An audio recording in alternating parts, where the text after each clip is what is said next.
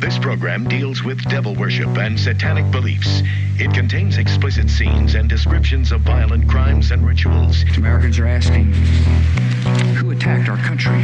You have declared a subliminal jihad against the United States. Can you tell us why? Everything pertaining to what's happening has never come to the surface. The world will never know the true facts of what occurred, my motives. And night fell on a different world. And Iblis is thinking, I should be getting this position, not Adam, and this guy is created from dirt. And how does the army feel about you being head of the temple of Set? And the conspiracy theorists can say what they will, but I want you to give me power over Adam, and I want you to give me soldiers and minions and all of these things. The people have so much to gain and have such an ulterior motive for putting me in a position I'm in. We'll never let the true facts come aboard to the world. And I want you to be able to give me the ability to whisper into the hearts of mankind.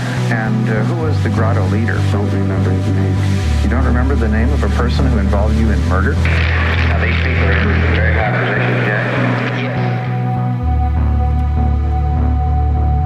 Ooh, welcome back to Subliminal Jihad, episode 301. I'm your co-host, Dimitri. I'm Khalid.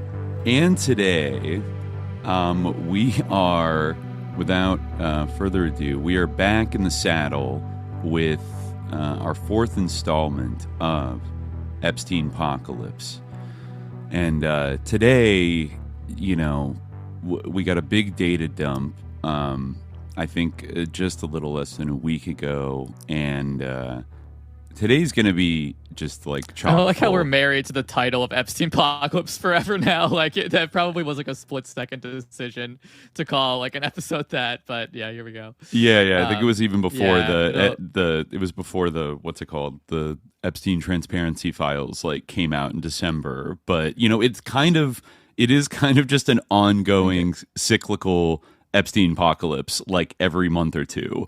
Like there's a new efflorescence of revelations and a steady Well, it's drip. actually appropriate, because that's technically what an apocalypse is like a revelation. A reveration, right? Going back to the old book, right? We are getting these like revelations, these not even dark prophecies, but like dark partial confirmations of dark prophecies being fulfilled. I think it just keeps getting more disturbing, and but on the flip side, I do feel like there is value in going through these things. I know that some people might already be feeling a kind of a Epstein fatigue. I've even seen takes being bandied about like, I just don't care, and who even cares anymore about this? But no, I feel the exact opposite. I feel like not enough. Like there's so much like material here, and like we probably haven't even scratched the surface. Like there's and like our ability to like search through it like for key terms is so limited. Like with the resources that we have, like people need to be building like ways to like because it is something people are interested in. There's a lot of like important topics out there, a lot of important like files and materials, right, that maybe are publicly available, maybe are like in a drawer somewhere, like either some university or in some government archive, but like rarely do you have like the level of popular interest that they have in this. And I think that people should be like really don't just like let everything go to like Jmail brought to you by Dropsite, which is like, as we were just talking about before, is like a not an adequate website and sucks. We need like a good searchable database like of these files, of which there are many in this most recent release. Like again, it's frustrating how many redactions there are. It's frustrating like that probably there's even more that has been left out, but still like I definitely don't think that like we've heard it all from this. Like right. Close, like I think I think the last thing anybody should be doing right now is taking the advice of one very implicated individual and conclude that it doesn't matter. It doesn't actually matter because everyone in the ruling class is bad. So it's okay if I'm best friends with them and help them escape their pedophile allegations. We don't want to take the Noam Chomsky approach. Truly RIP, though his body still lives in some form on this plane. Truly RIP to the man's reputation, and RIP to everybody who tried to defend him this week. on the left. Yes. Nobody's gonna forget that. Sorry, y'all. Y'all fucked up. I think, astute listeners will know who we're referring to. You probably, if you're on X, you probably have seen it. But some people really just weren't willing to let the lifetime bond go with Dr. Chomsky. And, Yes. they will never cancel Noam Chomsky. Yes. I mean, it's crazy. Like I have an undercut right now, like with my mullet, like being on one side of my head. I really need to get a haircut. But anyway, what I was saying is like, it's like, you can really see like it's crazy. Like Chomsky like lied and like misrepresented his relationship with Epstein. Like the least he could have done, if he's going to be like this moral and like political exemplar of like, people used to like, send him emails like, Mr. Chomsky, or sorry, Dr. Chomsky, how do I, be a good anarchist? How do I be a good leftist? And he'd be like, well, you should do that. And like, this guy like couldn't even like come and like admit, like, come forward and admit like how much of a friendship he had and like an intense like, relationship that he had with Epstein. Like he knew his wife, like they were emailing back and forth all the time. He was helping him in a way.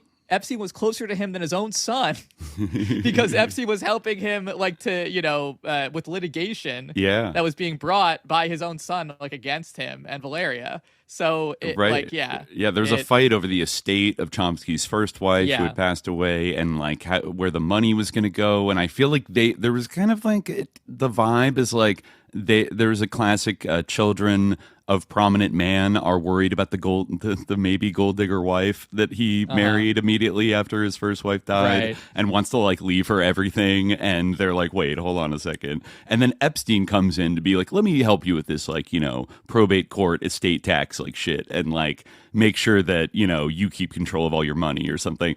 And like, you could see like getting into family fights and like, they made the scurrilous allegation that my new wife is sus and blah, blah, blah, like very untoward. Yeah, it's very funny because like Epstein's like email writing style is like so like radically at odds with Chomsky's. Like, as I was like doing preparation for this episode, like one of the strategies I had to use, which is kind of like haphazard, was basically like think of a word that might have interesting results and like put it into the like government, like the DOJ search database.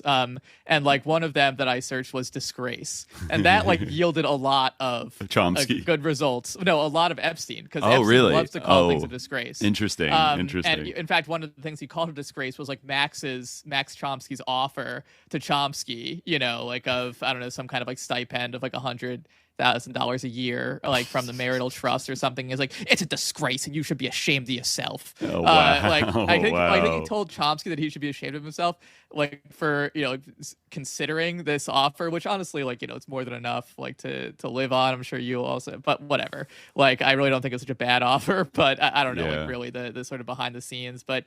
Epstein was like very intimately involved with that, and Chomsky was constantly asking him for advice. It's really, and he was like so like submissive to him too, in a way that's like, that's the true disgrace. It's very unbecoming. Yeah, it's like, and like, remember how sassy he was about when people asked him about it. It's like, actually, it's none of your business. And like, I've met with war criminals before. One like, of his last public statements, like, none of your business. None of your. I spent a beautiful night with a great artist, Woody Allen, and like didn't mention going to the island, or as he tells Epstein in one of these emails, how he fantasized about the island, and okay, like interesting, he left all of that out. So like, he's a fucking liar. Like, we should learn to discipline people for lying about themselves and like who they consort with and who their buddies are behind the scenes, especially when they posture as like the moral thought leader of like the American left. Like, sorry, you should be held to a high standard of not hobnobbing with the sussest people ever and doing such shit. Like, if you want to have that crown, it's only fair. Like, this man has been celebrated and mostly left alone by the national security state that he criticizes, all the time, publishing like watered down Michael Parenti books as bestsellers. And writing books with like Nathan J. Robinson, another person who fell on his sword this week. Yeah, like, what the hell? Sorry. Like, well, he wrote a book with him in 2024. Well, I see. And he considers him his main political inspiration. Okay. Hard to let that go. Hard to let, I just got to say, like, that you, like, sock them, motherfucker. Like, the tankies were right. The paranoid tankies were fucking right about all of you for the last 12 years. Deal with it. Like, it's true. Yeah. Don't try to run away. Don't it try to is squirm away. crazy that, like, we made that sign that said, like, Chomsky is sus, like, before any of this, like, really came out. Yeah. Like, we were selling like, it really, in this house we yard didn't actually sign. even know about his connection with, like, Epstein at all. Like, we didn't we didn't mention it in our episode. Like, it wasn't really public knowledge then. But yeah, well, that's crazy. Yeah. I don't think there's anything out yet. And, I remember other people that consider themselves like top Epstein explainers, emailing Chomsky and being like, oh, Chomsky said there was nothing to it. Don't worry, guys. Yeah. Don't forget that either. He said that he just met him briefly. Yeah, something like that. He didn't stay at his apartment in Paris. We could take his word, right? Right. Mm-hmm. Yeah, that's so just funny. relaying what he said. Yeah, just relaying what he said. Because he's a man of integrity or whatever, but he's not. He's a liar. He lied. He's not. He's a fucking liar. In fact, I feel like he lied multiple times. I feel like he had to, like, confess to, like, a different, like, a higher level of correspondence with Epstein, like, multiple times, and now it's, like, really outrageous. Yeah, at first I think he lied about the going to Paris. Then he kind of lied. He just said that, like, he helped me out. I was briefly there on the plane or something like that. Yeah, like I and then it was something like he helped me out with a tax issue once. That was it. That's all we did. And then people found out they were partying together. He's like, well, he invited me to an amazing dinner with an amazing artist, Woody Allen. Like, what the fuck do you expect me to do? And then he had a stroke. And then, like, that's pretty much, and then all this comes out that he's, like, going to dinner parties all the time. He's going to the island there. He's helping him with, like, these allegations. Jeffrey, you've done such a good job beating these scurrilous allegations. Me Too has totally got out of control. Like in, like, 2018. And other people. Was literally the guy of, like, Jeff Epstein, the New York financier. Like, that was actually Noam Chomsky in real life. Like, it's like, well, if they're going after Jeff Epstein, they've truly gone too far. I can understand it up to a point, but once they're after a man of such sterling reputation as Jeff Epstein, that truly Me Too has gone too far. Wow, living Marxism indeed. Living anarcho-syndicalism indeed. Yeah. It's really crazy. And then, other people coming out of the woodwork saying that, well, he was 90. Like, how can you, whatever. It's like, well, he was still going in democracy now all the time, telling people that, like, people that don't get the vaccine should be put in concentration camps. So yeah, he was still saying, like, that, Iran needs, like, the South Republic of Iran needs to be removed or whatever. He was still saying that, like, we need regime change in any random country and just opining about global politics. Like, I don't understand, like, telling everybody to vote for Biden. If he has a judgment to, like, just talk about some of the most important things in world affairs, why doesn't he have the judgment to be like, oh, maybe I shouldn't be best friends with a sex trafficker and a pedophile? Right.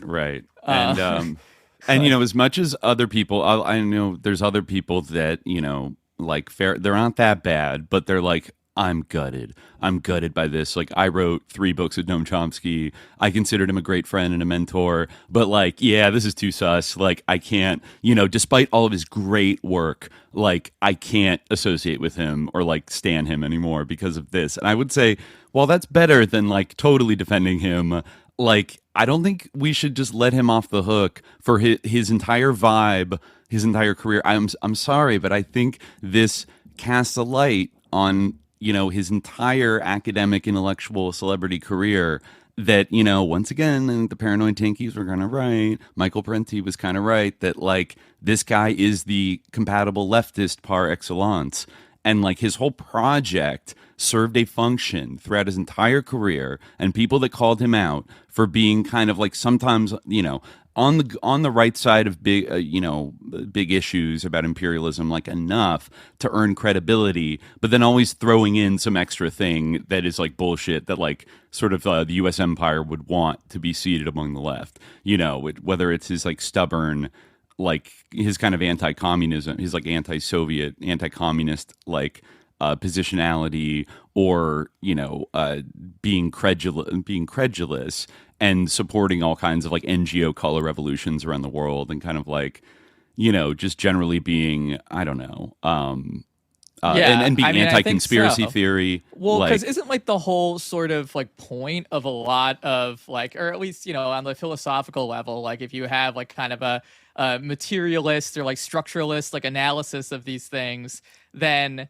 like I think, well, I mean, I don't even think you need to like have a left wing perspective or anything like that. This is just kind of like something that I feel like in intelligent, mature people should like acknowledge that like the society, like so social networks in which a person is embedded, like shape that person's politics, and like they like are like incredibly like formative for like that person's political orientation. Right. Like you like no one is like kind of like floating. No one's the kind of the floating man of this kind of like a guy just kind of in a vacuum, right? In like his ivory tower.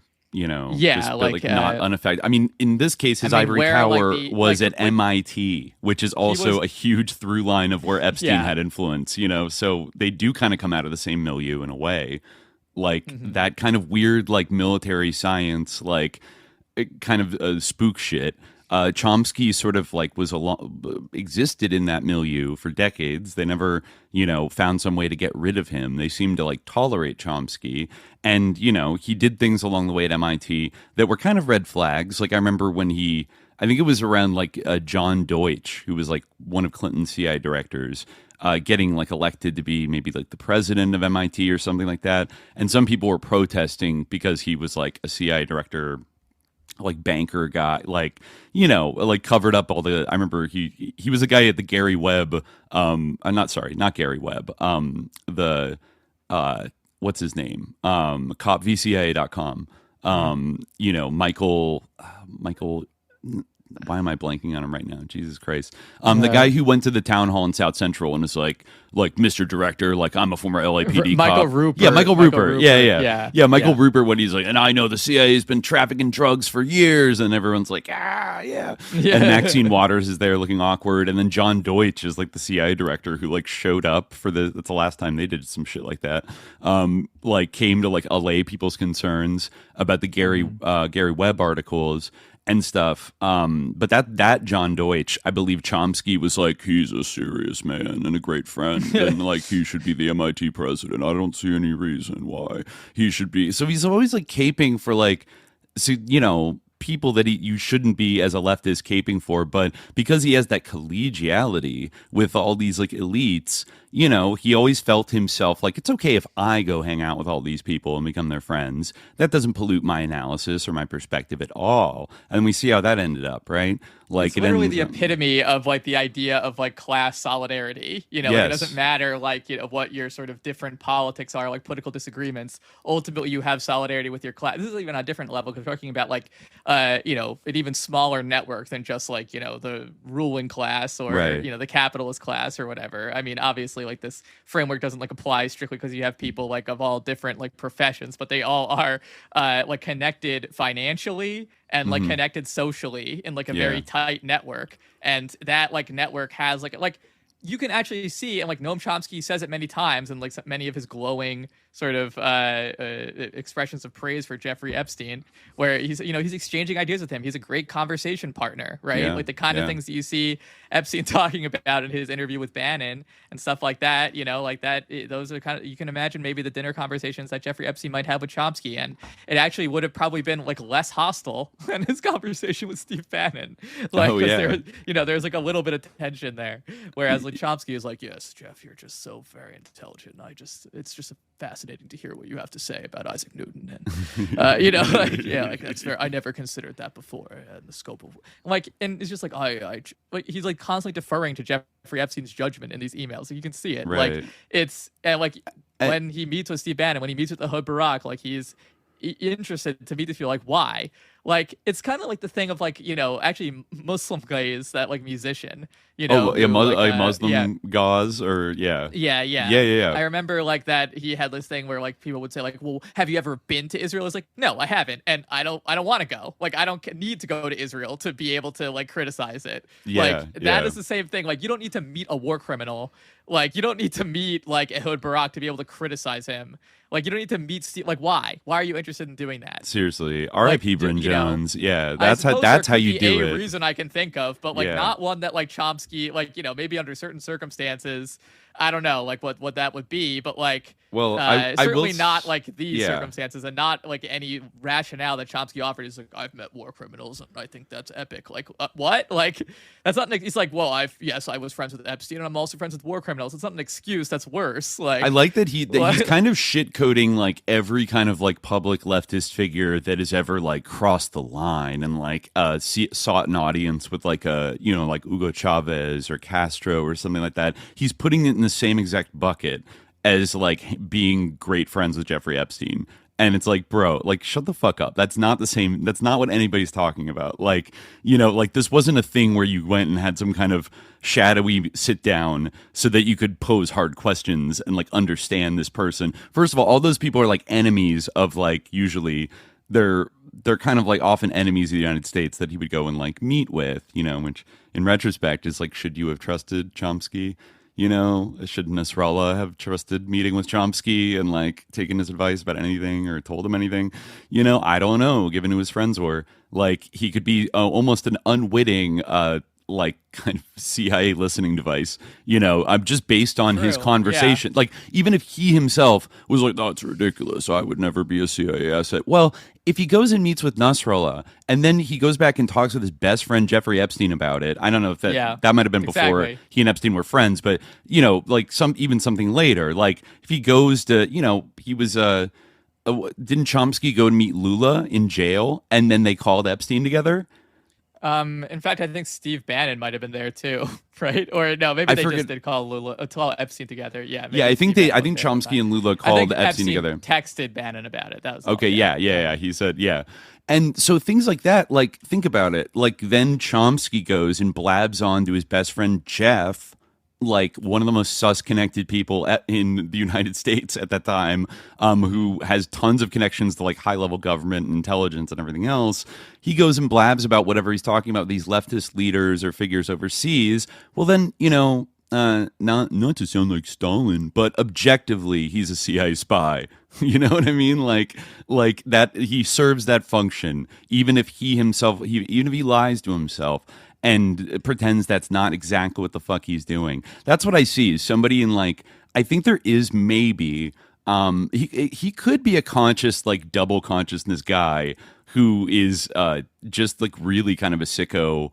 Though I think it's also possible that Chomsky if I'm shooting from the hip, psychoanalyzing him, he seems a person that might be prone to extreme self-delusion about like who he is and like what his role is in the world. And that self-delusion was taken advantage of and cultivated and like utilized at various points because he's such a useful idiot in a way. Like he's smart in some ways, but like he has a fundamental lack of like maturity and understanding of the stakes involved for being the kind of figure he was. There's something about being a lifelong academic. Like, I'm pretty grateful, actually, that, like, we have to do the show, like, that I have to do the show to survive, and that, like, I didn't, like, immediately get, like, a tenure track, like, because, like, it, like, anesthetizes, like, or, like, prestigious tenure track job and, like, get, like, into the, because, like, it anesthetizes, like, because then you, like, basically, and, like, at least I had, like, years off in between, like, my undergraduate work and my graduate work. If you're, like, Chomsky and you just go through your whole life, like, first you're in undergrad, then you're in graduate school, then you're a professor, and you're never out of that like pipeline, and you just like are there's like this sort of like paternalistic relationship with the institution, or like this sort of subservient relationship with the institution that you have to constantly have, and like you never like actually like stand on your own, and like then you end up having this sort of like at 90 years old you end up having this sort of relationship where you need Jeffrey Epstein to hold your hand in legal mitigation with your own son. And that's like kind of that's not the posture of a man who stood on his own 2 feet for most of his life in his career, right? It sounds more like somebody who's like that, propped up. Like that's the thing, he didn't. Yeah, and that's even like, I think we went over this. Even Marcuse is like the amount of sus connections he had and shit. Even he got pushed out of his job at like UC Irvine, right? Yeah, true, in the 60s, and he got some FBI surveillance. So like, hold on, like, what is it that Chomsky allegedly is arguably even more radical than Marcuse, and like didn't get, like didn't have a lot of FBI like harassment dispute. Maybe there's a little bit here. Well, this is another take that I have about Chomsky, which is that he's not more radical than Marcuse, and in fact, he's not radical at all. Yeah. Chomsky is like, I'm not saying that all anarchists are liberals, but like Chomsky, if you were to make that argument, Chomsky would be an amazing example. I don't think Chomsky's politics are any more radical than the average academic in the humanities. Maybe in STEM, which I guess he's kind of in. I don't know, like because he built like his language. Was sort of research was useful for like missiles or something, or like machine communication, something like that. Yeah. Like linguistics is a bit more of like a crunchy field than I don't know, comparative literature. But in terms of like the academic humanities, I don't think that his politics are remotely radical. I think it's like pretty normal. Like they're just basically like the norm for the field, like the norm for the profession. I think like, that his politics fall smack dab in the middle, and you can see by who platformed him a lot over the years. They fall smack dab in the middle of like what I like to increasingly call like Ford Foundation leftism. Like he and that's like so much of the leftism that is remembered and had a quote unquote big impact and that you hear about and that has some kind of like celebrated legacy. So much of it during the Cold War and after has been Ford Foundation leftism, which is not the same thing because it matters who pays the piper. And, like all these organizations and figures, like, for example, I mean, he was a mainstay on Democracy Now!, which is run by the Pacifica Foundation, which has been funded in part by the Ford Foundation since the early 1950s. KPFA Radio, the fucking New York one. I'm forgetting right now. WPFA, is that what it is? Not WPFA. WPRG? It has a totally different one. It's the one that WBGH. Is that what it is? That's Boston. That's Boston. I'll remember it. There's so much to remember today. I'm spottier than usual. But that Ford Foundation leftism, like, it was cultivated, funded, and like sustained, like initially as part of the cultural Cold War apparatus, whose like ultimate goal was always the containment and like the undermining of like actually existing socialism, like in Europe and in Asia. And oftentimes, like this is a very important point. WBAI. Yeah, exactly. Where a lot of yippies and people like that's kind of where Dirtbag Radio was first, Bob Fass and all those people. Like all those stations, KPFK in LA. And then Democracy Now! Is like kind of the big flagship TV version of that now with Amy Goodman. And I wonder what she's saying about Chomsky, because I know they've been covering the Epstein Files a little bit, but I have a feeling they're going to have to skirt a few issues because their favorite boy Chomsky is so heavily implicated. But like the important thing about Ford Foundation leftism that people have to understand is like, and you could extend this to the CIA because we use CIA broadly, but like the figures that organize both the big three foundations, Carnegie, Ford, Rockefeller, and organizations like the CIA, like have huge, very porous boundaries, right? Like during the height of the 1960s, when the Ford Foundation was founding just the most heckin' radical radio and all this other shit. Actually, no, I'm sorry. Like the 60s, and I think the late 60s through the 70s was Mick George Bundy. Like Skull and Bones, like extremely powerful, like WASP, who was like one of the architects of the Vietnam War, right? And came from like a deeply powerful political family. With I think both his dad and his brother were also like high levels like in the White House and stuff. And these were like Cold War liberal like northeastern WASPs that were also. Like then the old boys network of the CIA, like Richard Bissell, I believe, ran the Ford Foundation for a little while in the early 50s. These are all kind of the same people. And so think like the institutional funder of some of the most radical media in the 60s when people were this media was protesting the Vietnam War, was a foundation bankrolled by like the capitalist ruling class and run by one of the guys who was the architect of the Vietnam War and like had advocated for it in like the Johnson administration, in the Kennedy and Johnson administrations to like escalate it.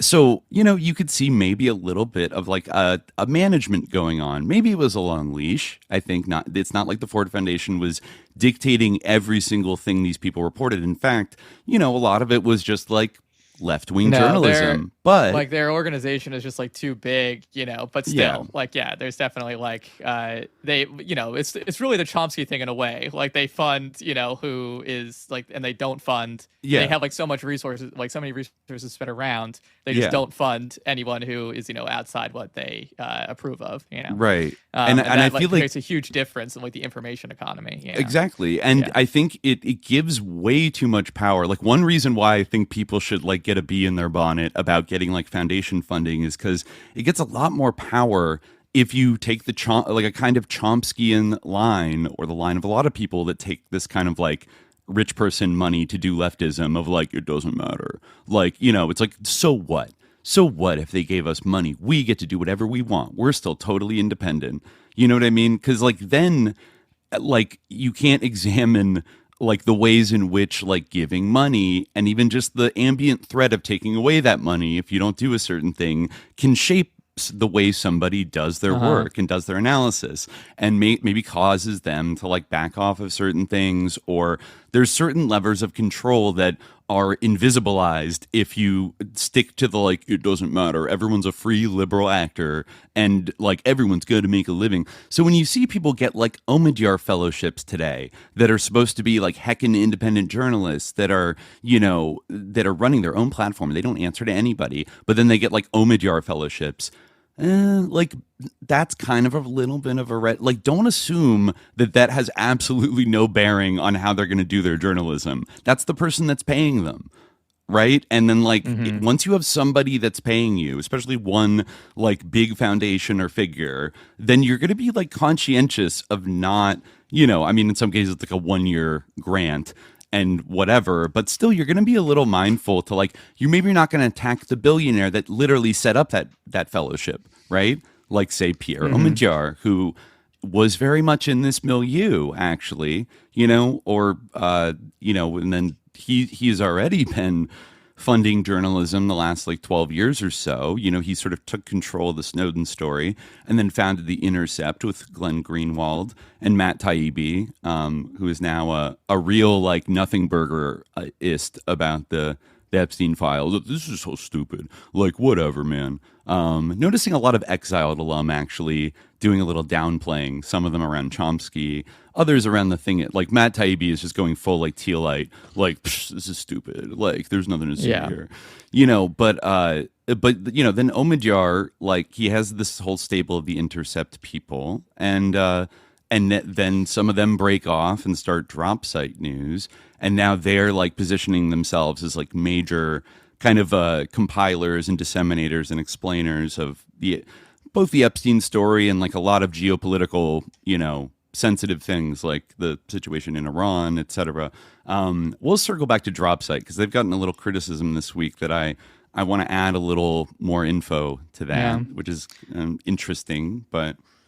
And I mean, I think also like what in terms of what you're saying, like about how like, some of these foundations, they only give like a grant for a year or something like that. It's like, well, I think also like certainly at the level like the Ford Foundation, obviously like smaller foundations and smaller like funding sources exist, but like at the level of the Ford Foundation, like they fund like things that they fund organizations that then in turn fund individuals, like they like really like sponsor and underwrite like pretty significant like operations, pretty significant organizations that then like distribute that money, like they're like at the macro level, and then at the micro level you have like kind of smaller Ford Foundation funded NGOs and stuff like that. So like really like someone can make like their entire career, certainly like in the NGO sector. And like in academia, like it's a little bit different because like you have the university, which is like the sort of source of one's income, right? Where you don't like make any money from like your own books even, but you have this sort of salary from the institution and you're constantly on a clock, right? Even your tenure, once you get it, gets reviewed,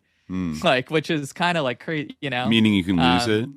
Like you could theoretically lose it. I don't think it rarely happens, but like, you could.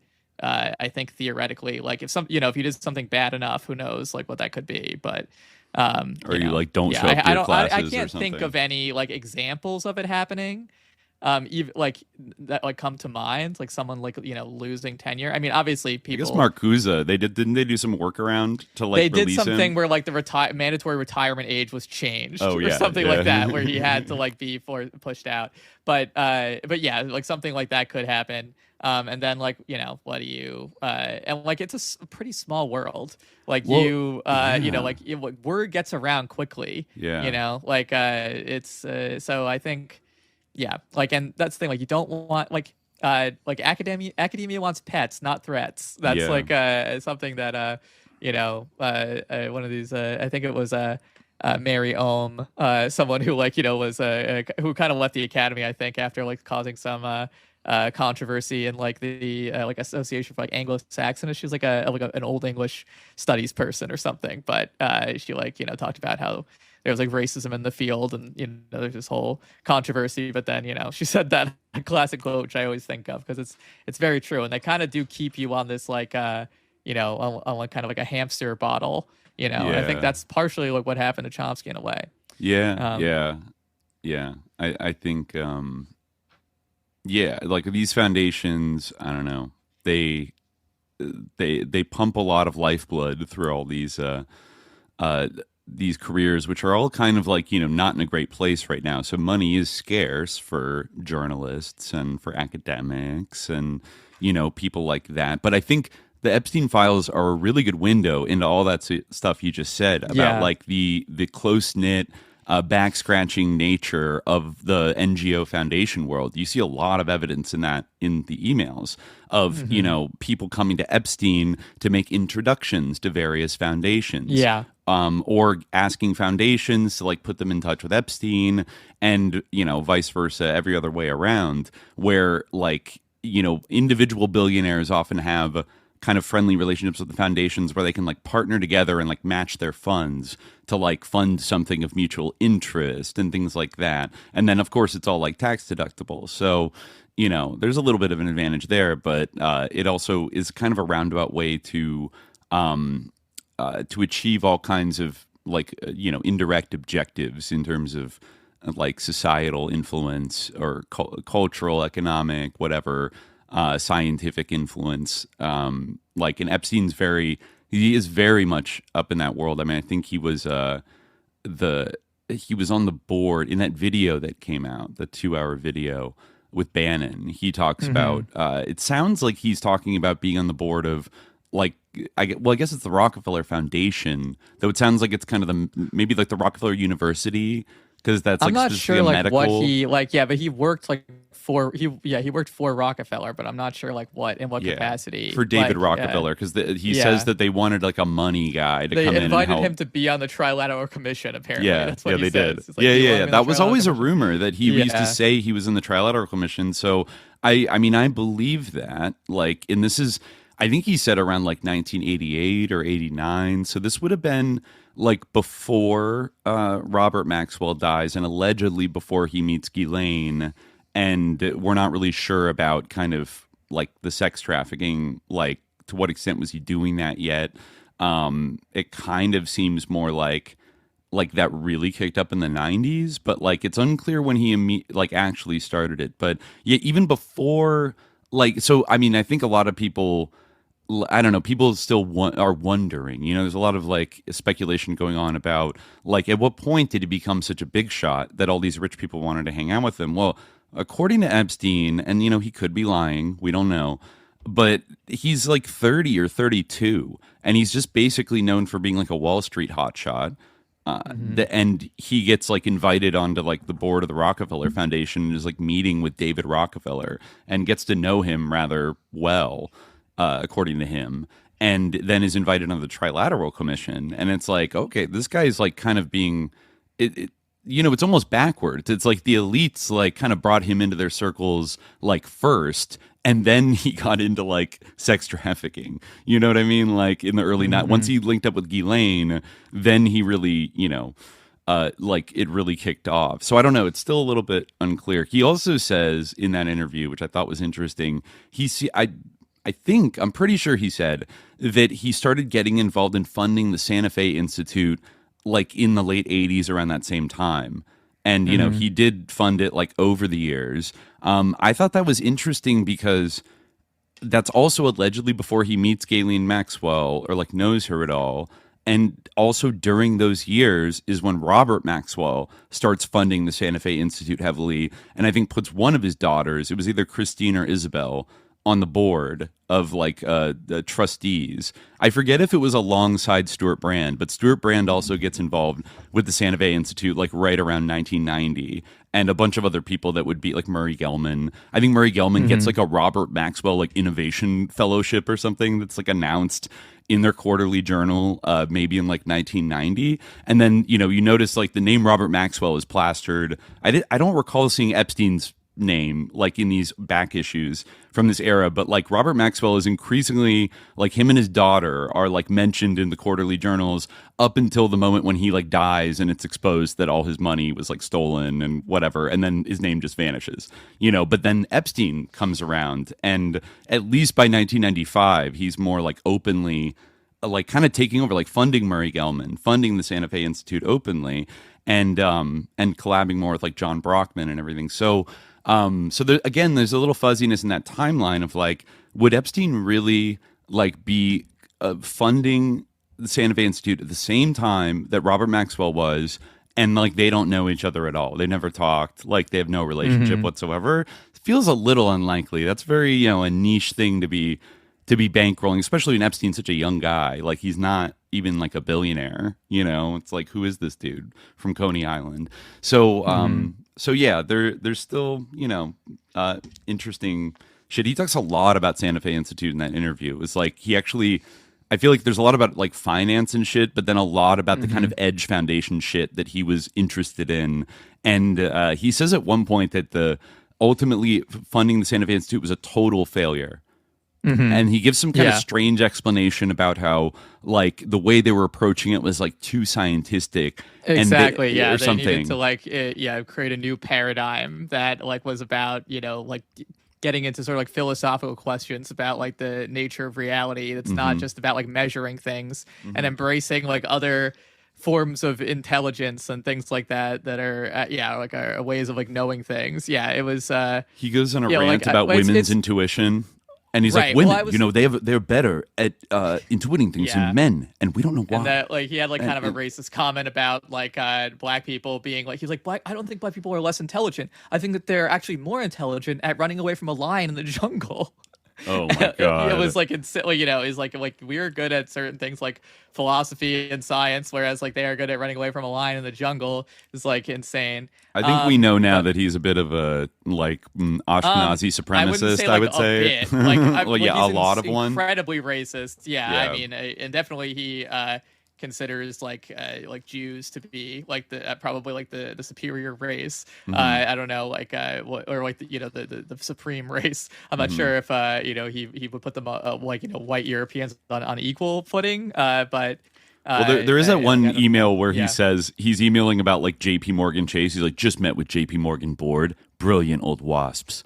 You know, like he has this like respect for the old wasp. Like, you know, it's like he's kind of in awe of them. And I think like he kind of subscribes to a pretty classic racial hierarchy in a way, where like you know, the IQ of Ashkenazi Jews is always like spoken of highly in those circles, even if like they, you know, kind of hate them. Even if it's people who hate Jews. Whereas Epstein, obviously, you know, he was Jewish and he like revered Jews, and he was constantly talking about like how Jews would like, you know, lead the world in the future and things like that. You know, to Steve Bannon, how they would cure everything and always bet on Jews, only Jews for money and medicine and things like that. I remember Ariane de Rothschild, who he seemed to be quite good friends with, was like complaining. I think she was complaining about her ex-husband marrying a new woman who was like a gold digger or whatever, and she's like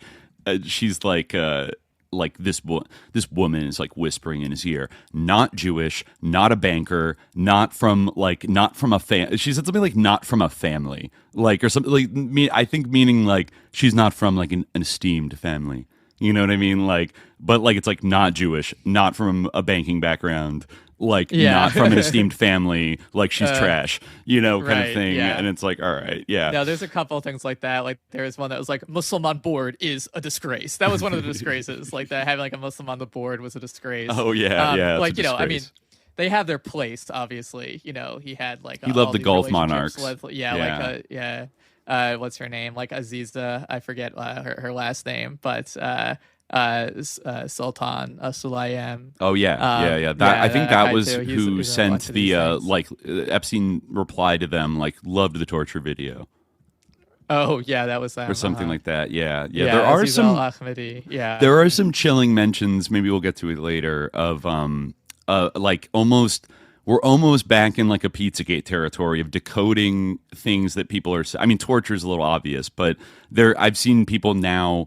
I think they're realizing that when people are talking about illegal things on the internet, yes, sometimes they make up cheeky code words to talk about it.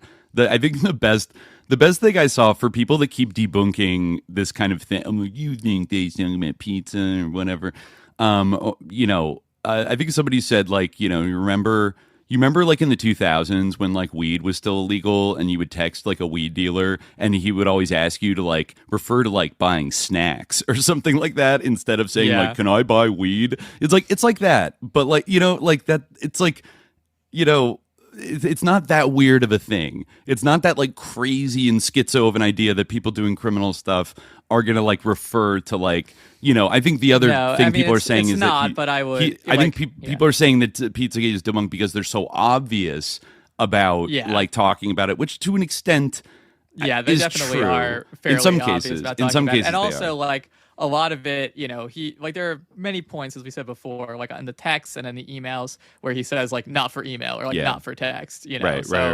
Like we can't assume this is everything. We only see like some of what's being discussed like in these emails, right? Yeah. You're forced to do a little bit of like noited inference like of these things because it's not 100% of what they of their interactions. Like I mean, like research skills and like just reading comprehension skills like matter, like, but also just like an element of due diligence, like something that like kind of bothered me a little bit, like in the sort of discourse around this, was that there was like this email that circulated that was like very obviously fake, where like Elon was like emailing Epstein like and talking like in this kind of like over the top like Reddit cliche voice where he was like, girls FTW, asking to come to the island, and Epstein wrote back like kind of like messaged Ghislaine and said like, can you deal with this? And she but obviously, and then she was like, "Oh, I'm so sorry, Jeffrey like, just shut down the island." Shut down forever. Yeah, exactly. And to me, like, this is an obvious joke, right? It's like, for many reasons, it's clearly a joke because like Epstein didn't shut down the island, et cetera. Like, I mean, I guess she was just like telling Elon that, but I think he would have maybe been able to put it together if it were real. But there's like a correction like squiggle in the actual image, like it like. It was fake. Somebody made it up. Who are like interested in this? Yeah, right. It's obviously made up, and like I see people who are interested in this subject like sharing this as if it's real. And you really like all you have to do is like go and check, right? Like even if like you can't like recognize it immediately, like people need to develop this sort of like instinct, like to like go and verify these things, especially when it's something like kind of like spectacular in some way like that. I think that there isn't like enough of that kind of like like due diligence and like careful like sort of considerate like conscientious like reading that like have it, because like like these are like like there's a lot actually going on in these documents. They're not like your sort of typical like SAT paragraph or something, but you do have to like you can't just like which I think another thing that people do is they kind of like seize on whatever like the most like sort of like salacious interpretation, or like the like they seize on certain like keywords or whatever and don't like read them in context, or they like don't go and like if they find like one email out of context, they don't go and look and see what the context was, right? Like that like kind of stuff like needs to be done in order to actually like piece together what's happening. Like you need to like exercise your like interpretive skills and your ability to like read and analyze like these documents, right? You need to, like if something is confusing, you need to think like, oh, what could this mean? Like think about it. It's not just like this. Look for the context. Like zoom out. I think it's like I think it's really good in a way because as we often talk about in the show, like people don't like read anymore, and they get like a lot of their understanding of politics in the world like from TikToks and stuff like that. And I think that it's actually good if people like read these files, because like it does like actually like I've come to appreciate that it does actually exercise like your ability to interpret things. You can't just rely on like these sus figures who want to manipulate you to make sense of these documents for you. You can't just be like flipping through slop that's like he said this like the demon, and like the demon, like this is obviously a demonic ritual, like some kind of like stuff like that. I'm not like ruling out that Epstein did some kind of demonic. Yeah, we're not ruling that out, but I do agree. Some of the evidence sometimes is a reach, and like just because you want it to prove it,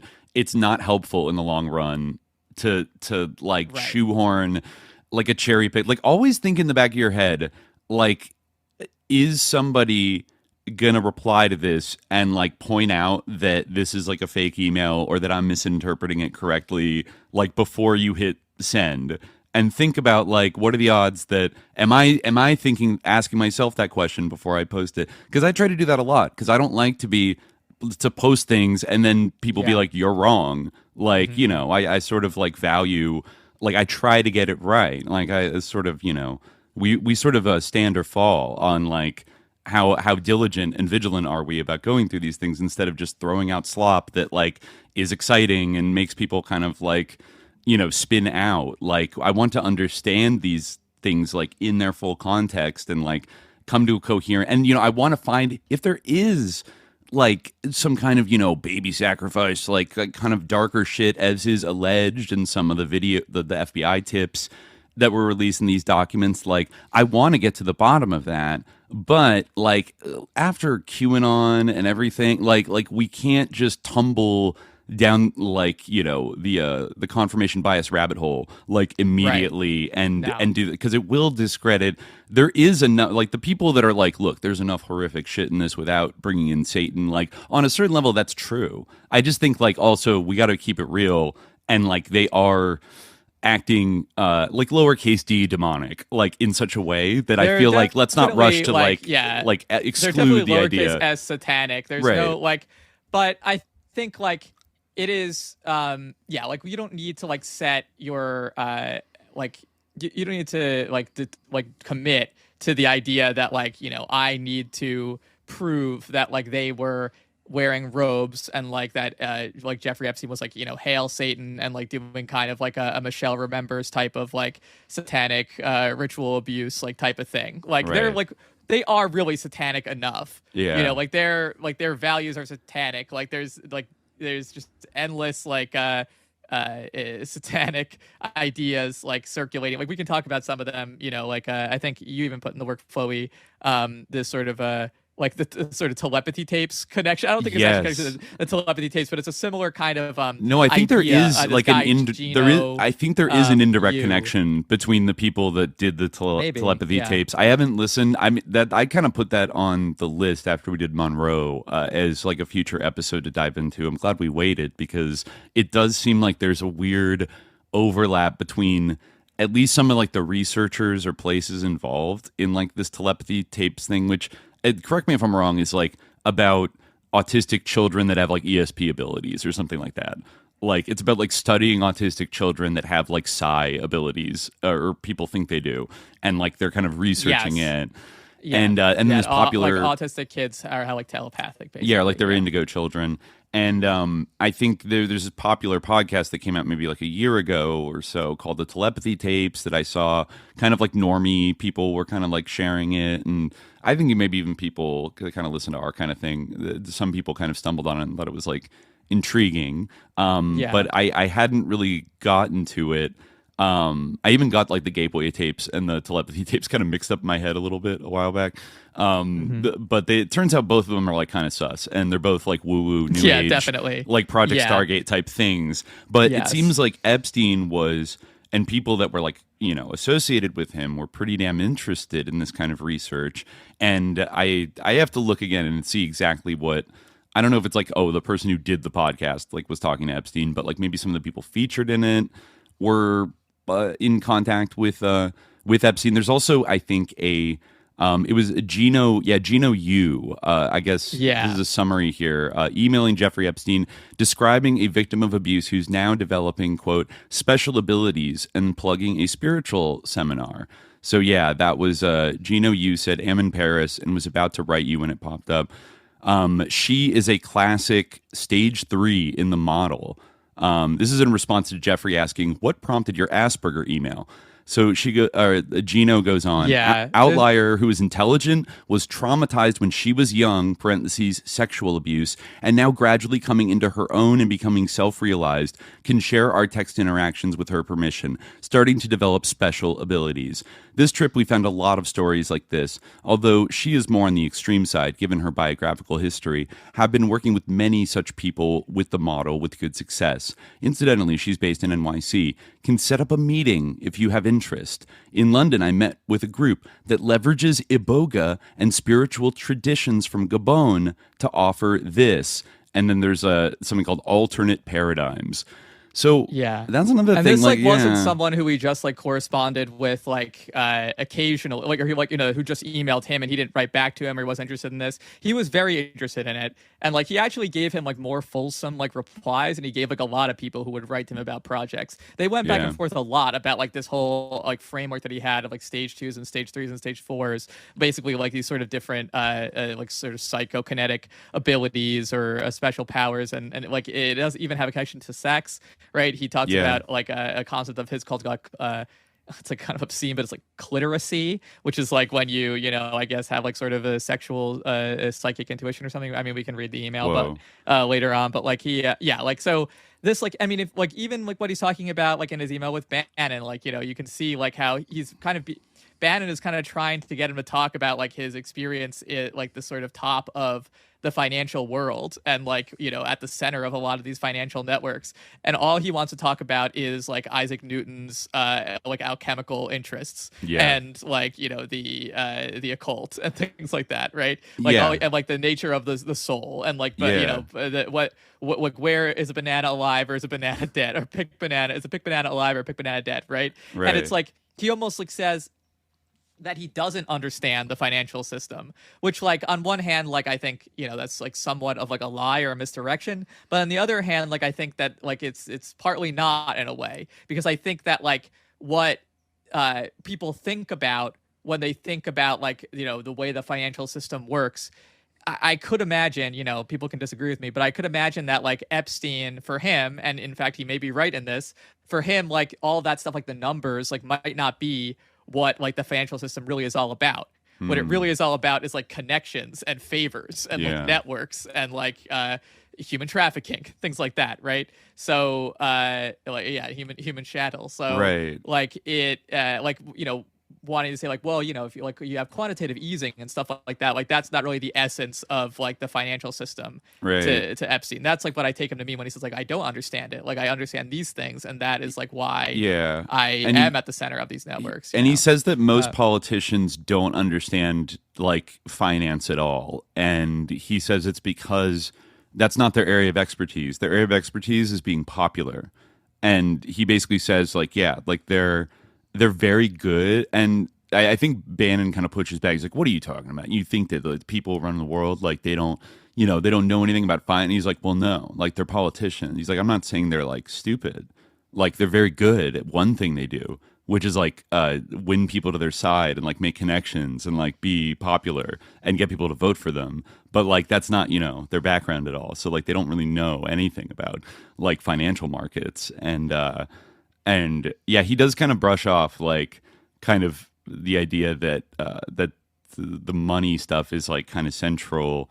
And in his discussions about Santa Fe Institute, he does kind of say, that it's not actually about this rigid number stuff. He does say that the invention of the calculator and the scientific calculator sort of changed everything in on Wall Street, and then kind of from there everything else in the 80s, having a Texas Instruments calculator, because suddenly everything was based on mathematical models, all the trading decisions, things like that, all went to a very quant approach to everything. And then he brings up artificial intelligence at one point in kind of a weird way, where it's interesting, given it's kind of Eddington vibes, because he's saying this in 2019 when artificial intelligence was still kind of a vague thing people were researching, and like nothing had been rolled out yet. But he's like, what's interesting about this artificial intelligence is, they can build a computer that is the best at certain games like chess or Go or whatever, and they can play better than any human ever played it before.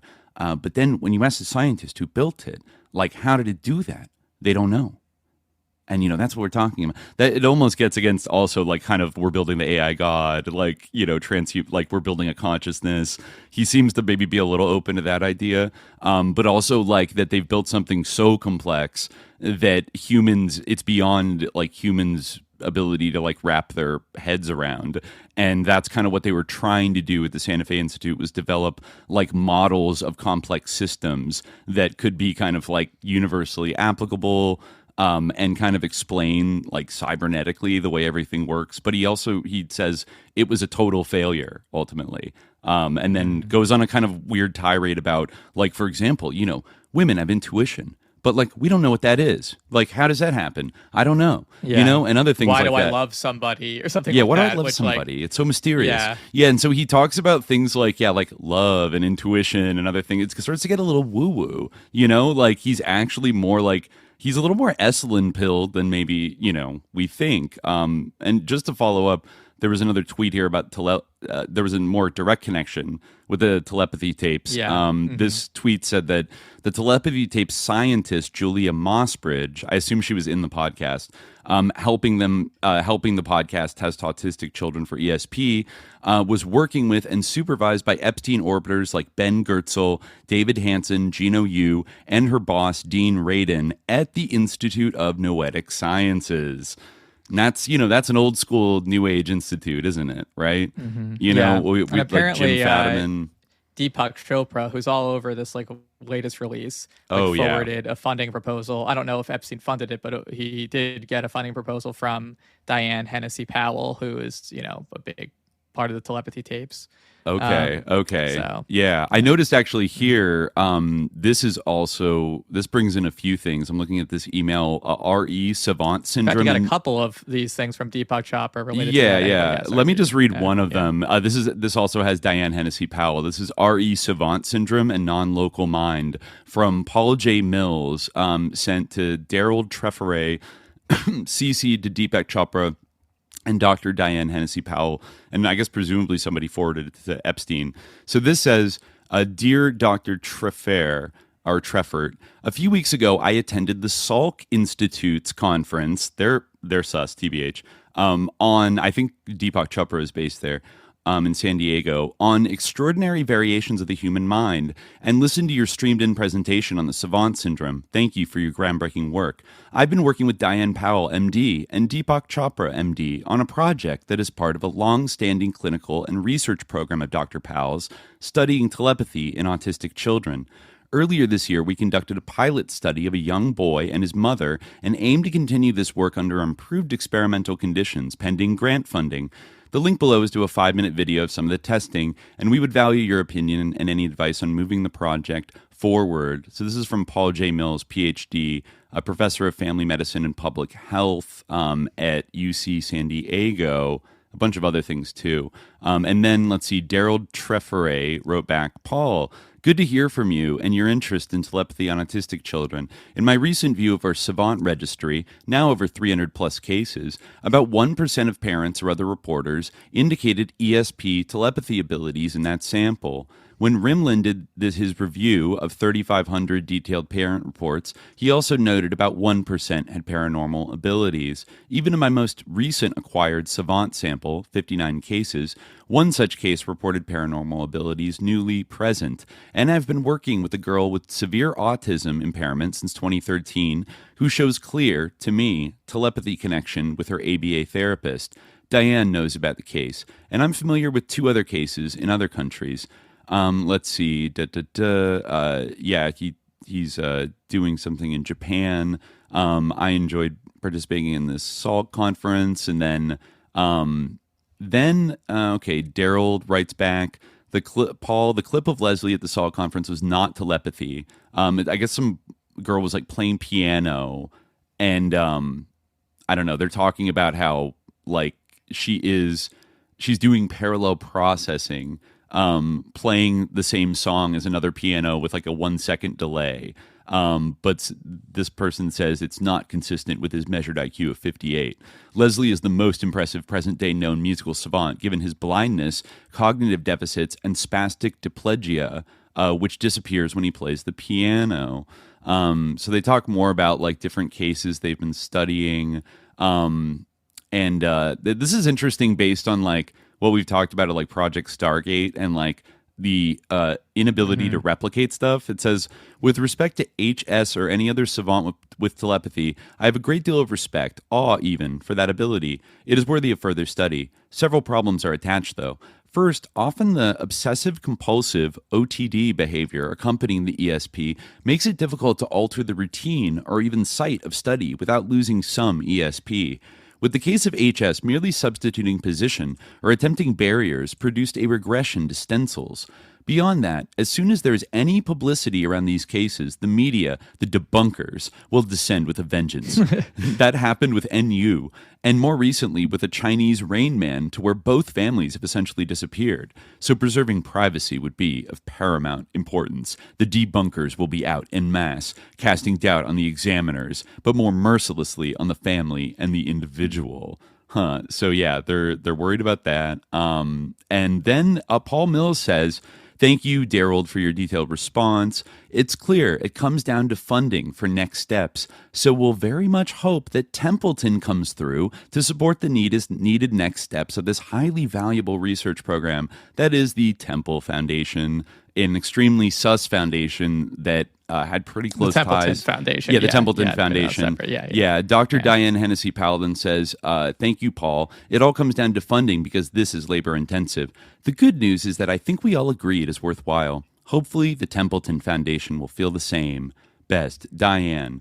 Then this is interesting. Daryl says that I am less concerned with convincing the paranormal crowd of its validity than I am of convincing my professional colleagues of its veracity, leading to more research on its origins and mechanisms, not just in persons with autism, but in all of us.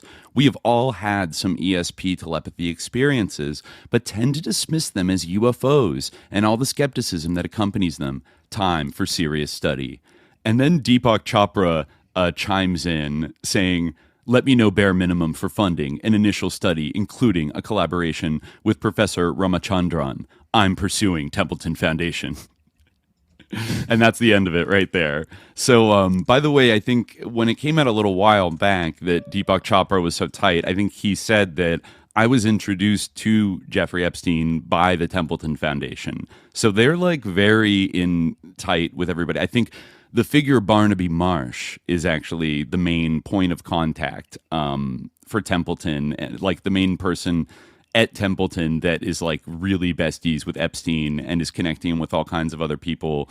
You had Larry Summers' wife like going through Epstein to get a Templeton Foundation grant for her like poetry series, which doesn't even seem like related to what the Templeton is very much about. We've gone over them in previous Epstein Apocalypses, but just as a recap, like they were founded by like a wealthy financier guy who was like a pretty right wing and also like a kind of like hardcore Presbyterian, like, you know, Christian guy. Well, he had kind of like he was like but he was like kind of like a perennialist in a way. Like he was interested in like kind of the truth of all religions.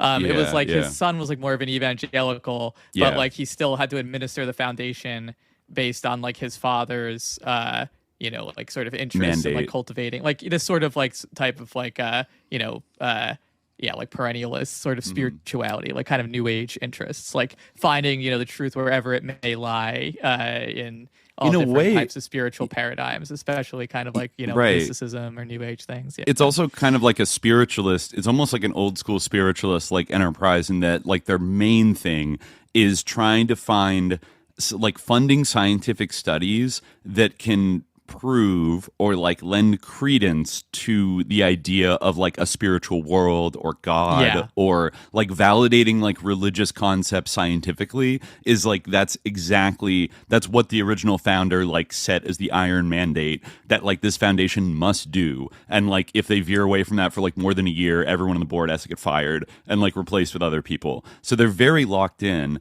And in fact, I found a little interesting tea in emails between John Brockman and Epstein from the 2010s, where John Brockman is actually kind of talking trash about the Templeton Foundation. Yeah. And he's like, I don't want to be involved in them for our conference. Like a lot of academics, like they're not going to attend if we involve Templeton, and the other half they'll attend, but they'll be grumbling about it. And it's like they've been getting a lot of flack in circles for funding like right wing research and other things like that. Mm-hmm. John Brockman very much kind of a performative like lib in that like he consorts with like right wing people, but he like privately thinks like doesn't agree with their politics, kind of thing. Yeah. And so he felt like Templeton was a little, even for the Epstein network, like Templeton was a little bit sus and he didn't want to associate with them, which is kind of funny. And they do indeed. We found like evidence of like over the years, like the Templeton son was a huge funder of Prop 8, which banned gay marriage in, California in 2008. Independently, I think, from the foundation, but he himself, right? Right. And they got some flack after that. They're huge in funding like the religious studies field, but I guess this ESP kind of cutting edge shit as well. I think that probably was what Brockman was upset about, that like they have like, they're going to fund things that like, as you said, like lend credence to the idea of a spiritual world, which I feel like is what Brockman was like mainly like disgusted by. It's like, because it's very interesting. Epstein like kind of had there's a lot of emails where he talks about going to Templeton for funding, including with Elisa New, even her poetry thing. Like that's the thing. Like it's kind of like funny because it's like this sort of like classic grant writing thing where they are always taking like the same project and just like kind of rejiggering it to like fit a different foundation's mission. Like I don't understand how Elisa New's like poetry thing could possibly be relevant to Templeton Foundation, but you can totally imagine them like changing it to make it like spiritual in some way. But like I think it's funny how he also like is kind of like he's great friends with Lawrence Krauss, who's like and he I think has been kind of disgraced, to use one of Epstein's favorite terms, like by his association with Epstein, like from pretty early on, and like he had his own allegations too, right? Yeah, but he's Arizona. Yes, and he's a of course a staunch atheist. And I remember he sent an email to Epstein that was like one Muslim at a time, and it was like some like stupid email he received from some guy who was like, "Thank you, Lawrence Krauss, for like teaching me that like not to believe in my religion anymore. Like I grew up like being Muslim, and like it was child abuse that I had to like pretty ironic, but that I was raised Muslim. But now I see the truth." And like Epstein actually like kind of like clapped back at him and was like, "It disgusts me that you find this meaningful. Like you could get a million emails like this and it would mean nothing. This is not science, it's religion, and it's a waste of your unique talents." Wow. Which I don't know like what exactly triggered him so much about that, because like it's not like he has warm feelings for any religious group except for like maybe Jews, but not necessarily like in a religious sense. He seems to kind of like disdain religious Jews slightly too, but it's true. It's more of like an ethnic thing that like he kind like when he sees people like observe, like I think like David Galanter actually being kind of an example, like he kind of seemed to share that sort of disdain for that was I guess we should just say it then. That's another revelation from these files that Unabomber victim and early internet visionary David Gerlernter was emailing back and forth with Jeffrey Epstein like in the early 2010s, I believe after an introduction by John Brockman. So if anybody remembers our episode about the Unabomber documentary, actually it's kind of funny. Like I think in Brockman's introduction to Gerlernter, he's explaining to Epstein who he is, and he's like, if you want a rundown of like who this guy is, like check out this video at like this timestamp, like that'll give you, and it's from like Das Net, like the German Unabomber documentary, which like John Brockman on the one hand like loves because it like profiles his like milieu, but like he's like, it's a great movie except when it goes off the rails and like says the criminally insane Unabomber had a point in attacking my network. Right, and it's like I remember we said that, well, the Unabomber like he got surprisingly close to like bombing like the Epstein network like in the fucking 90s, but like maybe he was a little bit off. But now David Gerlernter, who Brockman says, I think, he's still a great friend, but I won't promote his work anymore because he's become very right-wing, very religious in recent years, and blah, blah, blah. But, there is evidence that Epstein did, in fact, reach out to Gerlernter, and they were talking about kind of like future of the internet. I mean, I guess Gerlernter was... he was profiled in the New York Times a lot by John Brockman in like the late 80s, early 90s. And he was kind of an influential guy in the kind of theorizing a lot of things that would come to pass. Like, for example, like cloud computing. I think he was like an early sort of visual, an early kind of a, theoretician of like when there would be a cloud and like any device you log on to, like you'll have access to all your information. It doesn't matter like what device you're on, because there will be some kind of internet thing that has all your entire like life on it or something. He was saying this, back in like maybe like the 2000s that before the cloud thing really, maybe as far back as the 90s actually. But that's another person we didn't know was like in direct contact with Jeffrey Epstein. This is an interesting exchange between David Gerlernter and Epstein in 2009. Okay. He said, I've wondered about your thoughts on time velocity. This is David Gerlernter talking. Reading of basic physics. As you approach c, you lose velocity or speed in time, reaching zero in time at c. Zero velocity measured in space equals max attainable velocity in time, a constant related to c. The spectrum's endpoints are zero in space and zero in time. It's not a priori clear why you can't go faster than c, but it is clear that you can't go slower in time than stopped. Stopped in space equals max rate thundering through time. Nothing to do with physics, only philosophy. And then he says, whether or not we talk again, please consider checking out my colleague, Drew McDermott, redacted email, I guess.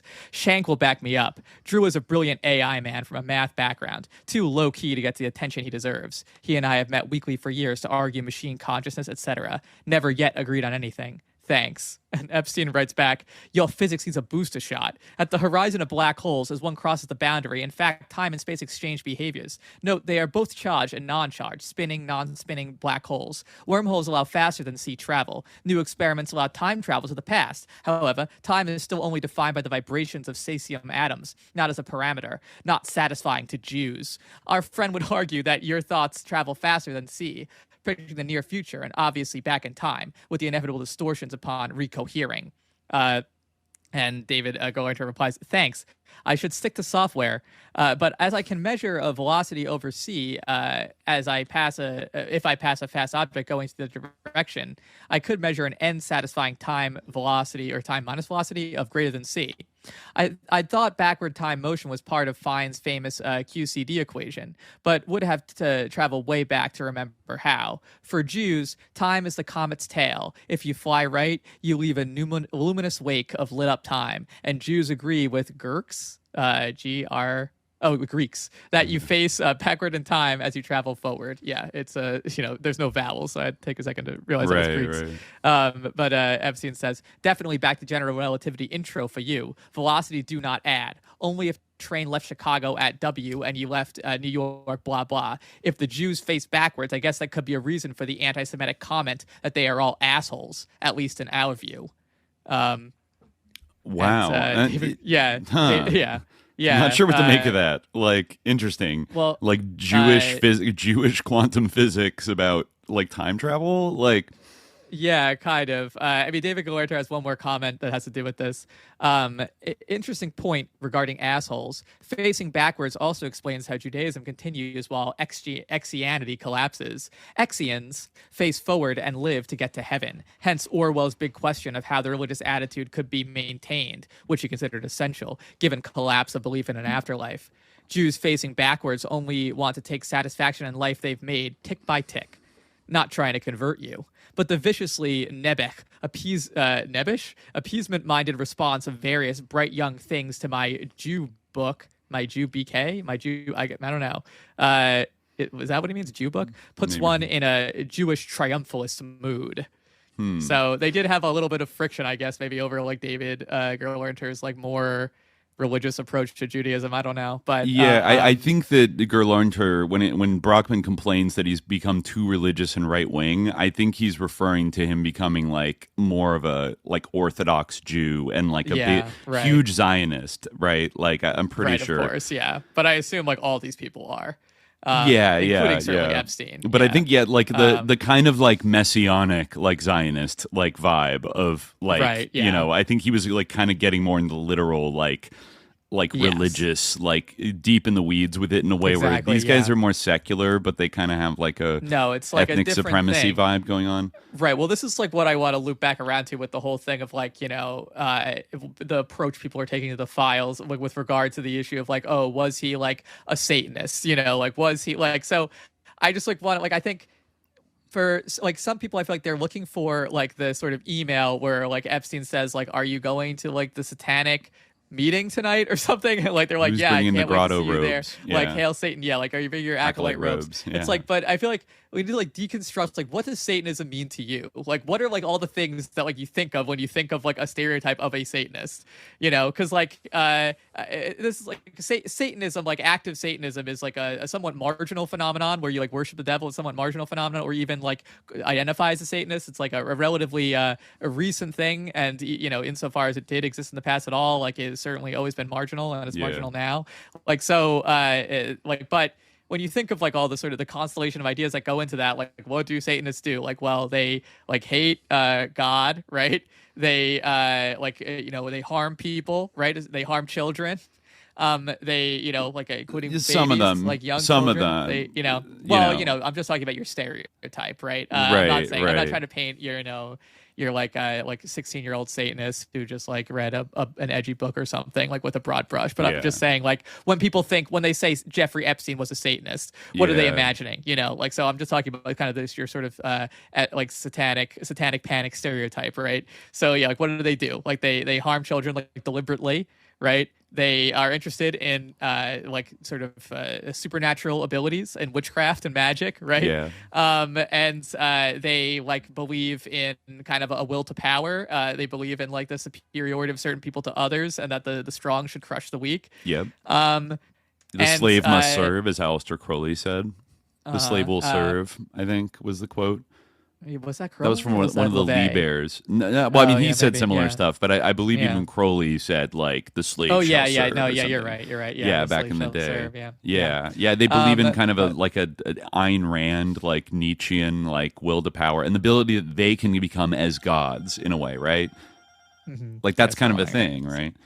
Yeah. So they believe, whether it's through literal alchemical shit or whether it's through technology. Sorry about that. I was saying, whether it's through technology or through like some ritual thing or being a part of a sort of a religious order or something, that they can become as gods or like demigods or something like that, right? Yes, exactly. Like, that they can like sort of flout like the divine laws, right? And like they also have like bad values, right? They like they have they consider sins to be virtues, right? Virtue, like things like greed, like wrath, envy, right? You know, they consider those things to be gluttony, right? They consider those things to be virtues instead of vices, right? So like what thing does like what would it mean for Jeffrey Epstein to be a Satanist?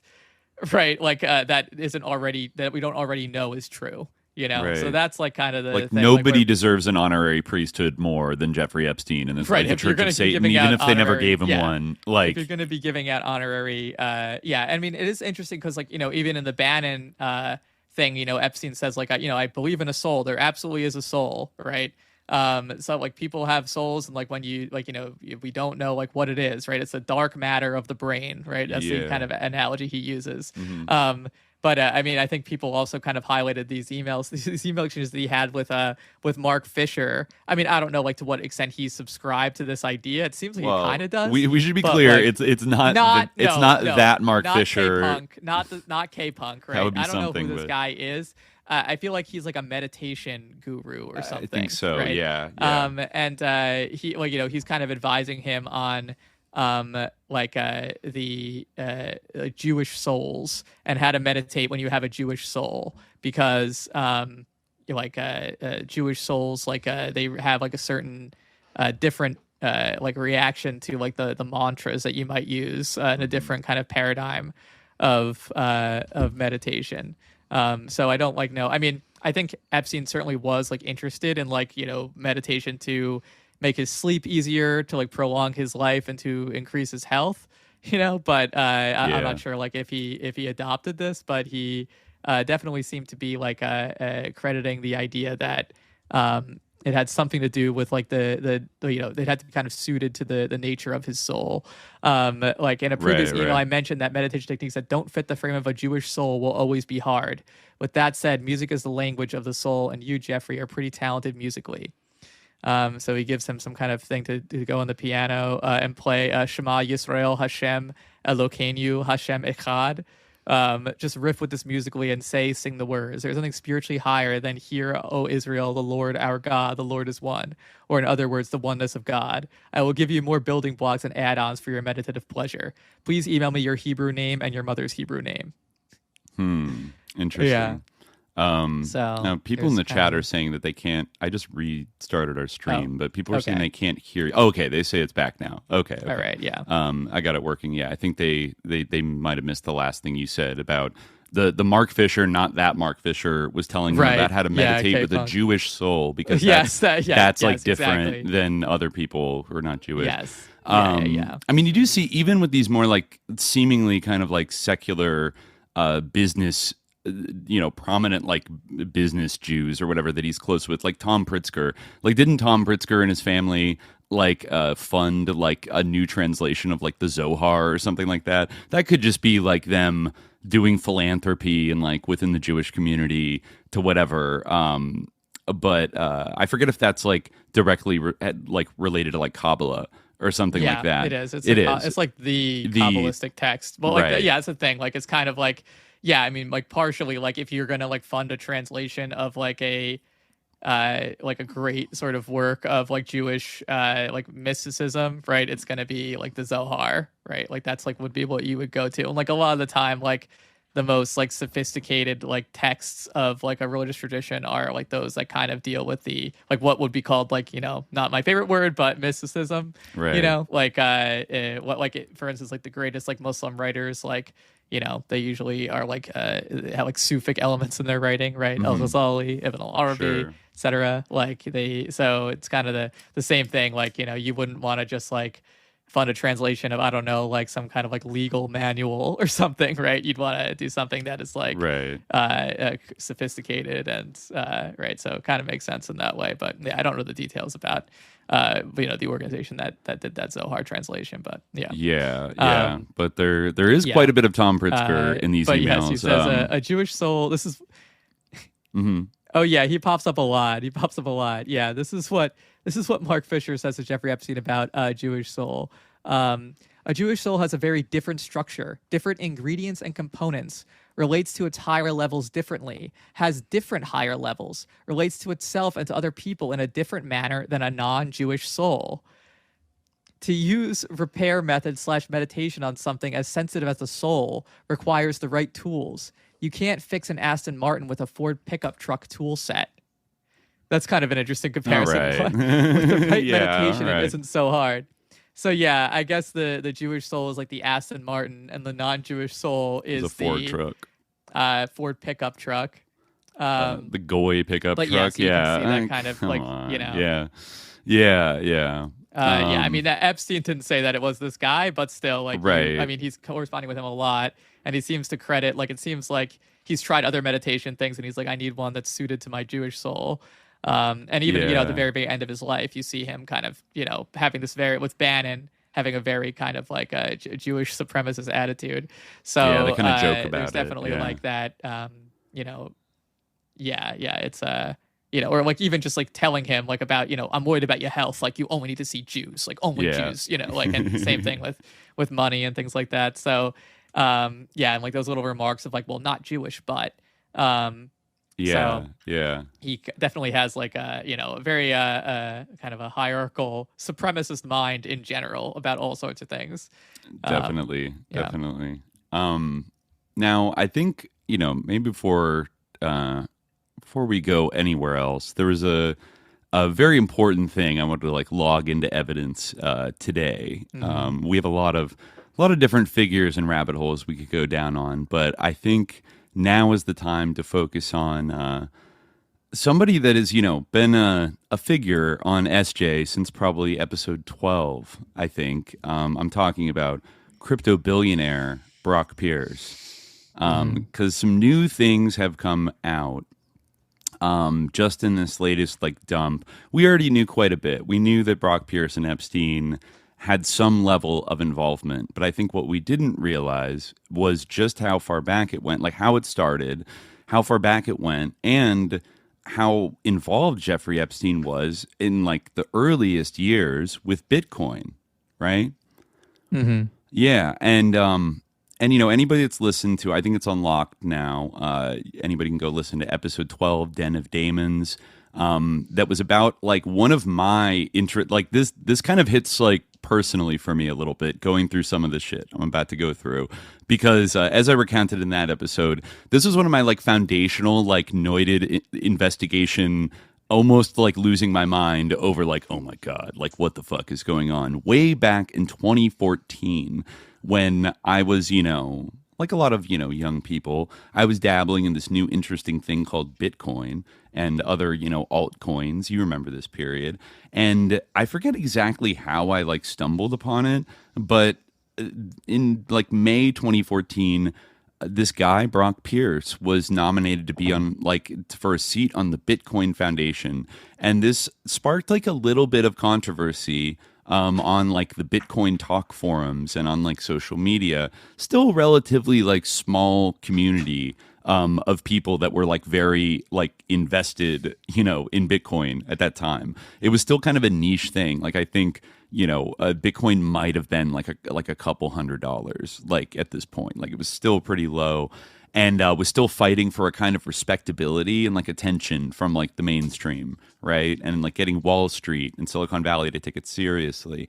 And then Brock Pierce pops in, and like I ended up I dug in. There was one like power user on Bitcoin Talk that was sussed out.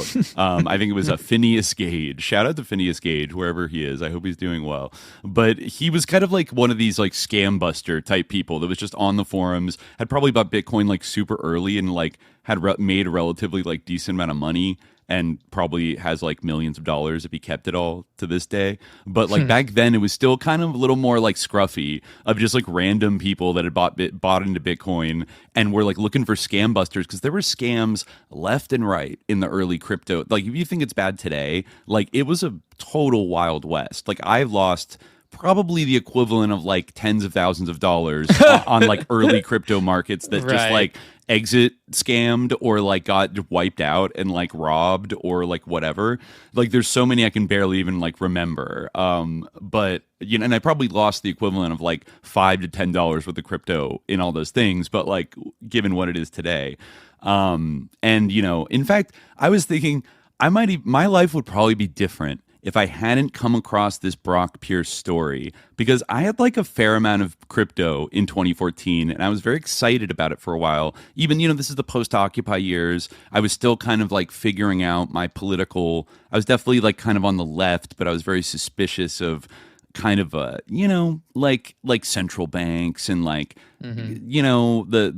the cozy relationship between banks and the government and everything. And there was something about the kind of cyber libertarian, this is probably the last point in my life where cyber libertarian like kind of ethos of like like an online currency that can't be hacked and lets people do whatever they want, like what had a little bit of an appeal to me and was like an easy way for like a broke millennial to like make some money, right?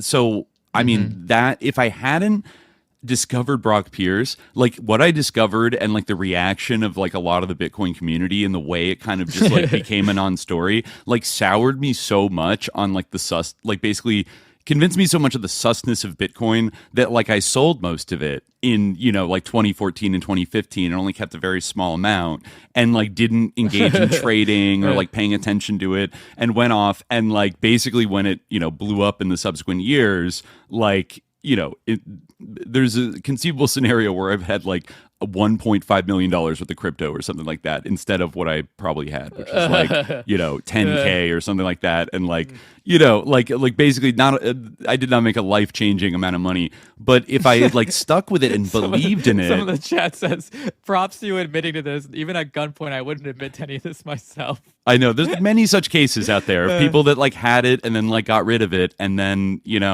it just is what it is, right?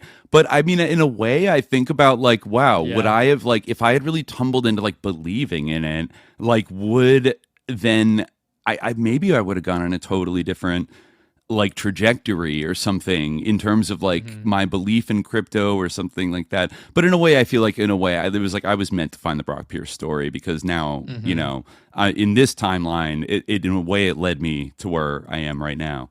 And like it set me on a path. Also, the combination, this is when I was kind of writing screenplays and stuff. A big thing that I think freaked me out about the Brock Pierce thing was it coincided with this lawsuit from a former child actor, Michael Egan, against Brock Pierce and 3 other people about abuse that he allegedly suffered during the Den days, where Brock Pierce's company in the late 90s with Mark Collins Rector and Chad Shackley, where they were very much doing an Epstein type thing.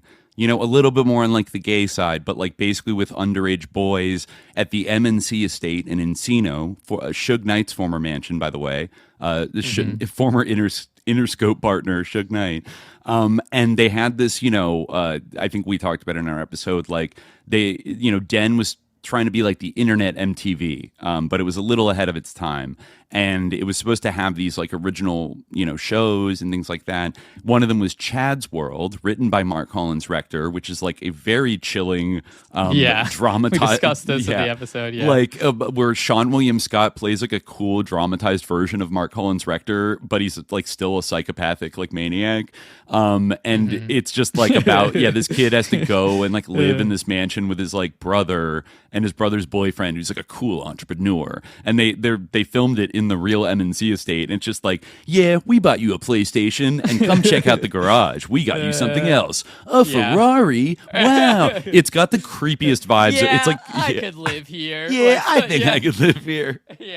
All right, Chad. And Stifler playing Mark Collins Rector. Stifler. Right? No, when he attacks the Chad's friend's homophobic dad who bullied his son into suicide for being gay, he like gets his like Nation of Islam bodyguards to like punch him and hold him down, and then he straddles him and gives like the most chilling monologue. Honestly, it's so great that, acting like, work feel from. Bad for a character that like it was literally just like designed from the ground up to be hateable. Like he is meant to be like the evil. What do you want, dad. Epsler? Like and then he like attacks him and jumps on top of him and is like, listen to me, you're gonna lose your job. Everybody who like works with you isn't gonna associate with you. I think you should just kill yourself because everywhere you go, every day, I'll be watching you. And then he's like, and then it's you gotta give him like one of these threats that like you see in the Epstein email. You're a disgrace. You're a disgrace, exactly. And I'm gonna kill you. Like it was really fucking creepy. There's like the pilot episode is the only one that like survived, but they produced all kinds of like content, and a lot of these shows, they would bring in like 12 to 15-year-old boys for auditions, and they would get parts, and then they would be invited to a pool party at the MNC estate, and then they would be plied or rather surreptitiously drugged with like ecstasy or GHB or things like that. And then, there was a no swimsuit rule in the hot tub, and the boys would get in the hot tub and allegedly, according to many accounts, Brock Pierce, who was then like 17 or 18, like somehow joined this outfit as a teenage ex-child actor from Disney movies, and Chad Shackley, Brock, and Mark Collins Rector would and the wealthy Hollywood big shots that were funding Den to the tune of like about $100 million during this .com boom would abuse them all, sexually abuse them, and there were horrible allegations like, the Open Secret documentary is probably the kind of semi-suppressed documentary from Amy Berg is one of the only things that sort of documents this and interviews like victims of Den. And it's pretty bad. I mean, like it got to the point where also like Mark Collins Rector was like pulling out guns and like threatening like 14-year-old boys with it and being like, if you tell anybody, I'm connected, like I can fucking kill you and get away with it. Like scary Epstein shit, right? And then they eventually did get exposed because I think one of MCR's former victims like sued him for like trafficking him across state lines for sex. So then Brock Pierce, Mark Collins Rector, and Chad Shackley fled LA. There were also rumors that because they'd taken so much money from David Geffen and blown it all away, and this company was collapsing, that David Geffen had like put a hit out on them or something, and they were like afraid and they needed to get out of LA. So they went to Marbella, Spain, where they were later, they lived for like a couple years, and then they were arrested by Interpol, who, according to the news accounts at the time, like raided their house and found a huge stash of drugs, guns, and child pornography. And then Mark Collins Rector has to like go back to get extradited back to the U.S. and like he kind of spends a couple years in and out of jail and eventually like has to settle with his, you know, his sex crimes and stuff like that. But then promptly like gets the judge to allow him to go to like England for like a brain surgery or something. And then he kind of like disappears. He pops up a couple times in weird ways. Like he starts after all this, he starts a Navy contractor company called Proteus Systems in Florida that is building underwater drones for the U.S. Navy. So like he gets approved for Pentagon contracts after all of this, kind of sus, and then kind of dips back to Europe. And then that is when I stumble on Brock Pierce in 2014. Now, I want to get back to that in a second because there's some new information. But just to give an overview, friend of the show, Olivier Joutel, who we had on for a secondary episode about Brock Pierce back in like 2023, he sent me this article a couple of days ago. I think it's a very able summary of the Brock Pierce evidence that's in the new thing. And I mean, just as I read this, like think about like I remember feeling for the first time like the chill of like, this guy's dangerous. And I'm like going on Bitcoin Talk forums and accusing him of being like a pedophile, a federal informant. And like somebody says, I had no idea who Jeffrey Epstein even was when I started posting that stuff. I think after I like spiraled, like after the Brock Pierce thing that summer, I started reading about Epstein and like Michael Aquino and like rereading about the Franklin scandal and like putting it all kind of together. And like, you know, it was kind of a manic period, you know, but it was like I was encountering all this. And I just remember how kind of crazy I felt in not in the sense of like I'm crazy, but like, how do I even explain this to people that like I know, you know, that are like in my life and be like, this is what's happening in the world, you know, because nobody had any reference for any of it. It sounded crazy if you brought up Jeffrey Epstein. And I think some of our friends were very like, oh, come on, Dimitri, like you're being schizo. Like, you know, like you're reading too many conspiracy theories or whatever. And I was like, no, it's, you know, and, you know, I was probably, when I read my old writings back then, I'm like, I definitely was kind of like, I was like the Matthew McConaughey gif of like, just like smoking the cigarette, like staring at his like phone, you know, like freaking out. I mean, it was a lot. Like, but well, I mean, I still like want an explanation for the meat baby. What is up with them? Well, we'll get to Buffalo JA in a second, but first, let me see if I can actually bring it up here on the screen so y'all can walk through this this article. This is from Protos.com. Brock Pierce's dark and disturbing friendship with Jeffrey Epstein by Cass Pianci. This is just from a few days ago. So they write, it's 2010 and Jeffrey Epstein is having a crash out. His reputation, already in tatters after his 2008 conviction, is spiraling further out of control as outlets and reporters, including the Huffington Post, Julie K. Brown, and Wired. Actually, I don't remember Wired publishing about Epstein, but I'll take their word for it. Uncover more and more juicy details about his salacious lifestyle. In an effort to halt the decline, Epstein seeks out help from Alfred Seckel, a.k.a. Al Seckel, a serial scammer and illusionist who's been dating, I think eventually was married to, Ghislaine Maxwell's sister, Isabel Maxwell, for years. Epstein tasks Seckel with what he presumes to be a relatively cheap and easy job: wipe the internet of his sins. I think I remember this coming out like last year. Is that he like hired a guy? I didn't realize it was Ghislaine's like brother-in-law, but like he hired a guy to make like weird like blog websites talking about like Jeffrey Epstein's philanthropy in order to like SEO bury like things about his conviction. Anyways, this proves to be a pipe dream. Whether due to Seckel's own incompetence and greed or due to Epstein's unrepairable reputation, a $25,000 job becomes a $45,000 job with an added luxury conference, the Mind Shift Conference, hosted on Little St. James and to be paid for by the Epstein Foundation. And so begins the blossoming of a fruitful 8-year-long friendship for Brock Pierce and Jeffrey Epstein. All right, so they note here that there are 1,816 results that appear for Brock Pierce in just the newly released batch of the Epstein Files. Quite a lot of hits. So this is interesting here. This has come out before, but we didn't know much about it. Now we have like more info. The Mind Shift Conference, which featured Murray Gell-Mann, Francis Arnold, Reichard von Wolfschild, Brock Pierce, and many others, came with a hefty $55,000 hotel expense bill, as well as costs for flying out speakers and preparing Little St. James. It proved to be a spectacular failure for Epstein. Indeed, an event Epstein initially hoped would rival TED Talks was, according to Epstein himself, quote, the worst meeting the Epstein Foundation has ever had. Epstein, who was growing increasingly wary of Seckel's motives, hated the conference so much that he sent an email from, quote, Susan to Seckel to complain. The Epstein was filled with all of Epstein's usual spelling and grammatical errors. Now, they do claim that like this is just Epstein writing, pretending to be a woman named Susan and forwarding it to Al Seckel, like a negative review of the conference.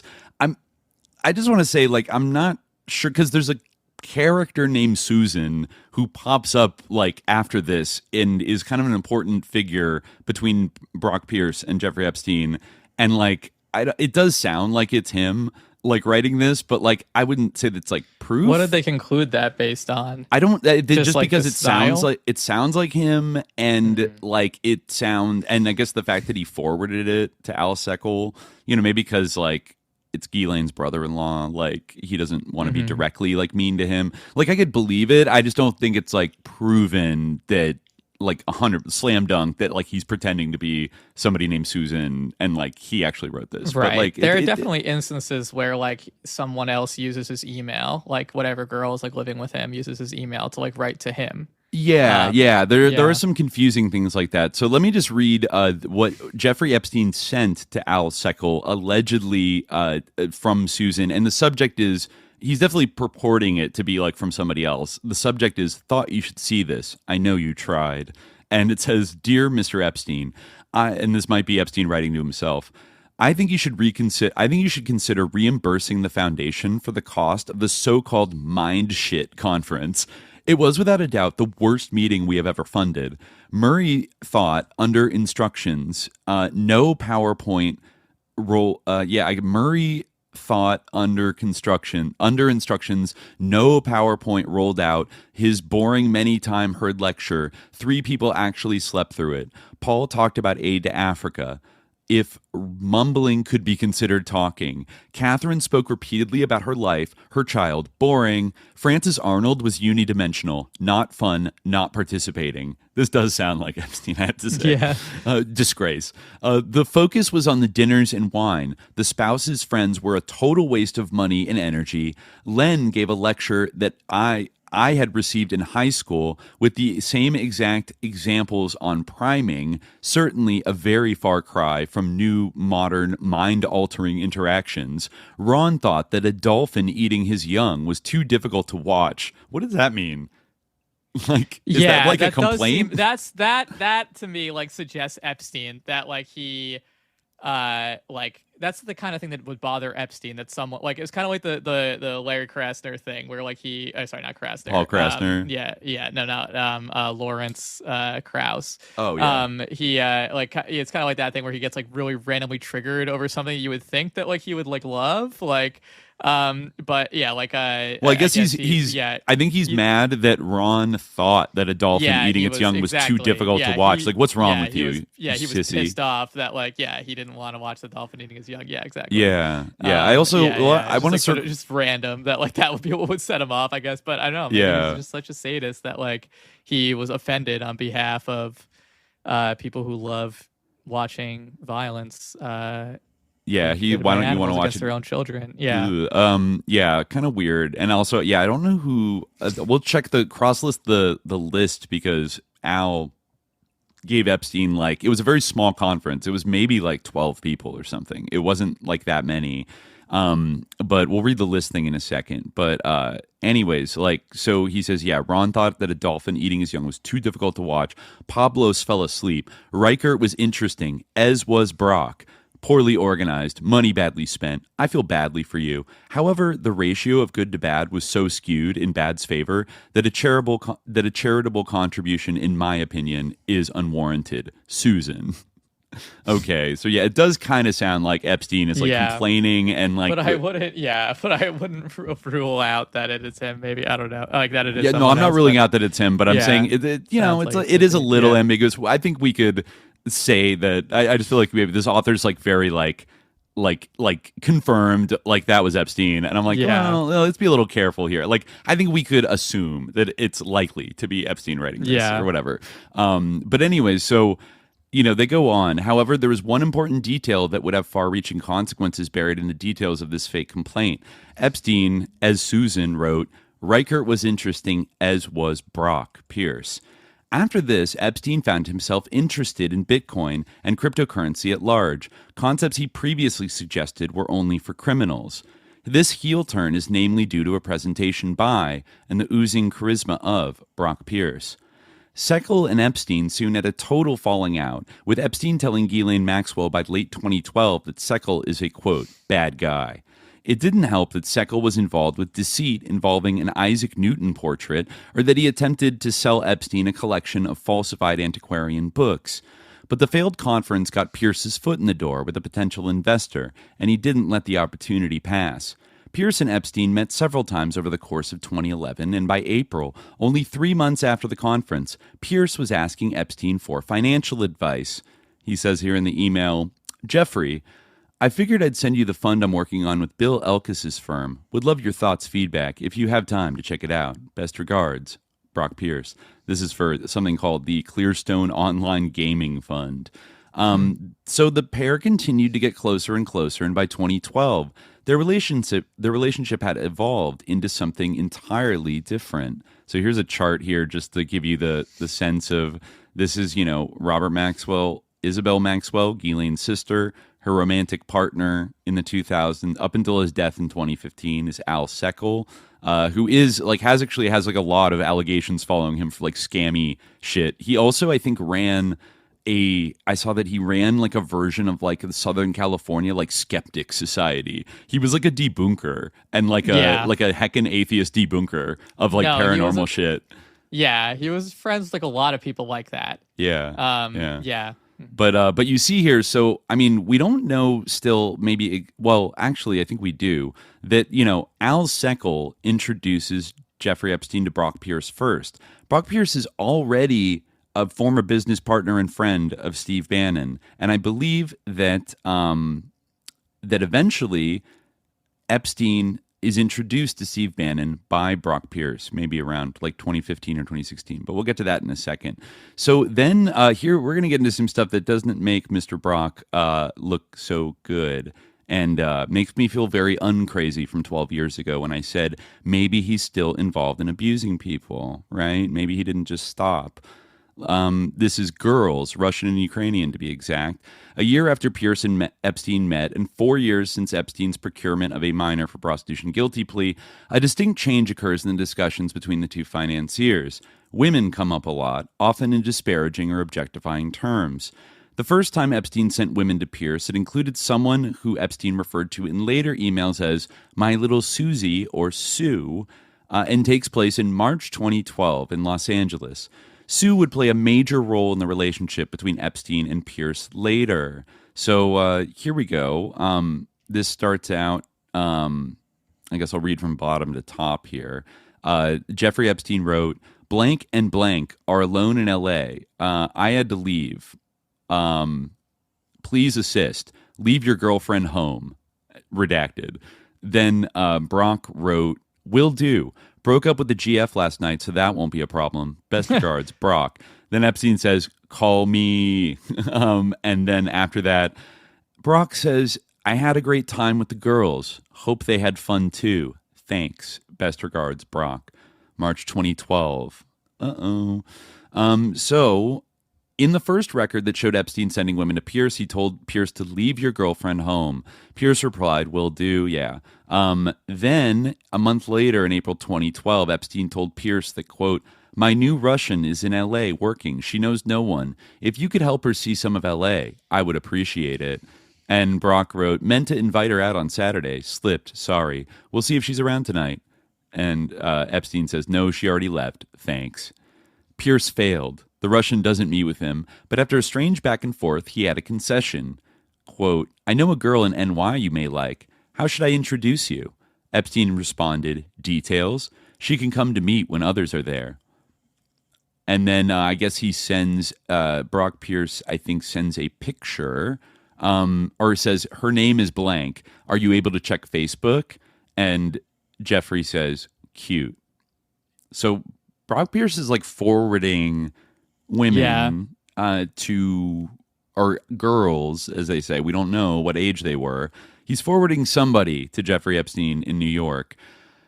So going on, only 1 month after sharing the information to the girl in New York, Pierce was given a new mission from Epstein when he told the financier and pedophile that he was visiting Moscow, Kiev, and Odessa. Quote, take photos and find me a present. Pierce responded with, will do, Aquino smiley face. Yeah. Yikes. That's August 2012. Only 3 days later, this one has been making the rounds. Pierce shared with Epstein dozens of images of a woman named Anastasia. He added at the bottom of the email, Ukraine is now my favorite country. Look at all these pics. Look at all these. We don't know what they are. Another Aquino smiley face. So then business begins. Beginning in 2013, Pierce and Epstein often sought out one another for advice and started to do business together. In May of 2013, I thought this was interesting. Pierce shared with Epstein that he was planning on purchasing the largest Bitcoin exchange in the world, Mt. Gox. This is May 2013. I believe this is around the time, like Mt. Gox. Be seeing something like on the screen other than just the headline of this article? Oh, is it frozen? Let me see. Yeah, it's actually, not my bad. Yeah. I have to restart capture. My bad. There we go. I think now people can probably make that a little bigger. There we go. Yeah, sorry about that. So hopefully y'all can see that now. So this is around the time, Mt. Gox, I think in 2013, like famously collapsed and all the Bitcoin were like gone. It was a big mystery. It's never really been solved. Like who hacked Mt. Gox and like lost everybody's crypto. So Brock says to Jeffrey Epstein, thanks. Interesting to see. Spent Friday in Tokyo negotiating to buy Mt. Gox, the main exchange for Bitcoin. Now, I remember the thread that I started commenting on Bitcoin Talk that started getting into like the Facebook accounts and Brock Pierce's past. I believe it was called like Save Gox is a Scam. You know, I think by the guy I was talking about. And Save Gox was like this group that Brock Pierce put together that said, like, we're going to buy this exchange that has been raided, and then we're going to hire, like, corporate investigators or whatever to track down, like, the money, and then we're going to, like, you know, partially make everybody whole. But, like, give me control over the whole thing. And, you know, that was when some people kind of were like, who is this guy? And, like, why is he making these big moves? Interesting. But at the same time, he's already in contact with, like, Epstein while he's, like, making these moves. So, going on, Epstein, who was unfamiliar with the exchange, asked if it had been seized by the U.S. government. It hadn't. The purchase never occurred, and in April of 2014, it was revealed that Mt. Gox had lost the majority of its users' money. Pierce didn't give up on acquiring Mt. Gox, trying again after its collapse with an initiative he called Gox Rising. I think it was also Save Gox, and then there was Gox Rising. He did a couple things. Also in May of 2013, Epstein spoke to Bill Gross of Idea Lab about a Brock Pierce-related cryptocurrency, quote, Bitcoin without the seediness. Epstein said, "The good is that Bitcoin uses an algorithm to limit supply. Unlike the variable of gold or other commodities, however, two main issues. One, the government doesn't like it. Money laundering, money transmitting, aiding and abetting all types of crimes. Two, all transactions are arguably taxable and therefore extra tricky. The Bitcoin guys came to see me early in the process and made it clear they were all willing to go to jail for their ideas. I'm not. There is a way to do it, but it turns the Bitcoin model on its head. Talk to you soon." Interesting. And Bill had said, "I don't know Brock Pierce." And he says, the email is called RE, Mutual Interest, May 2013. Epstein writes to Gross, "Are you thinking of things with Brock Pierce?" And he's like, "I don't know Brock Pierce." And then he goes on this thing where he says, the Bitcoin guys came to me early in the process. Now that's come out too. He did meet with Bitcoin developer Gavin Andresen, like a couple days in 2011, a couple of days before Anderson went to give a presentation on Bitcoin to the CIA at Langley. And that was always part of early Bitcoin lore because I believe Satoshi, who had kind of bestowed like the core whatever like access keys or whatever for Bitcoin to Gavin Anderson, not to be no relation to Mark Anderson, by the way. Their names are spelled differently. Like that, yeah, basically Andreessen, right? Yeah, like it's Mark Andreessen. Yeah, Andreessen. I guess is Anderson. I guess, or I thought it was like Anderson, but only with one S or something like that. But anyways, like he had been given sort of the keys to the Bitcoin kingdom by Satoshi, whoever that was, and then a couple days. I forget when that happened, but then he meets with Epstein. A couple days later, he goes to the CIA headquarters to brief them on it. And then right after that, Satoshi, whoever they are, kind of like just disappears. Like, and there was kind of rumbling. I forget if they posted something, but there were like rumblings that they really didn't like him going to the CIA and like talking. Like he was sussed out by that. And was like, Bitcoin's supposed to be like, free of any state or intelligence agency, blah, blah, that's my baby, blah, blah, blah. And he like vanished and nobody has heard from Satoshi ever since, right? But damn, Epstein was meeting with Gavin Anderson right before he did that. And it opens up a potential whole can of worms of like, how early did Epstein reach out to these people? And like, did he know who Satoshi was? Like... I mean, he claimed to have met with one of the founders of Bitcoin, remember? Well, yeah, that could have been Gavin Anderson. Yeah, I guess that's, yeah. And I guess since he found out about it allegedly at the 2010 Mindshift conference, when Brock Pierce gave his presentation, that was like I think Bitcoin officially sort of launched in 2009. So it would have been very, very early. And so Satoshi was still like, a figure that was like posting, like in 2009, 2010, and part of 2011. And that's when they like vanished, was after this, like, one of the developer he had really chosen to be the caretaker of it, going to the CIA headquarters. And then Satoshi poofs away. It's very interesting. This is Bill Gross of PIMCO, by the way, for whatever that's worth. And so going on, by 2014, Epstein was partnering with Pierce on investments and assisting him with his business affairs. For example, Epstein looked over a Noble Bank Markets NASDAQ agreement, the Puerto Rico-based international financial entity started by Pierce and John Betts that briefly served as the main bank for the stablecoin Tether. This is, in 2014. Blah, blah, blah. They were working on some kind of agreement. The most important partnership, however, between the two came shortly thereafter. A $3 million investment in Coinbase through a fund started by Bradford and Bart Stevens. Perhaps most embarrassing about the Epstein Coinbase investment is that they knew who had put in the money to purchase shares. As Pierce rushed to get the deal closed, he shared one awkward, hurried email. I need permission to let the founder know who you are, which would not be disclosed beyond that.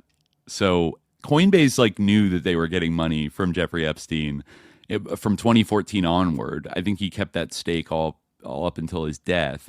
So the email seemed to be an assurance that no one outside of Pierce, Epstein, and the founders of Coinbase would ever be aware that Epstein had personally been involved, his identity hidden behind a faceless fund.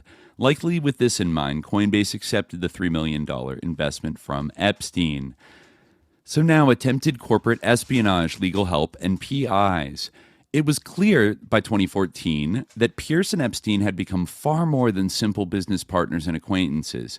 They shared women and investments and spent time together in LA, New York, and Little St. James.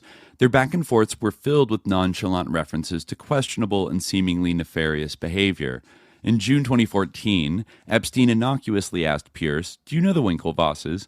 Pierce responded that he does, to which, out of nowhere, Epstein responded that he was going to, quote, "send Svetlana to them to get a download of the space. I prefer not to go through the Silicon Valley gossip mafia." Interesting. Interesting. For what it's worth, the Svetlana that Epstein is referring to, this sending to the Winklevoss twins, was most likely Svetlana Pozhedeva, a Russian national who refused to speak about her relationship with Jeffrey Epstein.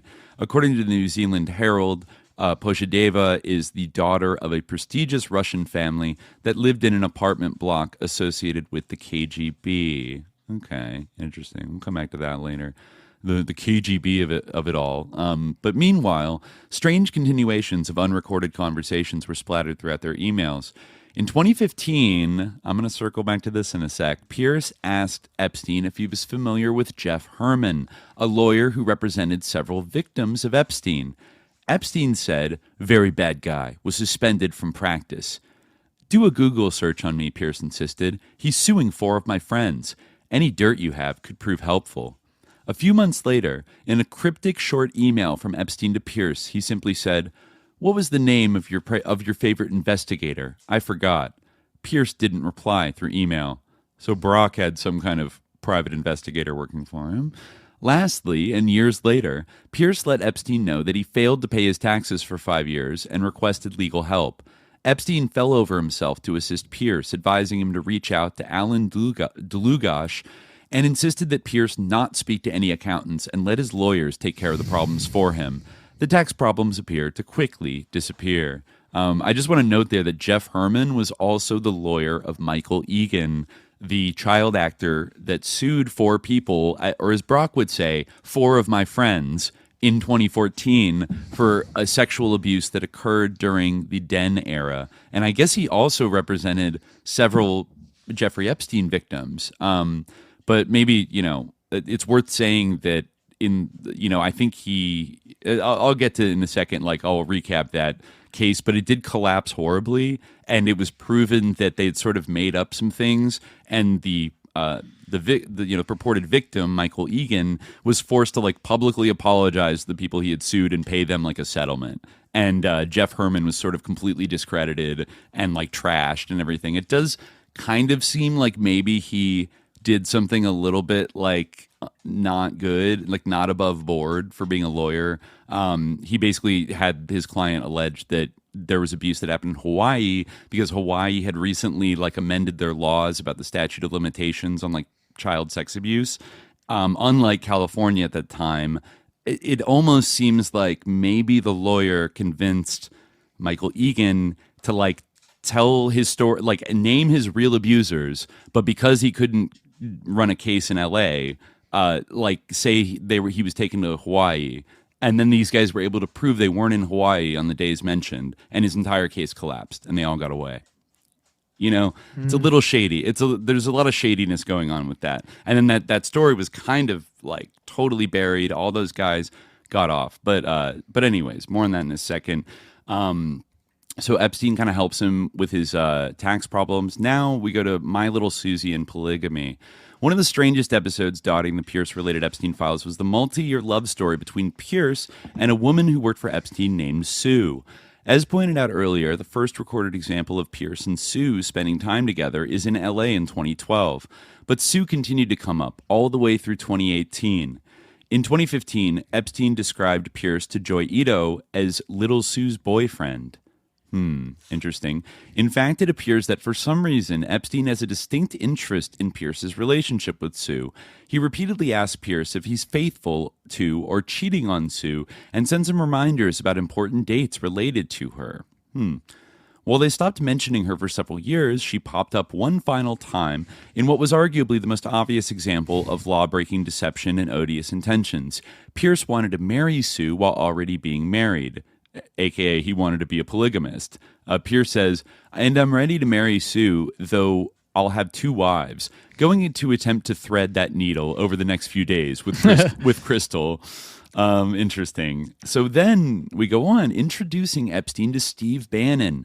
What perhaps had the clearest real-world consequences in regard to the Pierce-Epstein friendship was that Pierce introduced Epstein to political strategist and chaos agent Steve Bannon in 2016, kind of the end of 2016, going into 2017. This is also like literally when like kind of Pizzagate was like first exploding in December 2016, right after Trump got elected. Interesting. They say here, Jeffrey says, did you get a chance to meet with Steve?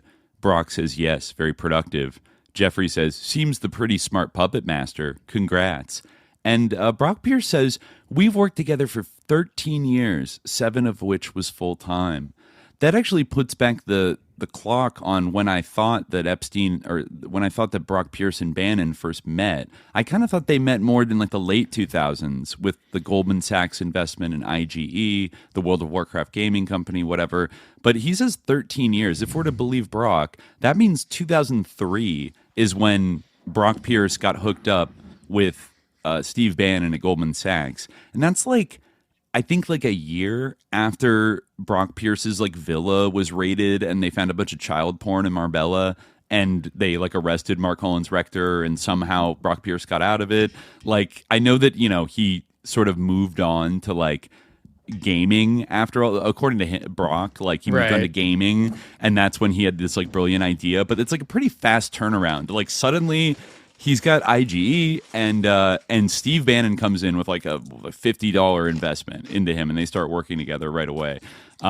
Just a little, it's like a little weird. It's like really that fast. Anyways, so they go back, it's further than I thought they went back. So while both Pierce and Epstein almost always referred to Bannon as Steve, the timeline that Pierce stated lined up thoroughly with his relationship to Bannon.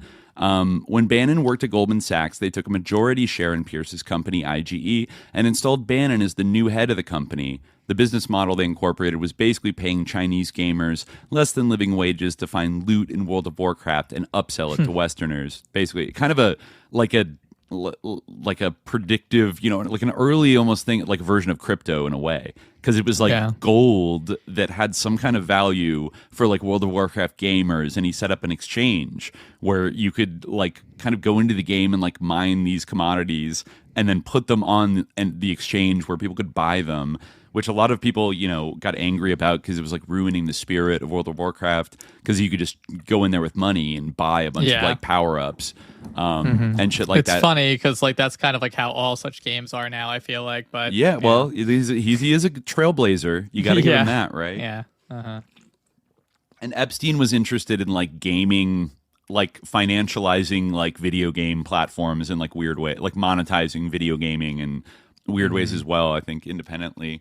And let's not forget I forget what his name is. Alan de Bonneville was Pierce's like partner in IGE, but they had a falling out and he sued Pierce, I think in like the late 2000s, maybe early 2010s, and they eventually settled like out of court and like signed some kind of like gag order to never talk about, for de Bonneville never to talk about it again.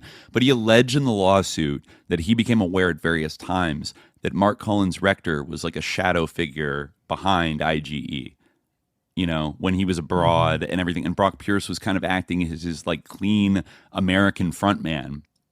You know, Brock Pierce is still pretty young at this point. He has one disastrous startup under his belt.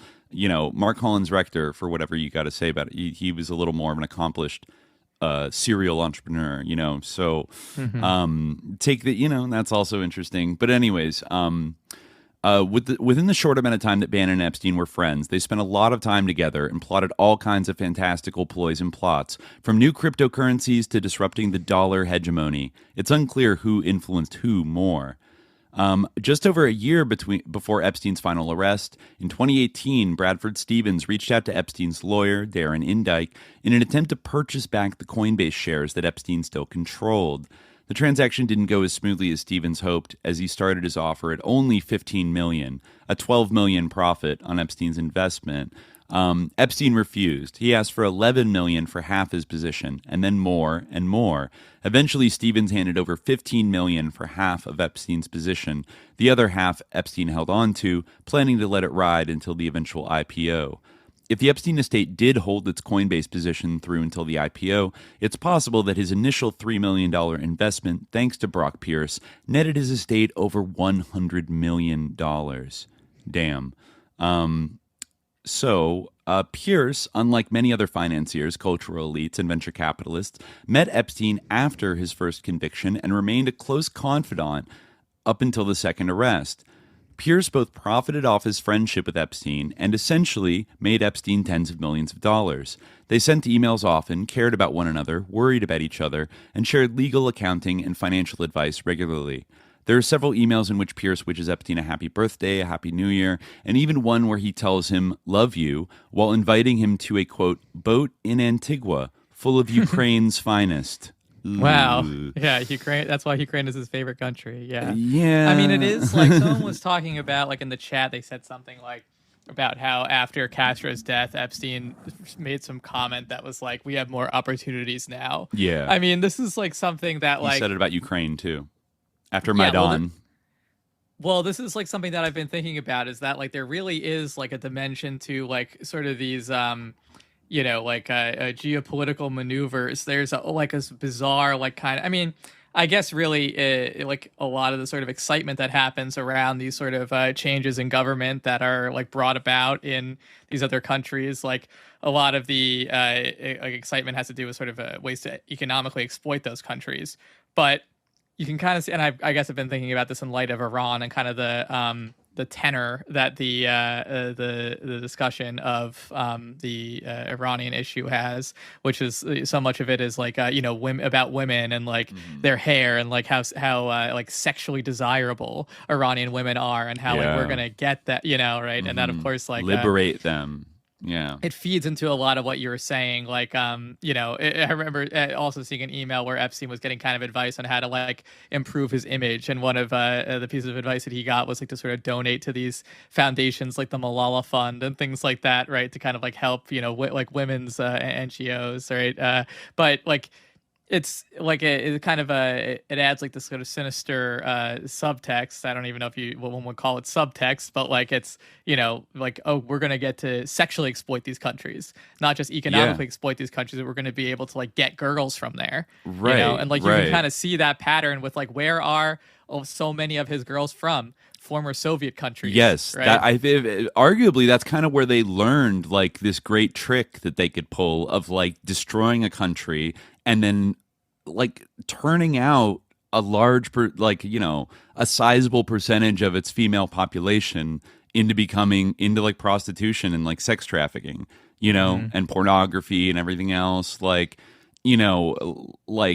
this is where they kind of learned it the first time. I mean, and that's where Epstein's assistant was from Yugoslavia, his little Yugoslav sex slave or whatever. Everybody like Chomsky that this is a progressive day for humanity, that the Soviet Union's gone. Yeah. Like, to the little Gen X edgelords that went over to Moscow in the 90s and made a million jokes about like basically like raping like Russian teenagers and like being violent, and then like the issues of colonialism and capitalism must be deferred until the people have a say in the election of the government, which will surely be brought about by Israel bombing them and installing a compatible monarch to reign for 1,000 years. Once that is done, I can talk about capitalism to zero effect whatsoever.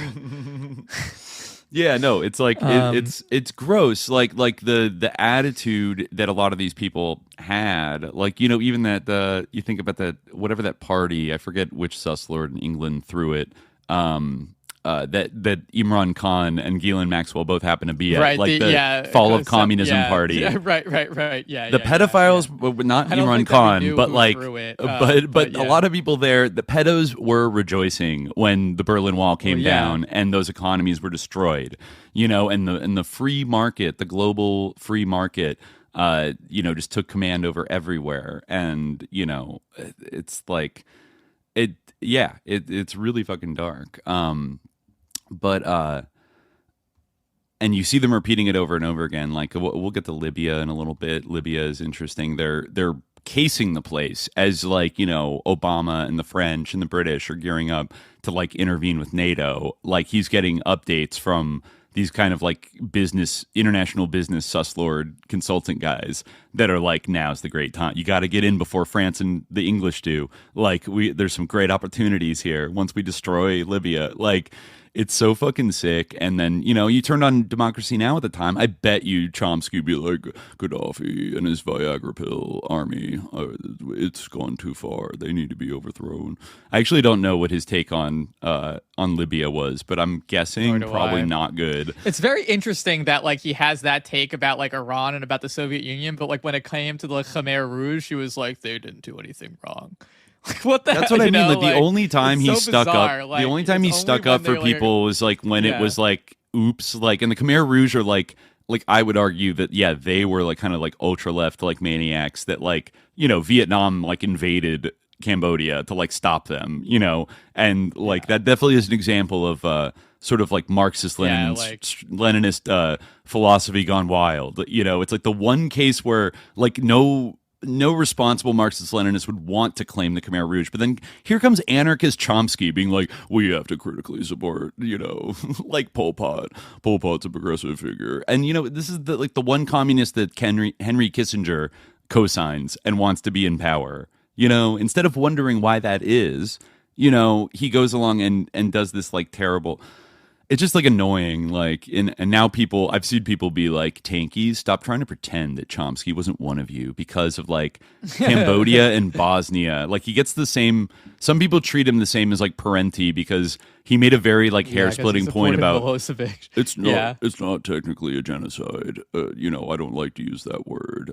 It was, you know, whatever. And I feel like, even what he said about that wasn't I don't know. But like, he was not a tanky. He did not. He just he like weirdly occasionally would defend like some group that was like very far left or like, you know, socialist against like U.S. dominance to sort of bolster his credibility.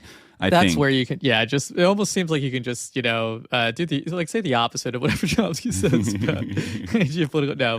Yeah, but, you know, I'm exaggerating. But before we kind of like move. Oh, well, wait. Apparently, I didn't know this either, but apparently, Marcinko is not actually from Yugoslavia. That is a like false report. Really? She's from, you know, apparently that's like the current information that she's actually Slovak.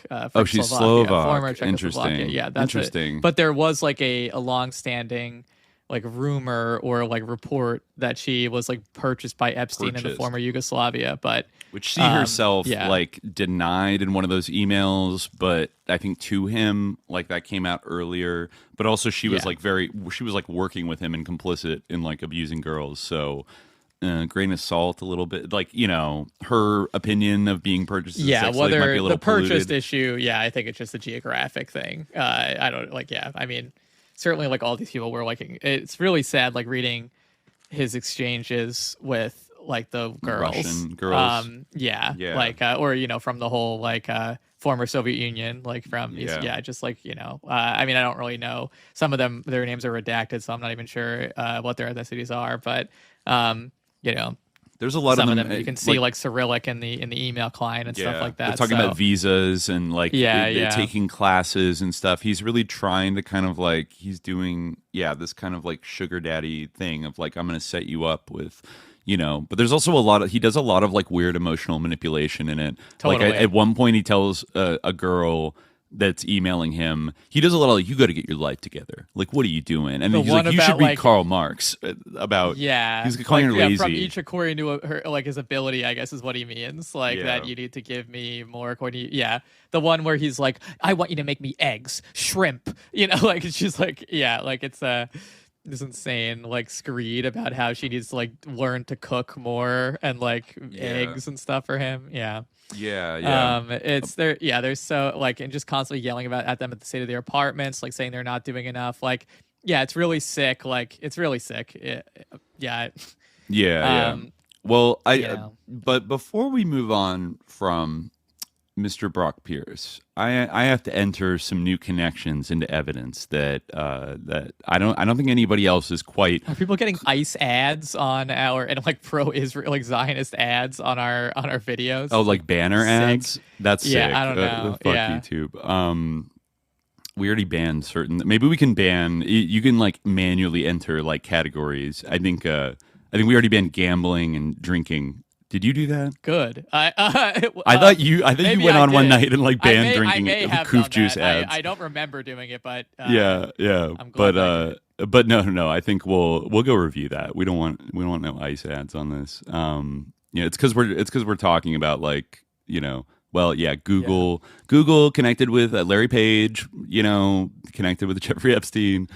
Yeah. Google owned. Anyways, I don't want to get copyright struck. It's bizarre they interrupt the live stream with ads. But I think it's a banner. They do banners. Oh, I see. Yeah.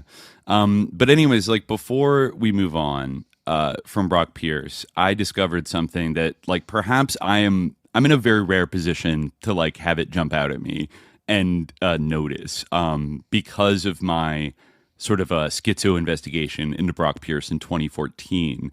If you all remember, a lot of that, the thing that really kind of like broke my brain about it was somebody had discovered these Facebook accounts that all seemed to be, they weren't in like a literal group, but they were like a kind of like a tight social circle. Like everything that was posted that was on their public feed was only liked by like 10 other accounts. And oftentimes they would leave like identical replies to like these kind of cryptic and sometimes incredibly creepy photo posts. Like you mentioned the meat baby, right? Mm-hmm.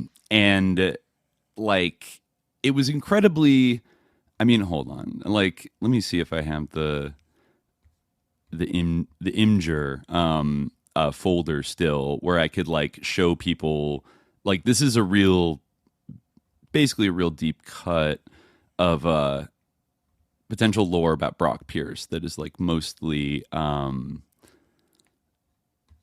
Let me see. I think I put it at the end of sorry. Here we go. Let me say, oh no, zoinks. I've taken a wrong turn. Damn it. Let me go back. Let me see if I have the meat baby underneath this here.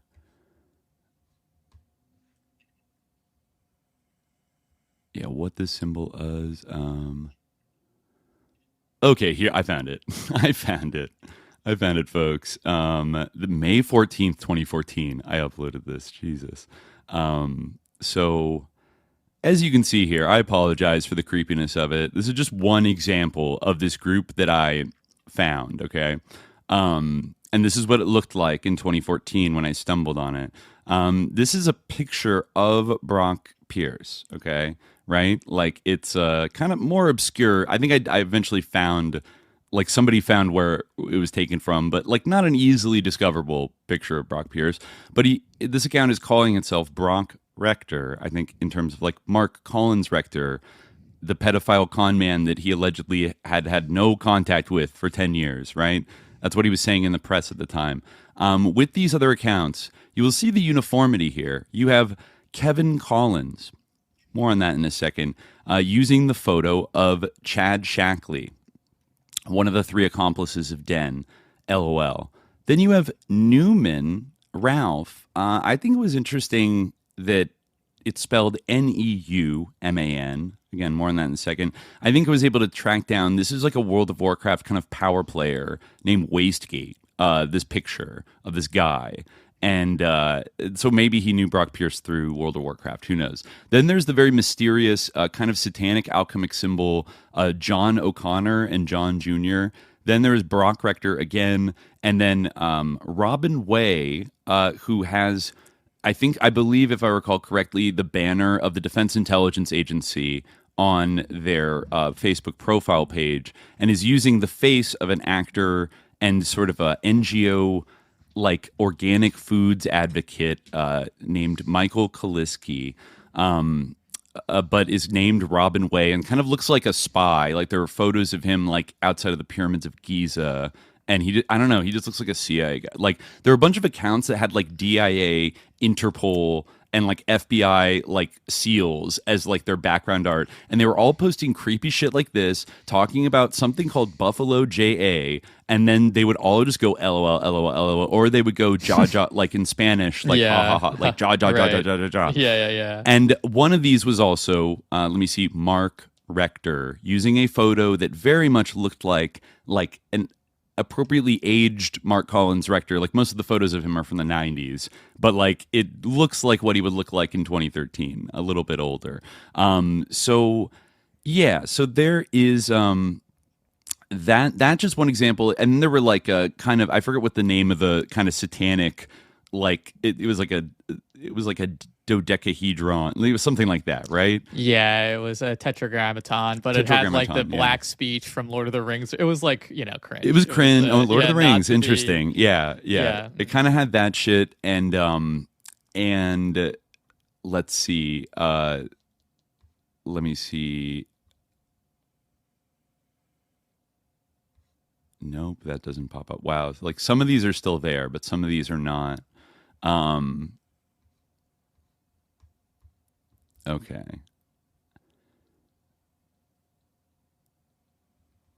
Yeah, I'm going to bring this up. Okay, I'm going to bring this up. Sorry. So, okay, what am I getting at here? Okay, there's a creepy Facebook accounts.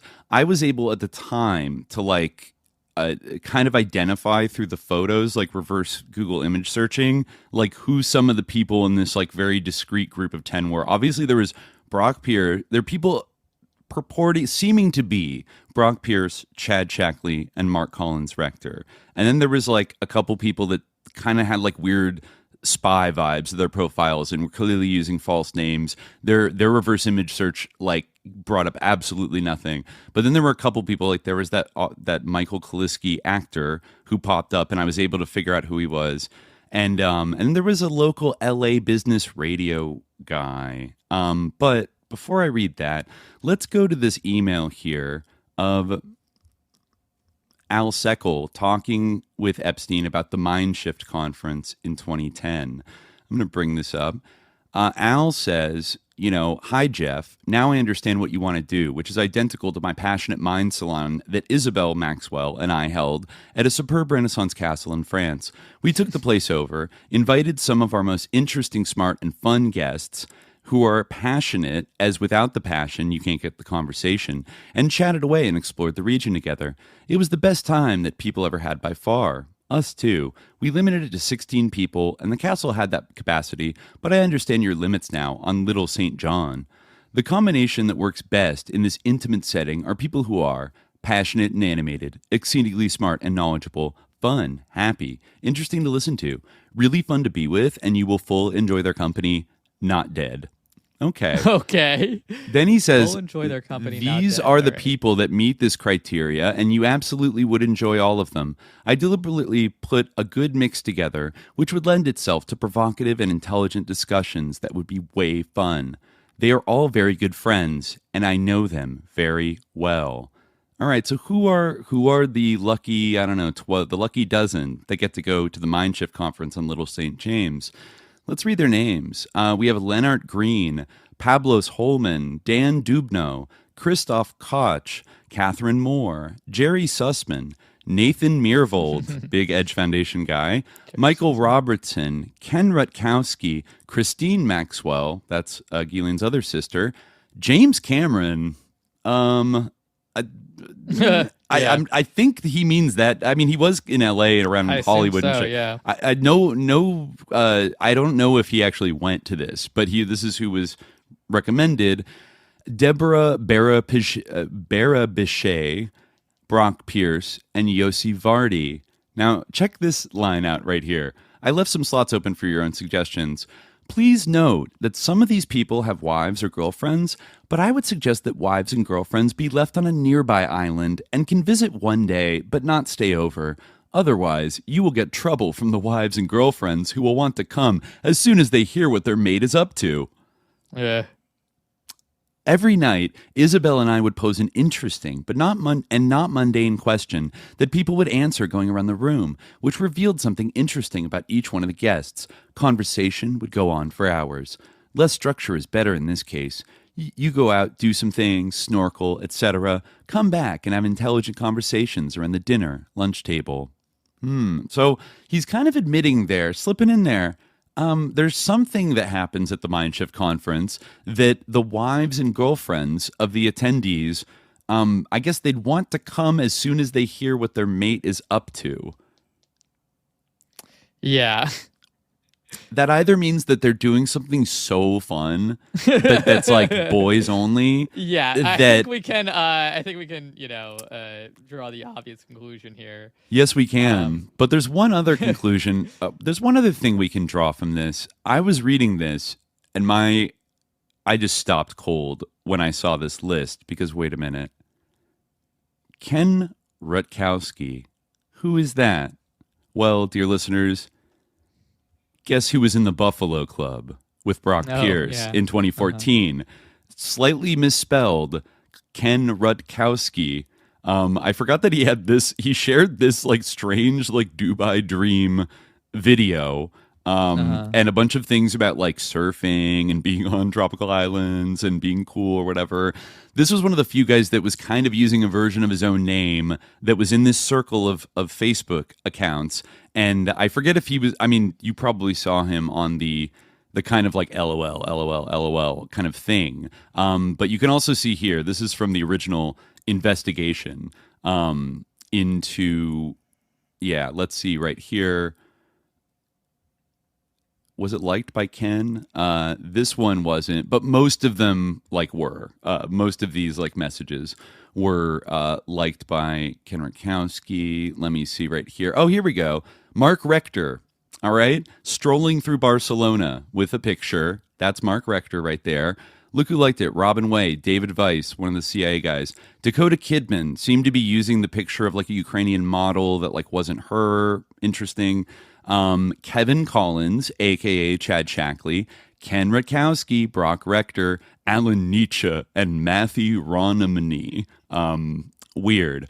But there we go right there. Like, and I actually looked, and it's not so weird that Brock Pierce and Ken Rutkowski would be buddies, because as I went here, they go back a few years. Ken Rutkowski is the LA-based host of Business Rockstars on CBS Radio and the founder of Metal International, an investor group based out of Santa Monica. Here's a clip of Brock and Ken Rutkowski speaking at a metal gathering back in July 2010.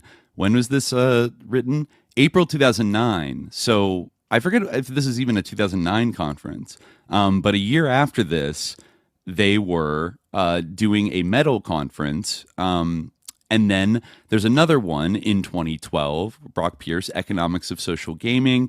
Another collab in 2013 with the Elite PR agency. Brock Pierce explores the future of Bitcoin and cryptocurrency. And even in 2014, on his radio show, Business Rockstars, he had Brock Pierce as a guest just last month. And they are like publicly friends on like their official Facebook accounts. They're like friends with each other. And I thought at the time, though I couldn't exactly be sure, that I think this is from maybe like his Google Plus portfolio. I couldn't tell for sure if this is Gary Goddard, one of the four people sued in like the Michael Egan lawsuit involving Bryan Singer, one of the four friends of Brock Pierce. This is a picture of him in a younger stage. I think this is of these three guys on the left here. The guy on the far right is David Newman, who was the president of Den after Mark Collins Rector and Brock Pierce like fled to Spain as the company was kind of going down the tubes. I think he then moved to a senior position at CNN in 2000, just in time for 9/11. And I think he worked for like the Disney Channel. He worked as like the head of the Disney Channel after that. Also was a White House fellow in the Reagan-Bush White House in the mid-'80s. That was his first thing that he ever did, at the height of Iran-Contra. Interesting, right? And then this is either Garth, this might be Garth Ancir, who's the other third guy who got sued by Michael Egan. Now, all those suits got, thrown out, whatever, but damn. So another member of the hypothetical Buffalo JA Club was on Epstein's Island in either 2009 or 2010 and was already friends with Isabel Maxwell and her husband. They already knew him. I mean, that's not, proof that the Jaw Buffalo JA, everything, is 100. I don't know, still don't know exactly what to draw from that, but that's kind of crazy. Yeah. It's kind of chilling, I think that, and actually, just to say, even though that lawsuit that Michael Egan filed got totally thrown out and discredited, Brock said that this guy is just a scammer trying to take down people.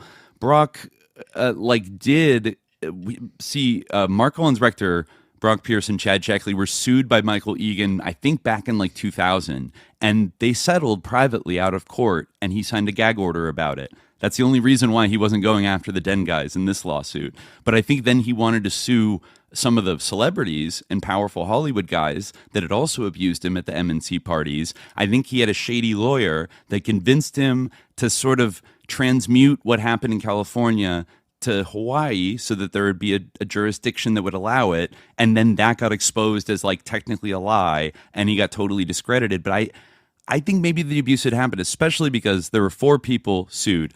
Bryan Singer had a lot of allegations swirling around him. I even heard rumors years ago that he was having sex with teenage twinks and smoking crystal meth in his director's tent on set, and everybody knew it. And it was just that's what Bryan Singer does. And he would throw these pool parties that were very MNC estate coded that eventually he did the Brett Ratner thing, another person in these emails, and moved to Tel Aviv when things got a little bit too hairy during Me Too. And then, David Newman, we'll get back to him in a second. I forget about Garth Ancir specifically, but Gary Goddard, he was an Imagineer. I think he directed Masters of the Universe, the He-Man movie in the 80s, and bopped around and did a lot of stuff, worked for Disney, whatever. I feel I can't remember if he worked for Den specifically or invested in it or something like that. But, he gets off scot-free, gets an apology from Michael Egan in 2014 and paid by him being I was a liar, blah, blah, blah. Well, guess what? In 2017, Gary Goddard is accused by actor Anthony Edwards of ER and Goose from Top Gun fame of molesting him when he was a teenager and raping his friends. I think this happened in Santa Barbara. And he finally came out and was no loss. I don't think there was a lawsuit. He just wrote a Medium article about it and was Gary Goddard is a serial child molester and blah, blah, blah. And I think ever since then, I don't know if any criminal charges were brought against him, but his reputation is fucking ruined now. And so was Michael Egan lying about being molested by Gary Goddard? Maybe not, right? I think actually maybe the substance of this was real, but weird shit got involved. Now, the last thing about kind of, connected to the interesting, the Buffalo JA situation is that I found this email, which gave me a little jump from 2015. Brock Pierce to David Newman, Jeffrey Epstein. David, please connect with Jeffrey. Best regards, Brock Pierce. So, again, right on the heels of being exonerated and apologized to by this false victim who accused David Newman, Brock Pierce is linking him up with Jeffrey Epstein in 2015. About what? I don't know. But, this guy, I don't know. I think, I don't know if it was a business deal or something like that. But let me actually see real quick. But this guy had a very meteoric rise in as a Hollywood executive. And again, I think he wasn't the president of CNN, but he was the president of a division of CNN when 9/11 happened. So it's just a little bit like, okay, that's a little sus, and whatever allegations, were thrown at him did not prosper. But then here he is talking with Epstein.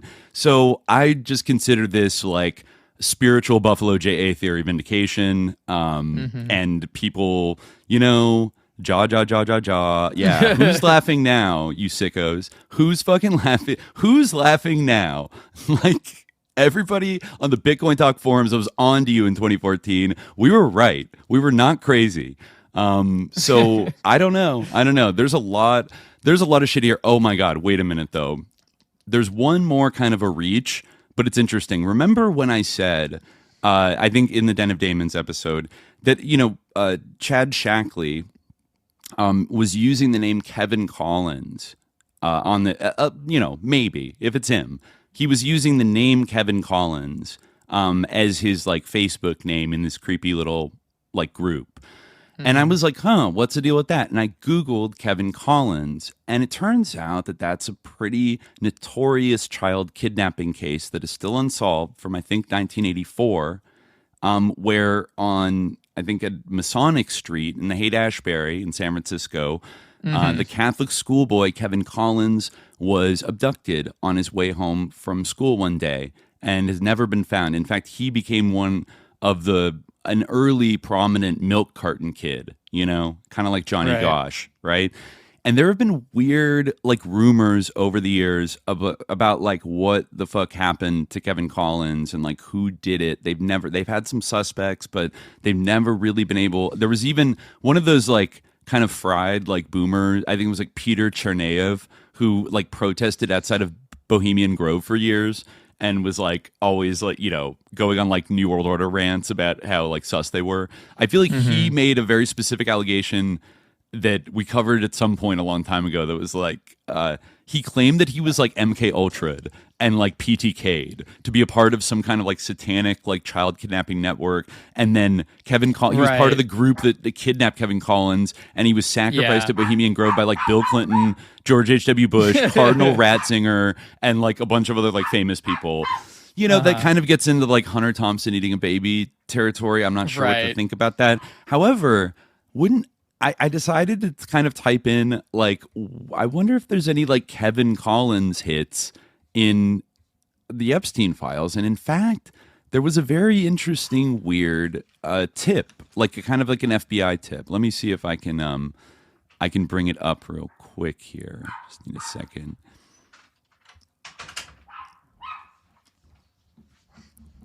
Oof. Let me see. Okay.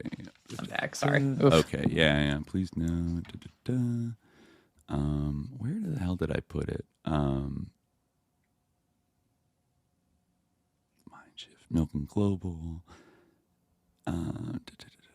Sorry, I don't know where. I have so many things in here.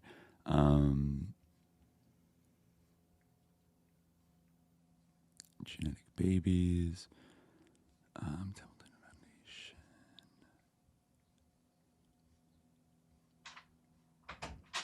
Yeah, hold on. Maybe Okay, here we go. All right, I found it. This is going to be... I'm going to read this now. Okay. So this is weird. We don't really have like full context for this, but I'm going to put it up here for you. This is an FBI intake tip from July. This is from July 2020. This is a tip the FBI received. So this is after Epstein's death, when they're soliciting information, and an anonymous source says that. This is on July 15th, 2020. Anonymous tipster. Oh, okay. Oh, all right. You're being what? Loud. It's loud. Oh, sorry. Sorry. Okay. Well. An anonymous tipster submitted an online tip to the FBI to provide information regarding Jeffrey Epstein and Ghislaine Maxwell. So submitted text. In response to SDNY USA request for info, I previously sent FBI web tip locating Jeffrey Epstein at an event in the San Francisco, California area in the 2000 to 2003 period. My best time placement is very early 2001, wintertime. As I said, at that event, A longtime child pimp and pedo, Dillard, with an upper age preference of 13, ending where Epstein's began, I now get tried to, quote, sell me to Epstein, even though I'd never been a prostitute. Perhaps why it all went over my head then. I was that pimp's romantic partner, as yet unaware of her and their history. I am following up to report that at this same event, a woman playing faux queen, a drag queen, at a drag queen dominated LGBT event, natal women do drag queen type look, not royalty, likely Ghislaine Maxwell, seemed the close companion of, parentheses, walking bobblehead Epstein. Under faux queen makeup and hair, can't be sure. But lots of photos were taken. I and my abusive now ex were asked to pose in and snap some. I believe that I handled Maxwell's own camera to snap some. Also a man claiming to be, quote, a real prince, royalty, seemed another close Epstein companion present.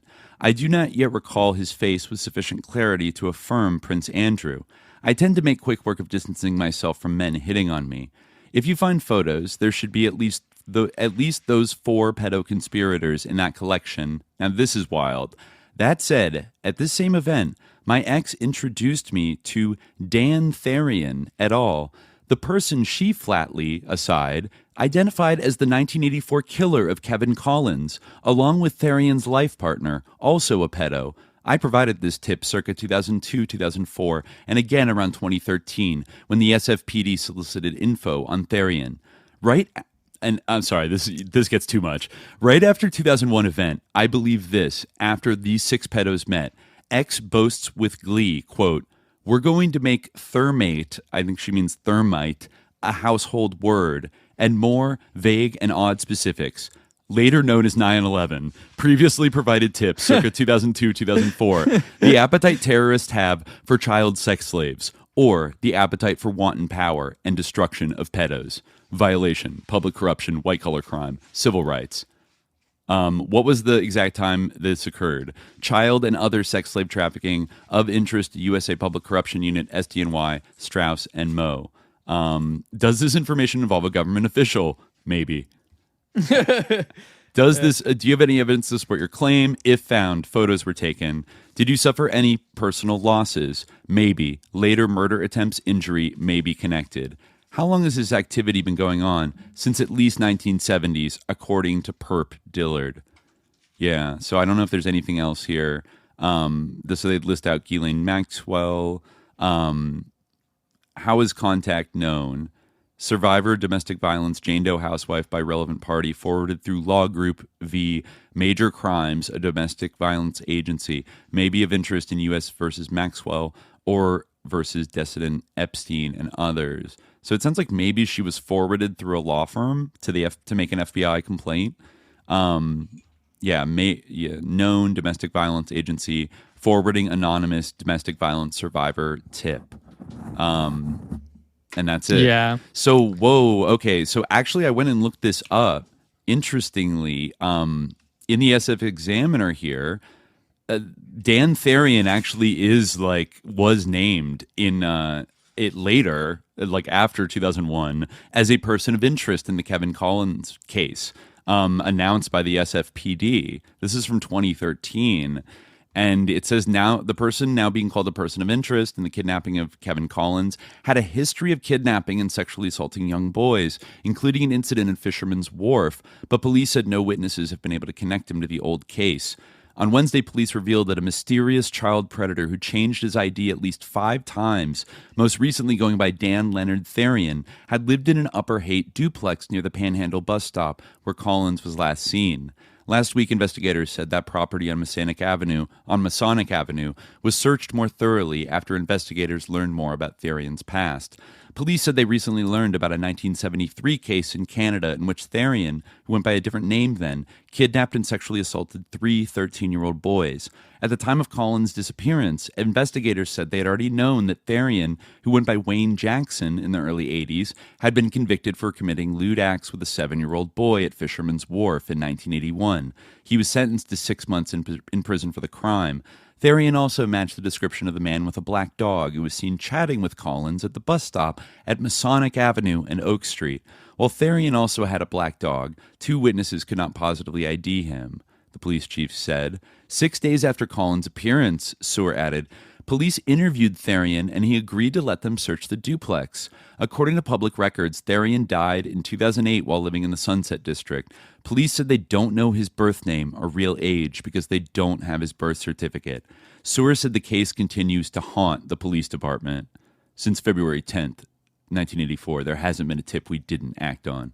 Collins, then a fourth grader, had left basketball practice at St. Agnes School on Page Street, but never arrived at his home on Sutter and Broderick Streets. His disappearance garnered national attention, and Collins' image was one of the first to appear on milk cartons. His photo even made the cover of Newsweek magazine.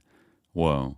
So, I don't know, it's interesting that, like, again, these FBI tips from, like, people, you know, like, alleging this, obviously some of the most wild stuff has come out about that, like something about George H.W. Bush, like, eating babies during a ritual. And, like, again, I'm not going to people's tips to the FBI and be like, man, that's not serious. However, in evaluating this one, I mean, it's like, it just, you don't know for sure. Like, I don't like it when people act like an FBI tip equals proof that, like, even the thing with the Mossad agent. You can't assume that. I saw people fighting about how, like, it seems like, I don't know if it was a Chuck Johnson FBI memo, but it seemed like it maybe was.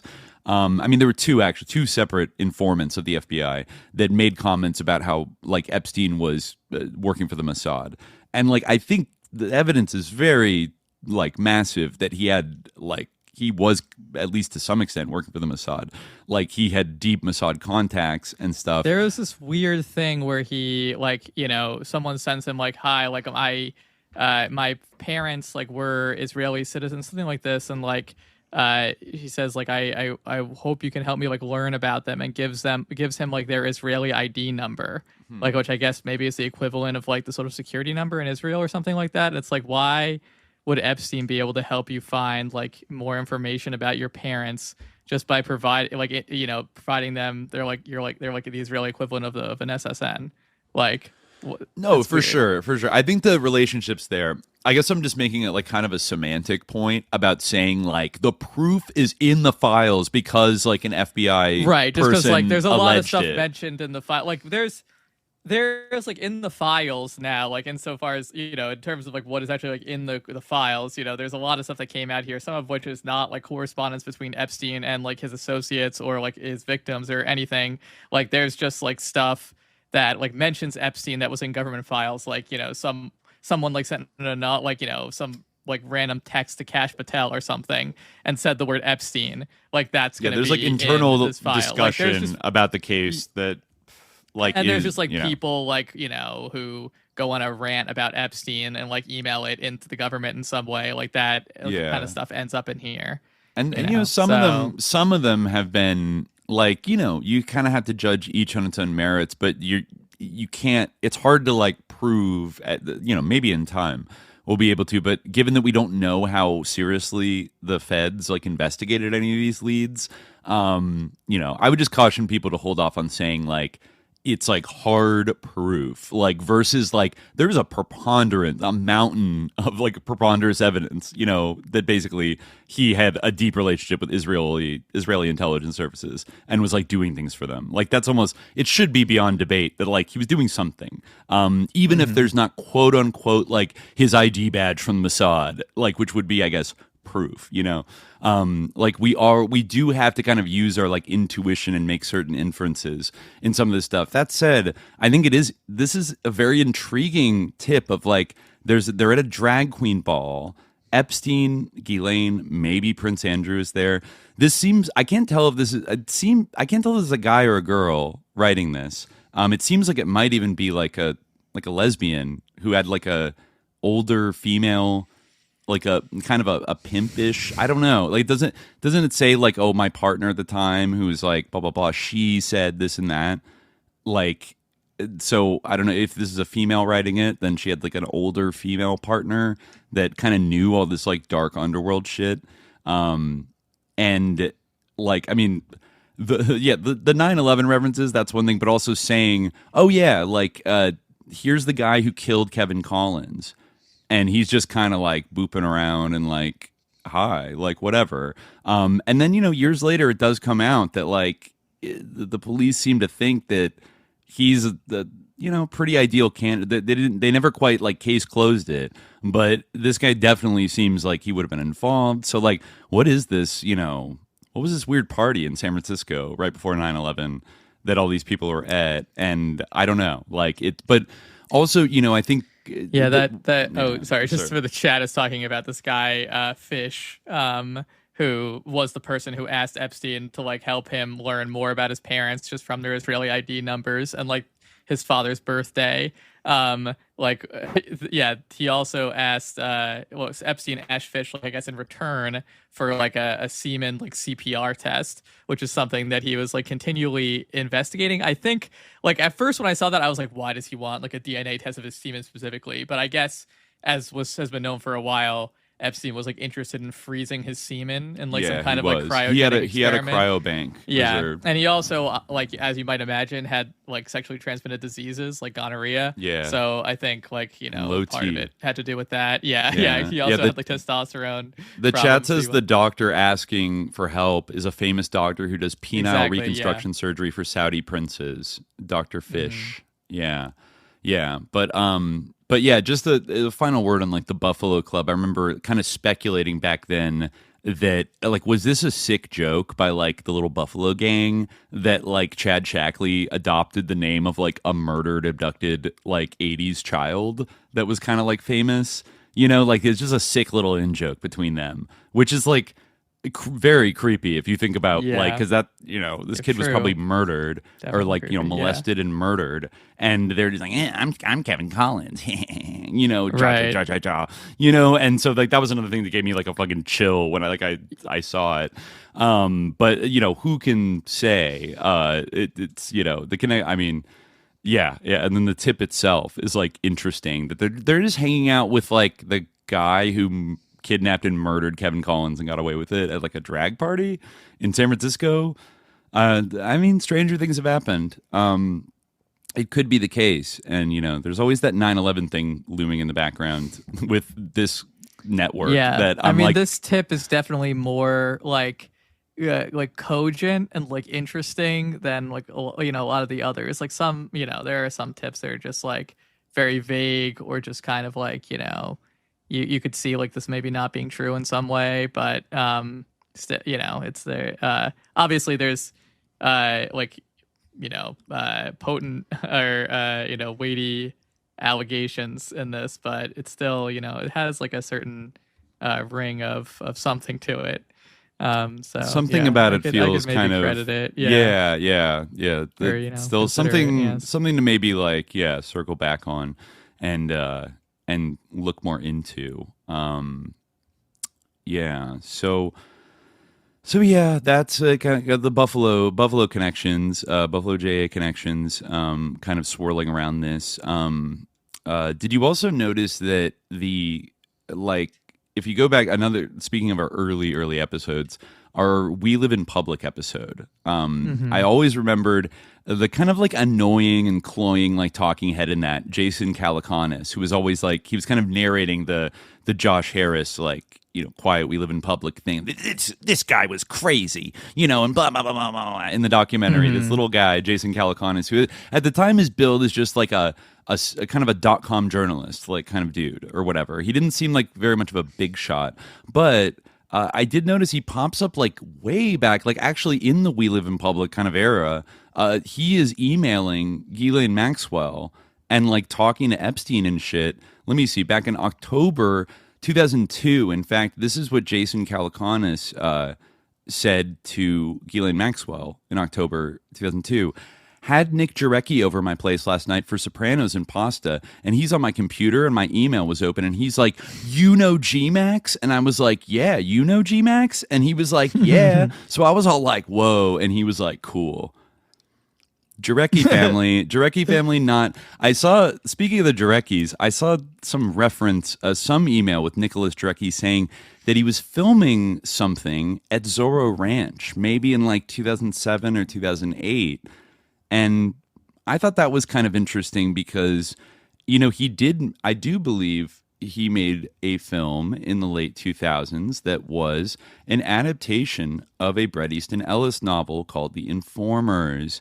And I think I remember Bret Easton Ellis like talking about like the development of this movie back.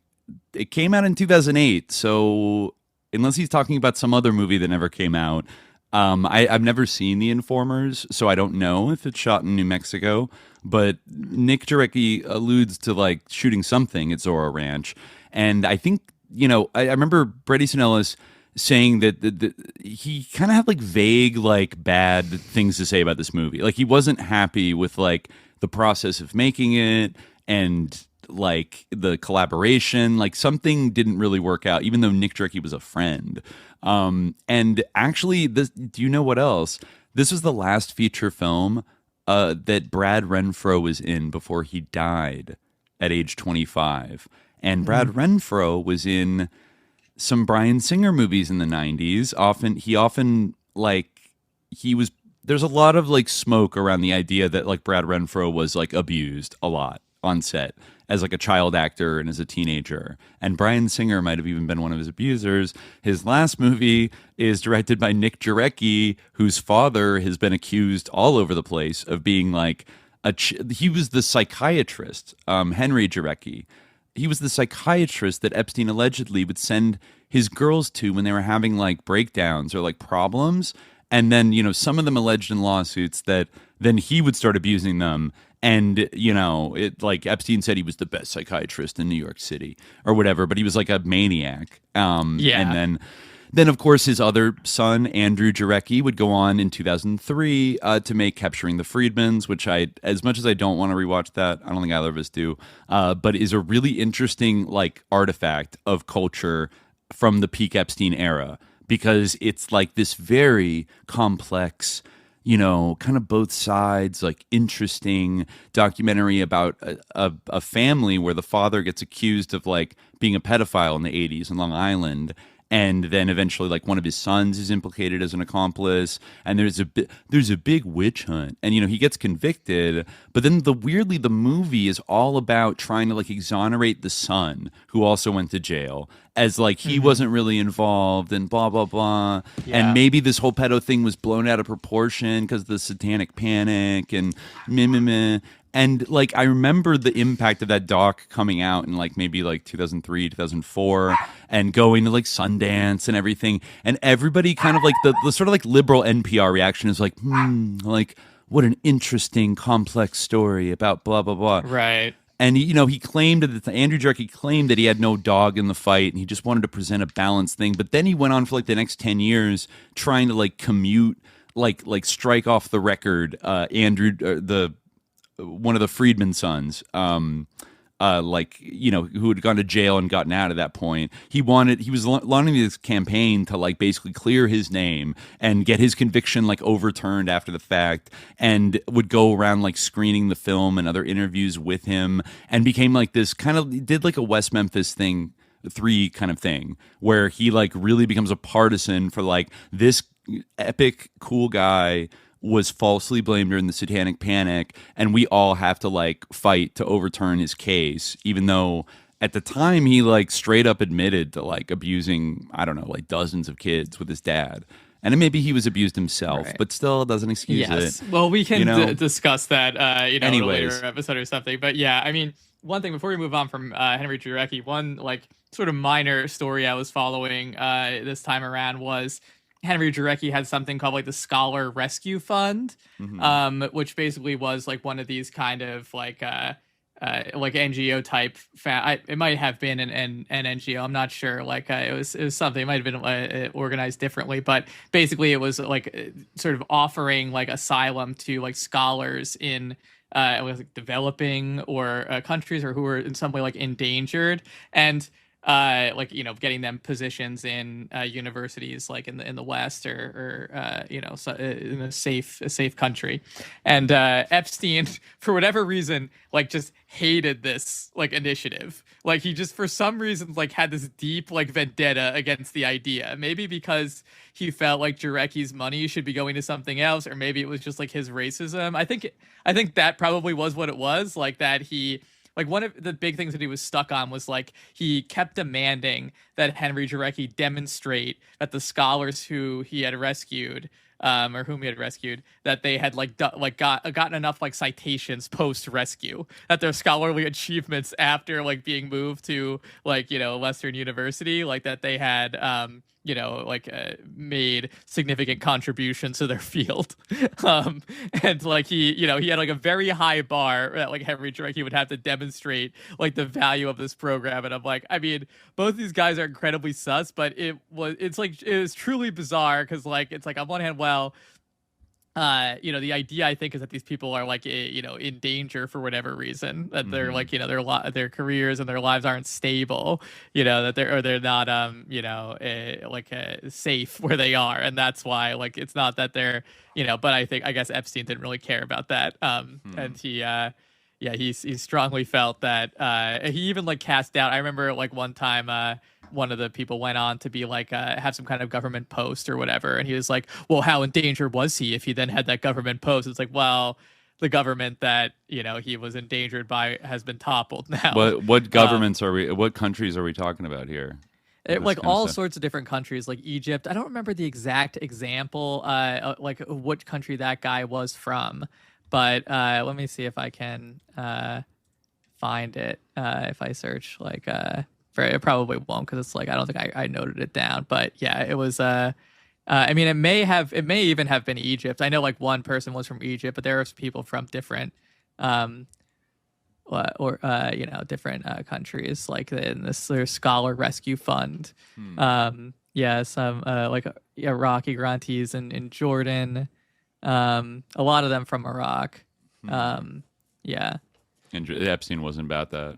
No, he was really not about that. Yeah, one scholar was able to make his first trip to Europe, and the Netherlands. I guess he was frustrated. I mean, he may have like funded it. I couldn't like ascertain that from the emails. That's maybe why he was so upset that he felt like he wasn't getting like his ROI. It's mind shit all over again. Hold on, I'm gonna step away from just a second. When you look it up, I'll be right back. Yeah, I'll see if I can find it.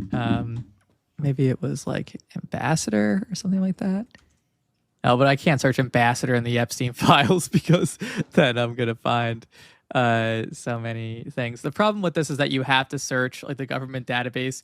You have to search like the exact like words in order. You can't like search two keywords to narrow it down. You have to remember like exactly what they were in order.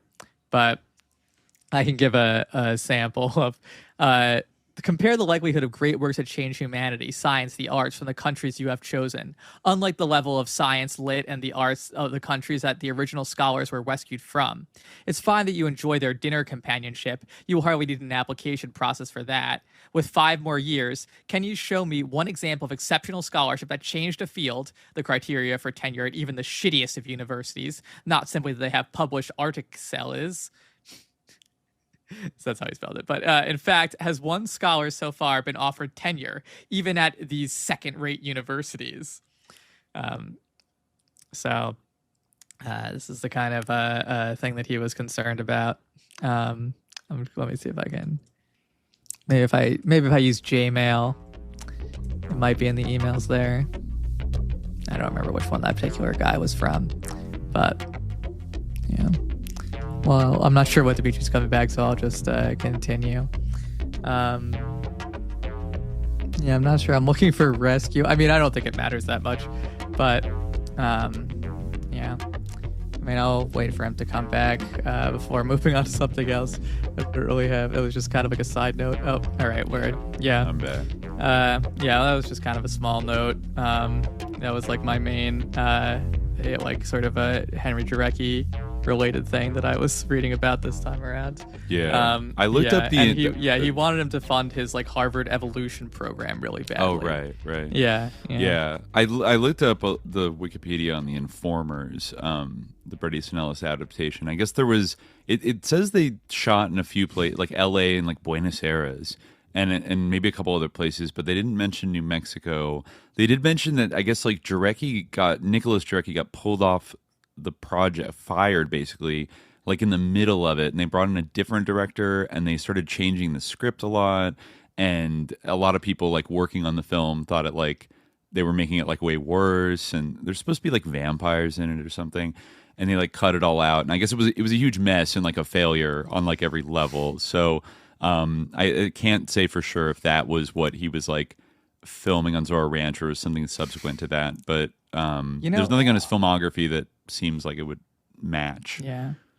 Honestly, it's kind of sus that like Epstein was able to Henry Truckee was running this like sort of operation that was supposed to be taking people. It was kind of like a witness protection program in a way, where like they were supposed to have some kind of like confidentiality, like, or some kind of like anonymity. And Jeffrey Epstein was like, "Tell me which one of them have made any kind of impact on scholarship at all." And he was like, "Well, here's a list like of all their names and like where they are." And it's like, well, from like an intelligence angle, it's kind of like, what the fuck, but that's like kind of how it is with all these things if you think about it. I mean, you might end up with Epstein. I mean, like there's another like thing on that same note, like that I think people have been talking about this. I don't know, maybe on my social media it's been a bit more prominent than on others, but I know you certainly saw it, was like the whole Epstein's like big idea to create like Sharia compliant it actually the seemed Sharia like he wanted coin. to create two currencies. Like he wanted to have like a pan-Islamic like fiat, like dollar as well, like paper currency, but then additionally to have like a Sharia coin, right? And he met with like his big like Rafat al-Sabag and Aziza al-Ahmadi, who like he corresponded with a lot. She was the one who like he sent her like a DNA test.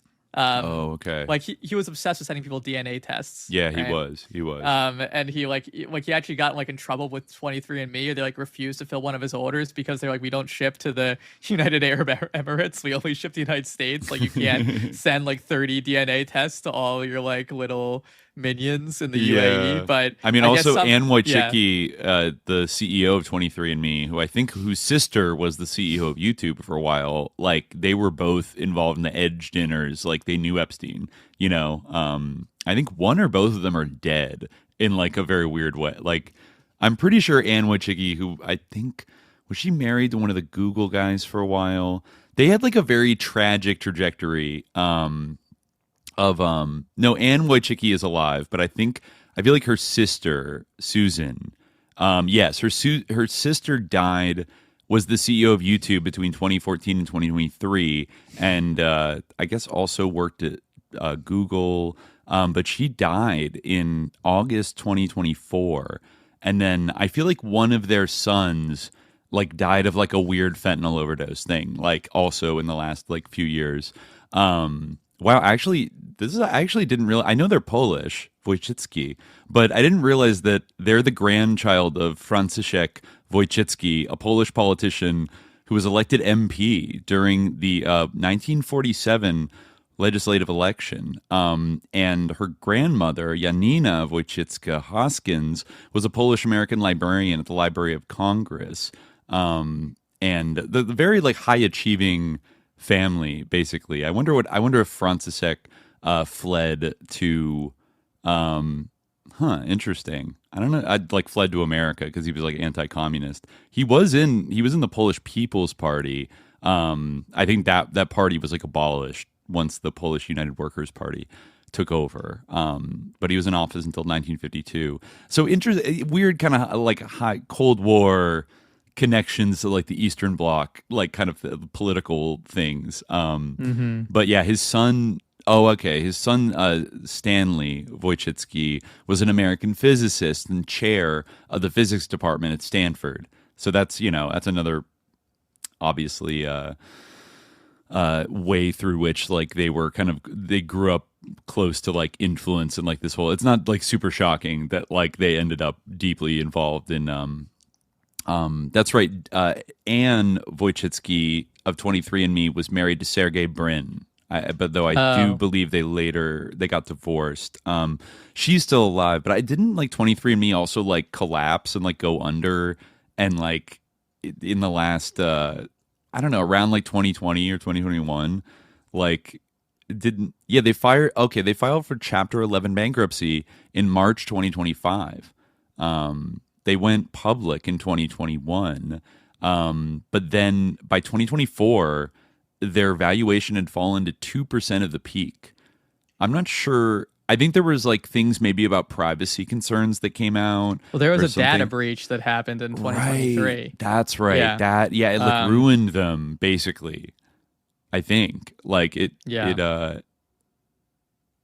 The hackers targeted Ashkenazi Jews and users of Chinese descent and are attempting to sell their stolen. Well, that was what I was going to mention, was that Aziza Ahmadi, who I guess has some like kind of, she was born in Saudi, but she's like lives in the UAE, and she has some kind of like gaming, like some sort of like weird like sort of para-governmental role that has to do with video games or whatever. But I don't know. She was like one of Epstein's like big contacts like in the Arab world, and she would constantly try to leverage the fact that like her 23andMe said she was 0.01%. Or maybe it was 0.1, it doesn't really matter, but something like that, like 0.01% Ashkenazi Jewish. And she'd be like, you know, please do this for this 0.01% Ashkenazi Jew. Oh, wow. Wow. But, you know, she was still. Was Epstein receptive to that? No. Well, because, you know, she was still like 99.99% Arab, which, you know, he would say nice things to their faces, but behind their backs, he was not very kind. I remember one of his emails. I couldn't find like the sort of conversation in which like this the context for this, but there was one where he says like London is hijacked by Arabs in the summer, so I must like get there quickly to retrieve the girl or something like that. Like it was like that if he didn't like get there quickly to rape this woman, then like Arabs would I guess, you know, get her. So he definitely didn't think too highly of these people, but who he was corresponding with. But yeah, it really is like talk about a disgrace. If you want to talk about a disgrace is the fact that like Epstein was able to meet with like, I don't know, like the sort of Sharia banking commissioner of Qatar. Like the idea that like anyone would even take a meeting with this guy, like if there were to be, first of all, like I think that like Sharia compliant banking is kind of like a bit of a sham. Like I mean, I'm not like saying it's like totally impossible, but like they charge interest or is like limited interest. Like there's like even a hadith where like the prophet says like there is a time where like, you know, everyone will participate in riba, and even if you can avoid it, like you'll still like be tainted by it. And like, what do you know? I mean, here we are, right? It's almost impossible to avoid riba and like, or to participate like in the modern like global economy without like engaging in riba in some way, you know? So, but it still is like disgusting, I think, that like he was like talking about like, you know, the Sharia loophole, like constantly flaunting, you know, well, I see the plea to read the chats. We will read it. But yeah, he was talking about like, oh, we're going to exploit this loophole so that my Sharia cryptocurrencies, like, first of all, such a currency, if it were to exist, should be managed by Muslims, not by Jeffrey Epstein. Like, it's like this disgusting kind of mentality where like, people are like, you know, willing to humiliate themselves for like some guy who like shows up from the United States and like flashes like the, you know, money around. Like the most despicable thing is that like he was like given like, you know, this is like the kiswa of the Kaaba, like the cloth that's used to, you know, cover the Kaaba. Right, I saw this. Yeah, he used it as carpeting, right? Yeah, or like he hung it like a tapestry. I think he might have. It might have. Was it even in the temple? I think which like is what it was he at did least. Call it. It was at some time. At some point, it was on the island. Yeah. Right. So yeah, I mean, originally when like I saw that, I was like, folks, like, you know, like he's doing seer. He's seer. Like he's, you know, he's like going to do some kind of like magic, like evil, like magic to like defile it or whatever. But I mean, of course, I couldn't find any smoking gun that he had done magic to defile what he referred to as his Arabic tapestry. But yeah. Well, just like switching gears for a second, because I know we mentioned it like in our last, you know, on Monday, and I did want to like, you know, go kind of touch back, and it was this like the Richard Marcinko situation in Mexico. I found like a Substack article kind of breaking down a lot of the things. Now this was like I think we read from what was it, like a kind of an FBI tip that was like submitted by this guy Earl, was it Earl Anthony Wayne? There was somebody in Mexico was kind of like running around trying to like, I don't know. There was a weird situation. Let me read from this a little bit. Or Kenneth Darrell Turner. Yeah, this is another guy. There was some kind of strange like conflict going on, and allegedly Richard Marcinko, the famed founder of SEAL Team 6, had been like arrested by Mexican authorities for running a child trafficking ring, and this other guy who was like trying to stop him and bring it to the U.S. government's attention. Then his nephew was killed in a mass shooting in Ohio, like a day or two later, after he was like emailing the government about like that Marcinko was connected to Epstein and like all this shit. Let me just read a little from this is from the Digital Holodomor. They read, but this is about Epstein's rogue warrior, Richard Marcinko, Epstein, Earl Anthony Wayne, SEAL Team 6, and the Mexico Nexus. Let me bring it up for folks here. You can see there's Richard Marcinko, looks like a wonderful guy. This is the big commander himself. It says, in the deluge of files released through the Epstein Transparency Act, there are untold number of plots that, while less salacious than others, offer us an in-depth view into the Epstein network. One such incident has been revealed and sheds light on Epstein's oft under-discussed activity in Mexico. While Epstein's Little St. James Island and the New Mexico Zorro Ranch have become famous, there's been almost no discussion or photos of his residences in Cancun, Cozumel, or Playa del Carmen that we are aware of.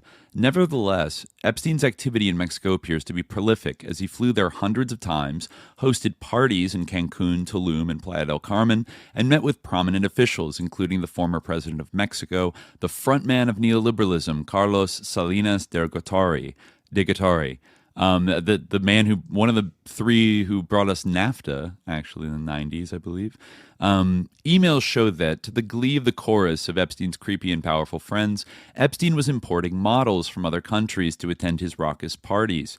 These parties must have generated an entire vault of compromising material, kind of like Noriega, right? And the Big Steal, that was in the possession of the rogue warrior himself. Actually, it might even tie back to, like, I guess it was in the possession, like allegedly, maybe he passed off the actual possession of the blackmail tapes or whatever was given to former SEAL Team 6 commander Richard Marcinko.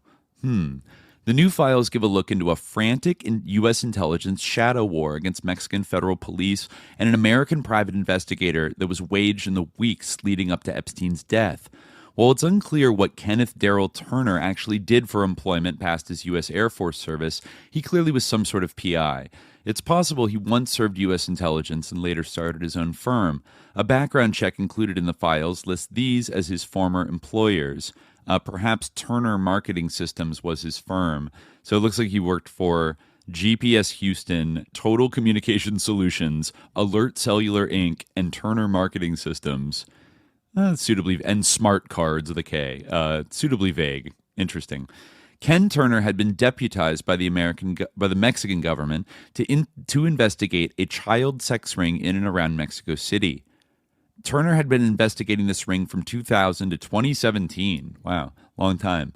And by 2018 returned to America and provided the FBI with all information he had regarding sex trafficking with minors that involves ex-Navy SEAL Commander Richard Marcinko and the ex-U.S. Ambassador to Mexico, Earl Wayne Anthony. I'll bring him up in a second. Apparently, the FBI had no interest in pursuing these leads, as Turner contacted the FBI National Threat Operations Center from Mexico on July 19th, 2019, just 13 days after Epstein was arrested. In the July 2019 contact, Turner fills the FBI in on a 2014 raid by Mexican federal police on the American embassy. Interesting. Obama-appointed Ambassador Earl Anthony Wayne was present. Obama-appointed Ambassador Earl Anthony Wayne was present for the raid, but fled the country immediately and promptly retired from government, going on to fulfill positions with the American University's School of International Service, board for the Mexico Institute at the Woodrow Wilson International Center for Scholars, the Atlantic Council, and CSIS, which is run by Tom Pritzker. More on his alleged crimes later. During the July 19th contact, Turner also informed the FBI that in June 2019, alongside Mexican federal police, he found a vault, quote, containing approximately 10,000 videos of minors from Guatemala, Honduras, Mexico, and some white girls that later on was determined they had been brought into Mexico from South Africa by now convicted and in a Mexican prison, Mr. Nissan. Interesting. Turner claimed that some of the videos had Epstein in them, alongside, quote, a very prominent figure from the United States. Turner believed Marcinko sought to blackmail Epstein. Turner also said the findings had been shared with then-President AMLO, interesting, and that he had given Turner permission to contact the FBI. Apparently, the U.S. Embassy was not happy with any of this. The U.S.'s displeasure is evidenced by Turner's partner, Jorge, getting his arm amputated or chopped off in an unspecified incident. Turner said the American Embassy in Mexico doesn't want to admit they have agents in charge of investigating him. Turner knows what he was doing is very dangerous, that even one of his partner's arm was cut off. Oof. It seems that Turner was handed off to the FBI NYPD Child Exploitation and Human Trafficking Task Force, as he would later email with NYPD Detective Walter E. Harkins. In a July 19th email, presumably to Detective Harkins, Turner states, "We all are under threat from U.S. agents here, so we try to be very careful about how we talk and where. When you talk to Jorge, ask him who I was referring to when I said high-powered individual who has threatened him. Me and Marina, and who spoke to the president of Mexico last week and told him he would not back off on the threats toward us three." So it sounds like they went and talked to AMLO himself and told him he would not back off on the threats. Does it kind of sound like he, like AMLO's going to have his back? Is that what it sounds like? It's a little not clear. But anyways, the collaboration between FBI, NYPD, and Turner confirms that the investigation by Mexican authorities on Marcinko and Ambassador Wayne was real. Therefore, adding veracity to every specific detail and claim Turner makes throughout his dialogue with the FBI, NYPD, one can only speculate who this high-powered individual is, but considering the timing of this email and Trump's extensive involvement with Epstein, it is plausible that Turner was referring to Trump himself, especially if these threats against Turner and his team were being issued directly to AMLO. It's hard to think of many other people that would have a direct line to the Mexican president. At this point, Turner and his Mexican counterpart, Jorge Gonzalez, had Richard Marcinko in custody at a secret location, and Epstein was still alive. On July 22nd, 2019, Ken T. wrote, Ken Turner, "Jorge is prepared to talk to you, R.E. Marcinko, an Epstein connection, and all the videos and photos he has. He will not disclose where he is holding Marcinko, nor will he release him into your custody. He will openly disclose what evidence he has and whom some of the participants at these sex parties were. When can I coordinate this call for you? Ken Turner." Simultaneous to Turner's investigation, Trump issued a new and unprecedented threat against the Mexican state and President López Obrador. In June, seemingly out of nowhere, Trump threatened AMLO, stating that because of illegal immigration, he would be forced to impose an aggressive tariff regime on Mexico. It should be noted that this was before Trump's current tariff craze. The Trump regime, up to June 2019, deployed 2 rounds of sweeping tariffs. First, a targeted tariff on aluminum imports from Canada and Mexico, and the other, an escalation in the ongoing trade and tariff war against China. These tariffs seem different. They were not designed to protect specific industries or in the context of a broader trade war. The reason, quote, "the invasion of immigrants into the United States of America," is alarmingly vague. How could Mexico stop immigration?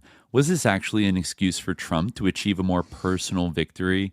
An official White House statement from May 30th, 2019 declares that the U.S. will impose a 5% tariff on all goods imported from Mexico if the illegal migration crisis is alleviated through effective actions taken by Mexico. To be determined in our sole discretion and judgment, the tariffs will be removed. If the crisis persists, however, tariffs will be raised to 10% on July 1st.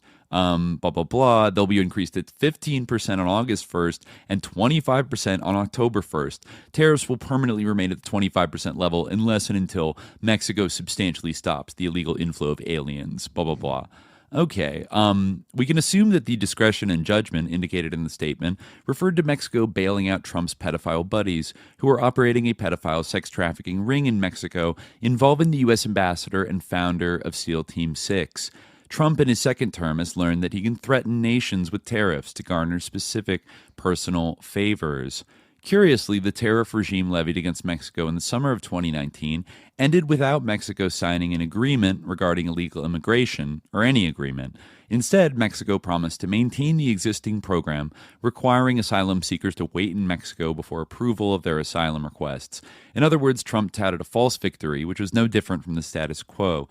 Afterwards, a horde of American racists cheered, ecstatic that America defeated its neighbors. However, all the while, America's pedophiles that preyed upon poor Mexican children escaped justice. Turner and his team were attacked even more vigorously following their July 19th contact with the FBI, as he would send this extreme weight-bearing email to Detective Harkins on July 27th.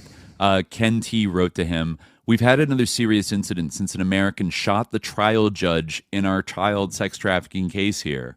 He and I both think this latest incident is tied to the fact that we reached out to your team. Who on your team knows that we're talking to you? Anyone assigned from NSA, CIA, or U.S. State Department? Please understand people's lives here are in jeopardy. We have had 4 armed attacks against us. My partner has shot and killed 2 and wounded 5 American agents to date, numerous white American agents following us in vans assigned to U.S. Embassy. Jorge was attacked and lost his arm. The president of Mexico is keenly aware of our case against Marcinko and other U.S. officials. This case we have here is most certainly connected to yours." We read this in our last episode. I think so, right? yeah. It'll bring a whole new dynamic. Prince Philip is small fry compared to what... Does he mean Prince Andrew? Like Prince Philip is small fry? Yeah, but I don't know. Maybe he does mean Philip. So then, just to reiterate this, you may want to question ex-U.S. ambassador to Mexico, Mr. Earl Anthony Wayne, about his involvement with an underage girl when he attended and was arrested by federal police. We believe that Marcinko and Epstein were involved organizing this party and that it was held in Juarez, Mexico in 2014 at a U.S. consulate-controlled housing facility. Ask him how he knows Richard Marcinko. He was sentenced in Mexico in 2017 to a life sentence for impregnating an 11-year-old girl. Her son's DNA matches Wayne's 100%, but he is allowing an ex-U.S. Marine, or Navy SEAL, to stand in his place and serve his sentence in Mexico. Or maybe it is a U.S. Marine, like somebody from the embassy that they patsied, to stand in his place to serve his sentence in Mexico. That was an agreement worked out between our U.S. State Department and a judge in Mexico after a huge payoff. Mr. Anthony has an outstanding arrest warrant here in Mexico for avoiding sentencing. His cell number is redacted. I want to confirm that the phone you'll be using has been swept for malware and keyloggers. After our call, you'll understand why we are so concerned with secure comms here. Turner, he's describing basically, there is, that the ambassador was like at these sex parties under Obama. There's a picture of Earl Anthony Wayne at a poppy field in Afghanistan. Probably at some point. Turner and his partner's experience is a perfect case study in the ways American operatives die abroad. The U.S. agents that died in shootouts with Turner's team were programmed to kill psychopaths that happily died in service of their pedophilic Zionist imperialist masters.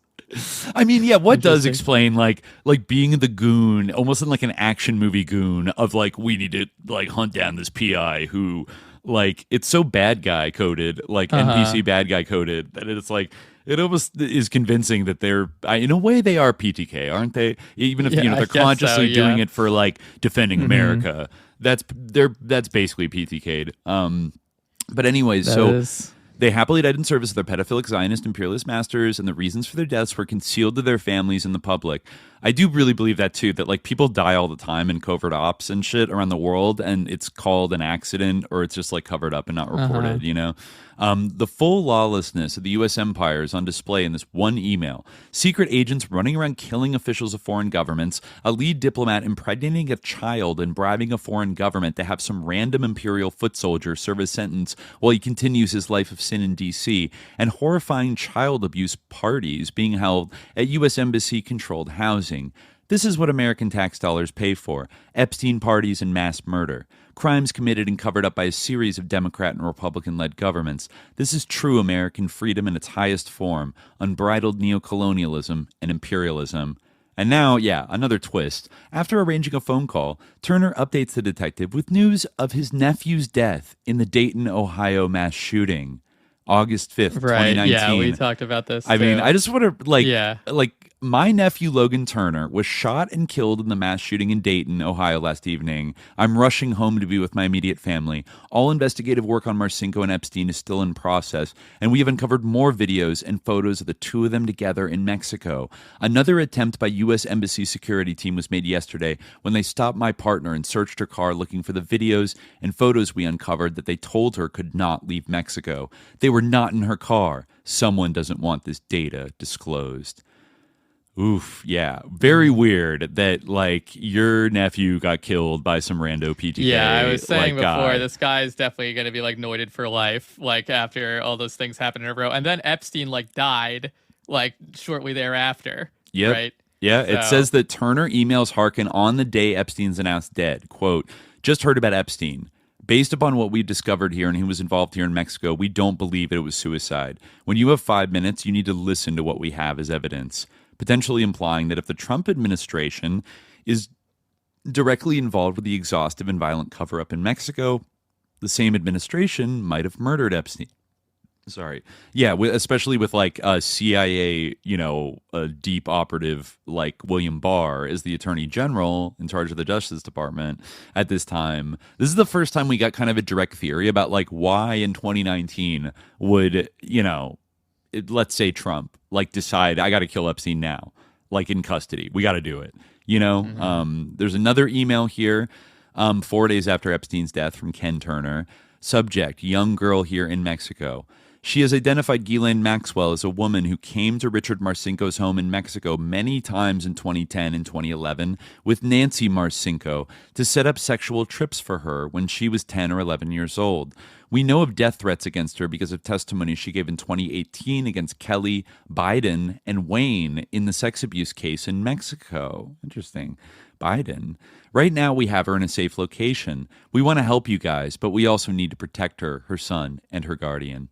Yet another instance of American neocolonialism on display, treating the children of Mexico like the de facto property of American elites who were sent around the world to be abused in the same manner as the Franklin trafficking ring and the SOS Children's Village operation. Reading this email, we see a very familiar name being dropped. Being an uncommon name, it's safe to assume that the Biden in question belongs to the Biden political family. It would be pure speculation to suggest which Biden it is, but we're reminded of Joe Biden's numerous accusations of assault and sexual misconduct, and Hunter Biden's child pornography allegations. In addition, it's worth noting that Ambassador Wayne was an Obama appointee and friend of Joe Biden. In 2012, Joe Biden visited Ambassador Wayne and toured a historic Catholic church in Mexico City. Turner would send another damning email, presumably to Harkins, on December 31st, 2019.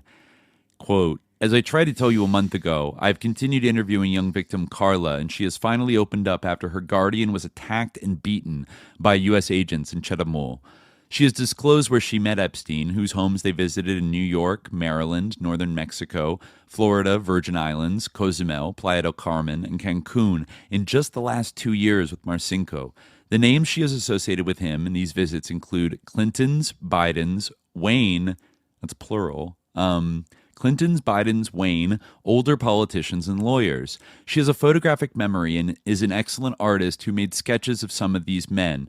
These U.S. agents who attacked, raped her, and her guardian are under arrest in Mexico and have asked her and her guardian to drop all charges against them so that all the harassing attacks stop. I don't trust these people to not harm her and her guardian due to all the past attacks.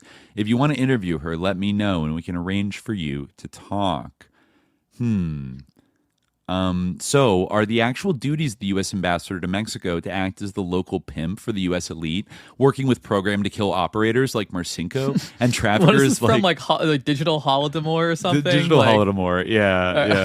All right. I'm liking the vibe so far. I think, honestly, calling anybody on SEAL Team 6 a program to kill sicko is like, it is accurate. They you don't go through that training without kind of being PTK'd a little bit. It's really inarguable. Right. When the full scope of Epstein and Marcinko's relationship is considered, it's hard not to shudder at the thought of the tasks Marcinko was likely given by the trafficker. We know there were thousands of Epstein victims, and Marcinko and Epstein seemingly generated thousands of hours of CSAM on their own. Yet there are so few victims that we know of today, and the loudest that come forward are silenced. Marcinko could have been tasked with possibly killing victims, disposing of bodies, engaging in paramilitary-like warfare against the Mexican authorities, or even American citizens like Ken Turner. It would be easy to chalk up disappearances or murders of young girls to gang warfare or cartel violence. Coincidentally, this is the same tactic Trump uses to wage war on nations, garner personal favors, and cover up horrific crimes. Blame cartels to go to war. Yeah, the cartels do not exist. To go to war with entire nations. To understand the full psychotic potential of Marcinko under the command of Epstein in the U.S. Embassy, it's worth analyzing his past and the American operator ethos. Of course, in any normal society, soldiers engaging in combat so emotional, vicious, or cruel that the fighting resembles a personalized vendetta would be considered strange or even base or onerous. In empires, we like to call these people warriors. Every empire throughout history has had their elite class of pathologized warriors. The Nordic kingdoms of old had their leagues of Vikings who vandalized the civilizations of the Celts, Scots, and Franks. In ancient Japan, samurai maintained political and economic control through a brutal enforcement of a strict feudal system where they enforced the will of the shogun on the condition of receiving title and land grants. Every once in a while, this delicate system would explode in a cacophony of ultraviolent spectacle where various shoguns of differing prefectures would wage absolute war on one another's. It's also no coincidence that the idealized image of the Arthurian knight returned to popularity during the Anglo invasion of Ireland in 1169. No. The colonization of Ireland, which would spawn the dawn of an imperial Britain that would be responsible for great crimes, genocides, and continues to this day. So yeah, blah, blah, blah. We have our operators. So yeah, thinking is for the culture that has as its creed, find the enemy, kill him. No time to think about the nature of war, violence, or revenge. Thinking is for communists and effeminate men. This is the Joe Rogan ethos here. So the great warrior epics of our time are told through kick streams and podcasts, and gallant knights have been replaced with drunk divorcees arguing over who actually killed Osama bin Laden. True. Operator culture or murderous psychotic veterans exaggerating their stories to the point of self-mythology for financial gain can arguably be traced back to one man, Richard Marcinko, the founder of SEAL Team 6, convicted felon, and author of the Rogue Warrior series. I think he co-wrote a bunch of things with Tom Clancy, the Rogue Warrior series. Yeah, so long before Marcinko would gallop around the world killing people and then sell books about killing people, he was born in coal country in Lansford, Pennsylvania, in Carbon County of the old, Molly Maguire lands back in the day. Marcinko grew up in relative poverty in a household of first-generation Yugoslavian Americans. He was Croatian. His father abused him as a child, and he was known to have a nasty temper. To summarize his childhood in one line, he said of his family in the town, all the men in the family, and virtually every male in Lansford as well, were miners. They were born, they worked in the mines, they died. So, he enlisted in the Navy, became a frogman. Let me think. Then he was involved in Vietnam, obviously, a special forces guy in Vietnam. There's a picture of him. Yeah, in Nam. He was he was serving with Lieutenant Bob Kerrey, future senator. And they went in and massacred everybody and killed all the civilians there. Kerry ordered his men to kill them and get out of there. The SEALs, the SEALs kind of operated very much as like a death squad in Vietnam in kind of conjunction with like Operation Phoenix. Anyways, so yeah, Kerry, I believe, went on to be on the 9/11 Commission years later good to have somebody of conscience on that. That's great. So yeah, we're talking about, the massacres in Vietnam were not isolated incidents of rogue soldiers. The indiscriminate murder of civilians was part of the Phoenix program, which saw these scattered massacres and ethnic cleansing as an appropriate psychological tool needed to engage the enemy in the battlefield of mental warfare. These killings were indiscriminate, but were clearly calculated. So yeah, that was kind of his school of learning, and then he would go on. This is a long history about like the sicko thing, and then him going on. But I mean, it all tracks kind of that Marcinko. Yeah. It's crazy that like this celebrity Navy SEAL sicko would end up like working for Jeffrey Epstein in this intimate way, and like also be involved in abusing children down in Mexico. Like it's and then this shadow war, this like Sicario shadow war going on, like right up to the point of his death, right? Where this like PI is like getting in like action movie shootouts with like US operators, and they're like blowing off his like partner's arm and he's like trying to, it's funny comparing it to like the fucking Operation Underground Railroad. You know what I mean? Like it's almost like, I mean, who knows what this guy's ultimate deal is, but I don't know, if the stuff about him getting shot at constantly is true, then it's like, this is what happens if you actually do like a real Operation Underground Railroad that isn't like a weird psyop. You know what I mean? Like you will get operators chasing you down and trying to like murder you, and you'll be like talking personally to AMLO, and he'd be like, I'm going to try to help you, but I don't know if I can. It kind of puts the AMLO Claudia kind of, that political movement in Mexico in an interesting light, like their tensions with the United States, even the Biden administration. And of course, if Biden was friends with this ambassador who was allegedly a pedo, remember, we've talked about that before. I noticed that New York Times was publishing some posts about how like maybe Mexico is becoming authoritarian, and Anthony Blinken, who's also very connected to like the Maxwell Epstein nexus, is concerned about like, democracy or whatever. Maybe he's concerned about this, right? Like this is quite a hot potato that you need to like bury right down in Mexico, where if it comes out, it does make you wonder, like, how did this end up really resolving? Did it all just get kind of short-circuited by Epstein dying and this guy's nephew being killed in a mass shooting? Well, was he killed, or did he get like, did he, was he did he experience it, or was he injured, like, or was he just like I thought that he died. I was almost positive that he said he... Yeah, I feel like he said he was in it. That's what I remember from reading it last time, but maybe... Let me look up the... This was the 2019 Dayton shooting by Connor Betts, 24-year-old, who shot and killed 9 people, including his brother, and wounded 17 others. So I don't know if there's a list of victims here.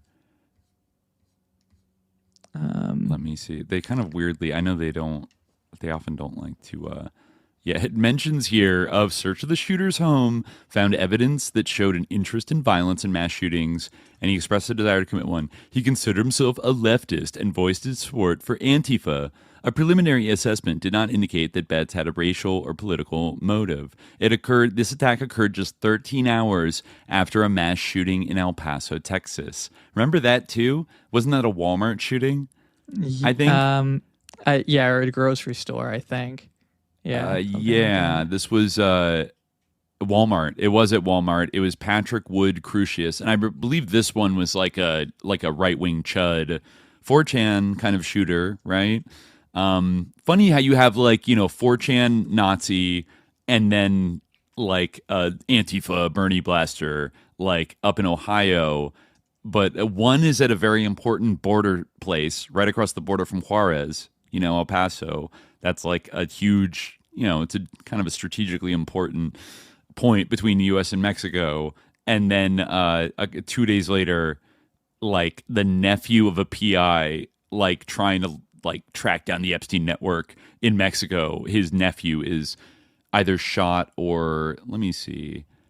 Let me go back to... I'm trying to find it. I had to search for my nephew. Oh no, he was killed. My Yeah. nephew Logan Turner was shot and killed in a mass shooting in Dayton, Ohio last evening. Wow. Yeah. Yeah, Logan Turner, Dayton, Ohio. And that was on Victim. August 6th. Yeah, and then August 5th, and then on August 10th, Epstein. But in the interest of time, like, we should talk about like some of the like bizarre, like the truly like bizarre things that are in this like latest release.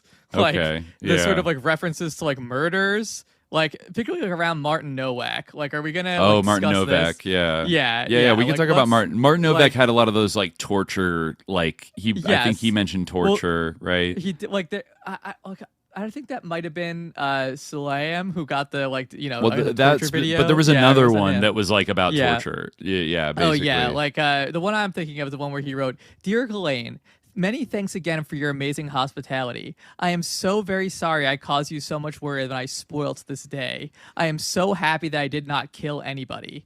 My perspective of life has changed somehow. Lots of love, Martin." What did he do? Well, like, okay. What? Like, he got really I thought and, like, endangered someone. Like what? Like, I think my shooting from the hip here. I saw other people like speculate about this. Is it almost sounds like he was like on psychedelics or something and had a freak out, and was kind of saying like, "Oh, thank God I didn't kill anybody because I was crazy." Like it sounds like more than maybe just being drunk, but also I'm not sure what else. I mean, what was going on there. And it's also like he's not like just saying like, as a joke, like, I'm so glad I didn't kill, like he's serious. Like, no, he he's seems like serious. apologizing like, deeply. Yeah. He did something like a little bit like too much. And it's like, what did he do? Yeah. This is, Martin Novak. Is he at Harvard or is he at MIT? I always forget. I don't remember I think he was at Harvard. Yes, he was. He was, he had a lot of Epstein-Lee interests. Yeah. Here's one from 2015. Good morning, Evolutionary Martin. game theory. Good morning, Martin. Jeffrey would like to have dinner at the Institute this Friday with the Chomskys and, quote, all the boys. Wow. Cool. Martin. Yeah, he pops up a lot in this kind of, like this milieu of scientists that are recruited. Let me see. Yeah, where are some ones that are there any other ones that him? I feel like there was one that mentioned like a torture video or torture something. Like aside from it was the it was very vague. Like Epstein said, like our spy was, or one of them said our spy was captured, right? Oh, and the other one yeah. said, was it Epstein? I think it was Nowak said our spy was captured, and Epstein said, did you torture her? Oh, right. That was it. Did you torture her? Yeah. Which like Epstein, and, like that seems kind of like just like a sick Epstein joke in a way. Like, and I don't know like what our spy means. Like what is that all about? Like, he does speak like cheekily sometimes. I think it's definitely a kind of deal where like sometimes when he brings up torture, it seems clear that he's not. It's the way people use like that's going to be torture, or like I don't mean to torture her, but he's talking about like Ariane de Rothschild or something, like that treatment would torture her or something. It's like he's not literally talking about like torturing somebody. Like it is a turn of phrase people use. That said, there's a few times where it's like I don't think this is like a turn of phrase. The torture video was vague enough where it's like maybe there's actual torture there because someone in the same chain was like that upset me, right? Or like there was like that kind of like I don't want to see. I'm scared to open it or something like that, right? And a different video they were talking about. Admittedly, I've had a tough time like looking through the sort of indexed like videos. I guess it does say today, on Gmail, it says new February 5th, volumes 10 and 11 of the DOJ's 1 million document drum are not now in Gmail. But it still seems like you can't search like the videos on Gmail, and I've had trouble on the justice.gov website. We don't have like a good website for this stuff now, which is why I'm saying people like need to build one, but people who know how to do that kind of thing need to build one because right now one doesn't exist. But another one, so what about this one file that's it's labeled confidential. It's SDNY, EPSTA 000344620, and it's just a piece of paper, like no other information on it other than the confidential on the bottom and the SDNY like serial number or whatever. That's weird. And When then, I click on it, you it know, says nothing found. Did they pull this? I've noticed that too. Like that the links in my workflowy like don't like go to. You have to like go back and manually enter like the EFTA number. Oh, but okay. yeah. So this Weird. one is EFTA 00034 and it's Yeah. just as a piece of paper, and it just says, according to the Suicide Watch log dated 7/23/19 at about 2:15 a.m., inmate Epstein told the staff watching him on Suicide Watch that his cellmate tried to kill him. Oh yeah, this is the like the big Italian, like the cop, the murderous cop that was like put in the cell with him, who was like roided out. And guess, that yeah. must be him, right? That was like his cellmate at the time that he had like an incident, right? Yeah. Yeah, I still can't find it on the. For some reason, I can't find if it on you search the Epstein. EFTA number, it doesn't come up. Even if you put .pdf after it, it's such a real unreliable thing. I know, it's so But, annoying. Yeah. yeah. Well, now it's like there's a bar above it I'll that's try just a sending you the generic link like in the chat. it's if like a I can. generic Department of Justice like fucking thing that's not actually searching the Epstein files. Let me try it again here. I gave you the I link in found the it. I chat. found Yeah. it. Okay. Yeah. Yeah. What According what to the is this Suicide piece Watch, of paper? Like, Let me see if I can what, bring like, this up. like, you know, Yeah, like, what this is is this? Yeah, according to Suicide Watch log, at about 2:50 a.m., Epstein told the staff watching him on Suicide Watch that his cellmate tried to kill him. Period. And then it's just blank paper. Yeah, that gets shoved under the rug all the time. Is that like, what about when his cellmate tried to kill him, and nobody ever talks about that? Like, very, very weird. And also, like, what is the like provenance of this? Like, is this like someone's text edit document? Like, what? Like, I just want to know like the story of this piece of paper more than anything. It looks like plain text, like it was copied and pasted. Like was this printed on out from like TextEdit. Apple Notes or whatever the equivalent is? Yeah, like, and this was labeled confidential SDNY. All right, yeah, I guess. Like someone took a note on that just to like for posterity, and then right. Yeah, his cellmate tried to kill him. That was pretty much it. Yeah, I didn't get to look through all the reports that were like from the jail as well. I did think one, like the final conclusion was like, oh yeah, like everything failed in this situation, and like, weird. Yeah. But also here's something that's interesting that I just wanted to get to because this has some of the most specific kind of allegations. Somebody like decoded this like cipher. Oh kind yeah, of this thing. is good. Yeah. Hold on a second. Yeah, and there's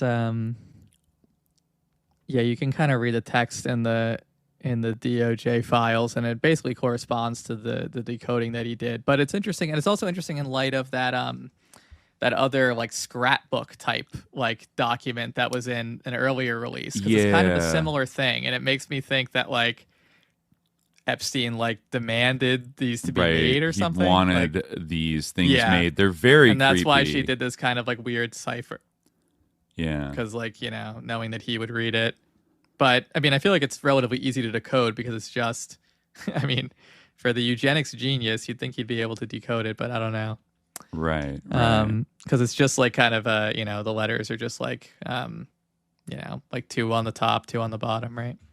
Yeah. So we can go through this. I'm assuming this is like an accurate thing, like an accurate like decryption of it. But let's just go through here. Where is it? Where did I put it?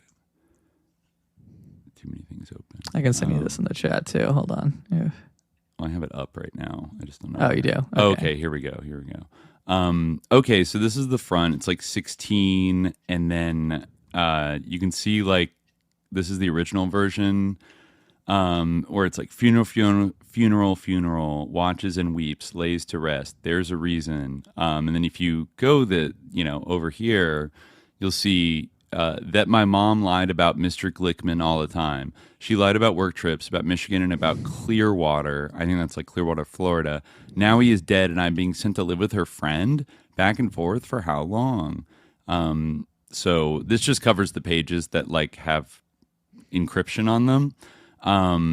this is another one where she like went to a party and met this man named Mr. Robert and his pretty wife Jill. The same British lady from Clearwater was there. She talked to me all night. Then, there's this kind of weird and creepy, kind of scrap it, quiet, red light, open your eyes. There were a lot of things to think about. Why are there so many questions? Lost.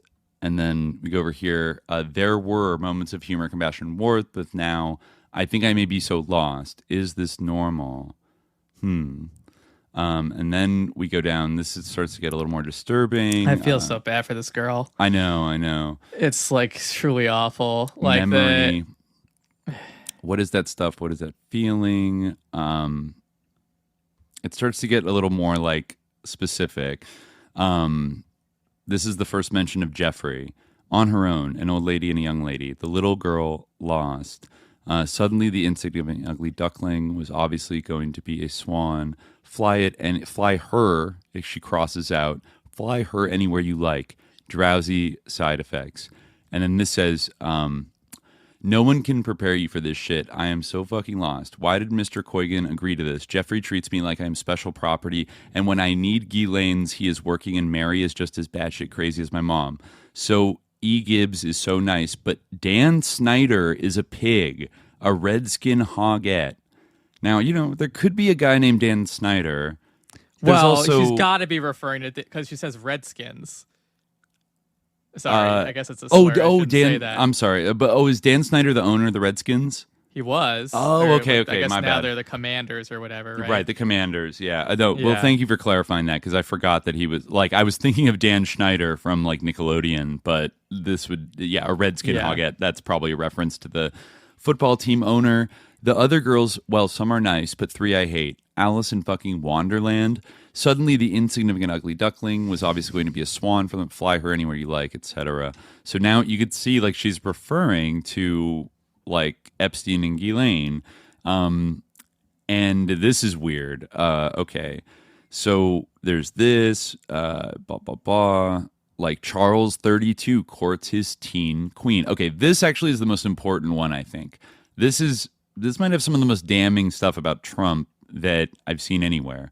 So, and others too. Thank God my parents picked me up. For being a Rockefeller, that plane Mr. Dana had me on was scary. Both he and Larry Summers are fucking disgusting. Hope no relation to Trey. I don't know if that means Tracy. I think maybe, yeah. Is Tracy Summers like another celebrity or something like that? I'm not sure. I'm not really sure, but then what a very jolly and amusing and attractive 16-year-old she was. Great fun and bouncy. Charles 32 courts his teen queen. Then next to that, I guess it's a royal thing. Gross.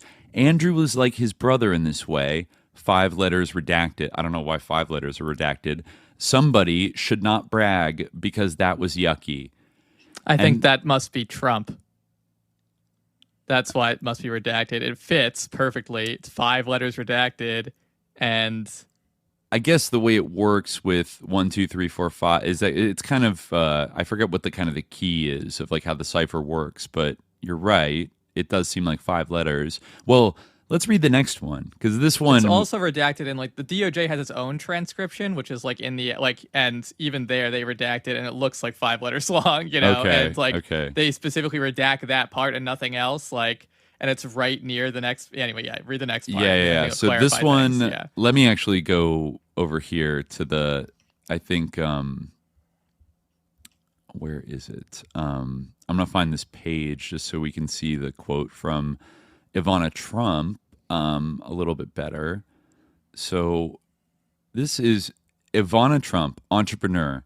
She once asked me how I handled the press during my divorce. She said, "You came out of your divorce with dignity and pride, and that's how I would like to come out of mine."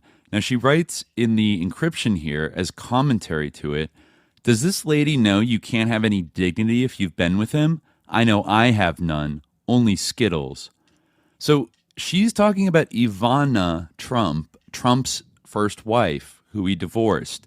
And Ivana Trump is saying something like, I came out of my divorce with like grace and like dignity.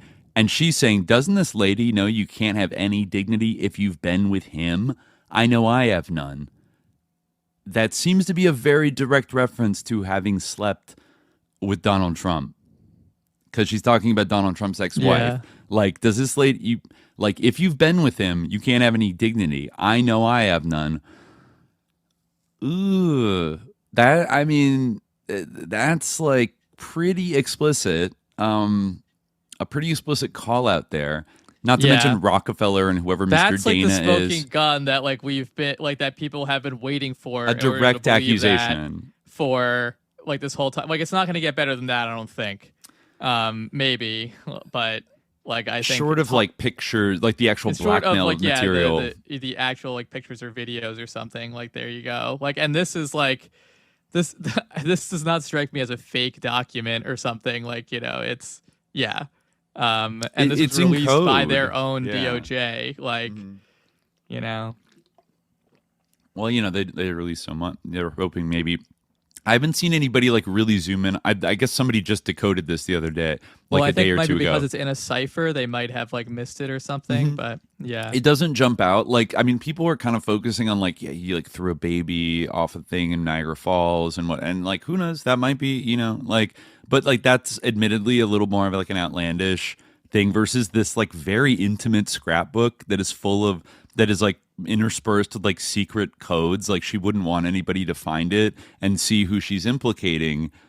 She seems paranoid about somebody going through this, but she also wants to leave a kind of monument to say what happened to her, kind of thing. Yeah. This is very kind of dark and grim. It seemed there's a picture of an ultrasound, a fetus or something. This is a horrible part. Yeah. Concerned everyday problem, nausea. It says, I am so very sorry, little one. A sea of grief. This is birth control. Remember, you know our names. Bet. What are those bets and why do I have to take photos? I am so lost.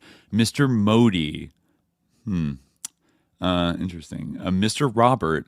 Mr. Sant. Mr. Ludwig, Mr. Ketchy, Mr. Mora, Mr. Goodlot, Mr. Atkins R, and then the rest of it is cut off. You can see, down here, and then the next one, travel to another state, New York. Yeah, Modi with a Y. So I'm assuming it's not. The Narendra Modi. Yeah, exactly. Maybe not.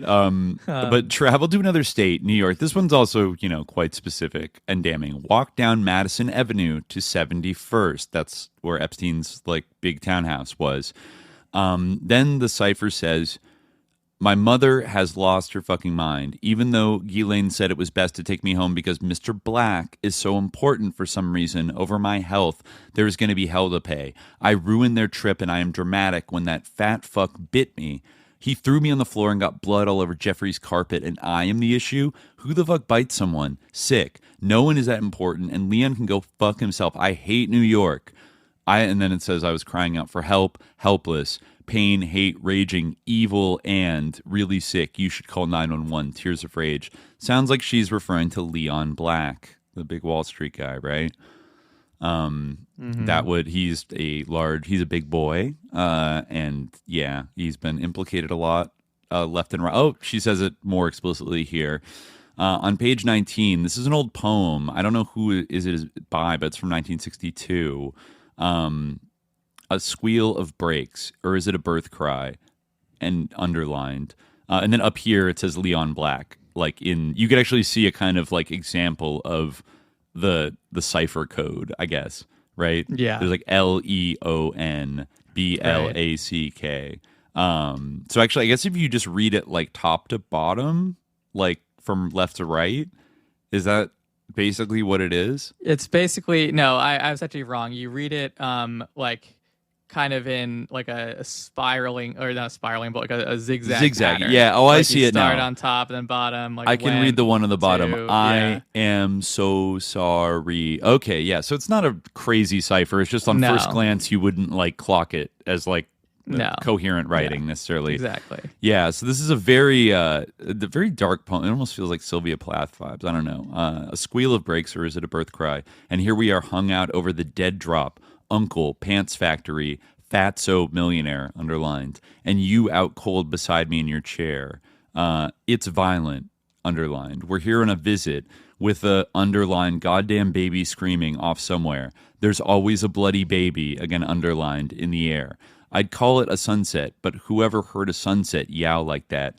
You were sunk in, again underlined, your 7 chins, still as a ham. Who do you think I am, uncle, sad Hamlet, with a knife? Where do you stash your life?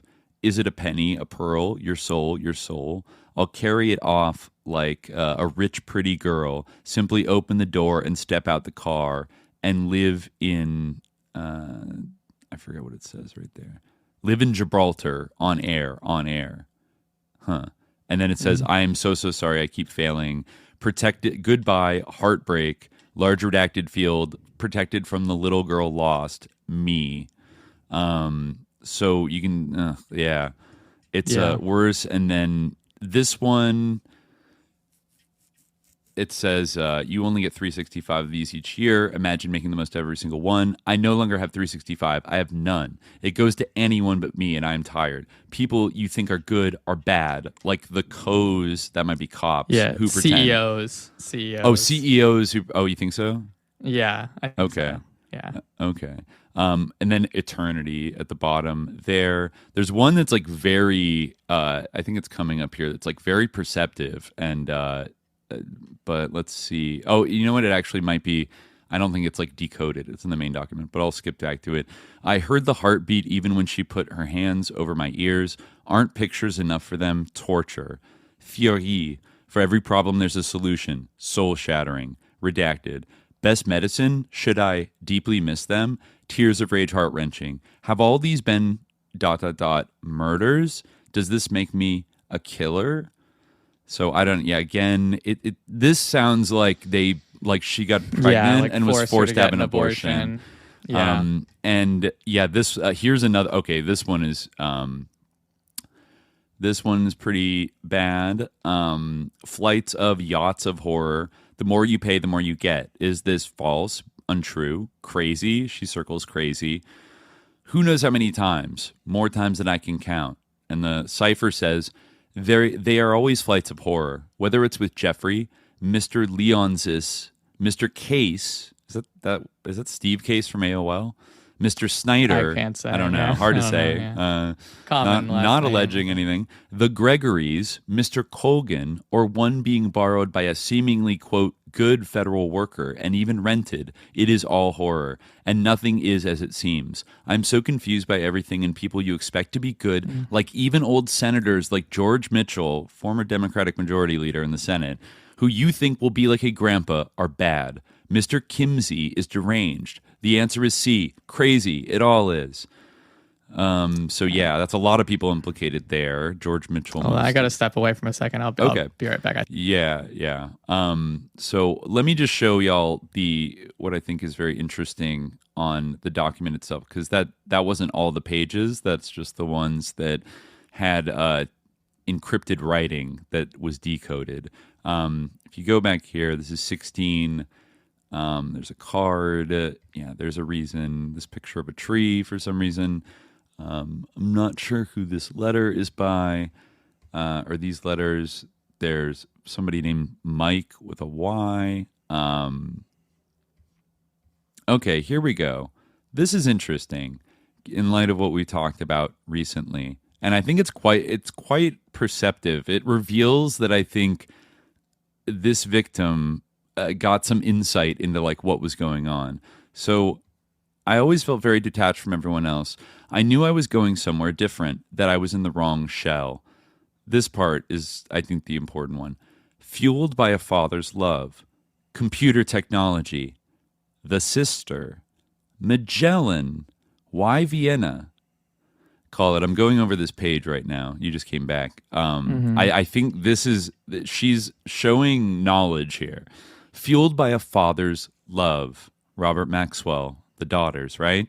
Computer technology, the sister, or sisters, right? Isabel Maxwell, Christine Maxwell, Ghislaine, Magellan, Magellan is the search engine developed by Isabel and Christine Maxwell that was like a little bit of a success in 90s, Bay Area, like in the .com community, and was brought and integrated into the Netscape browser, which was co-founded by Mark Anderson, right? Computer technology, Magellan, sister, father's love. Get it?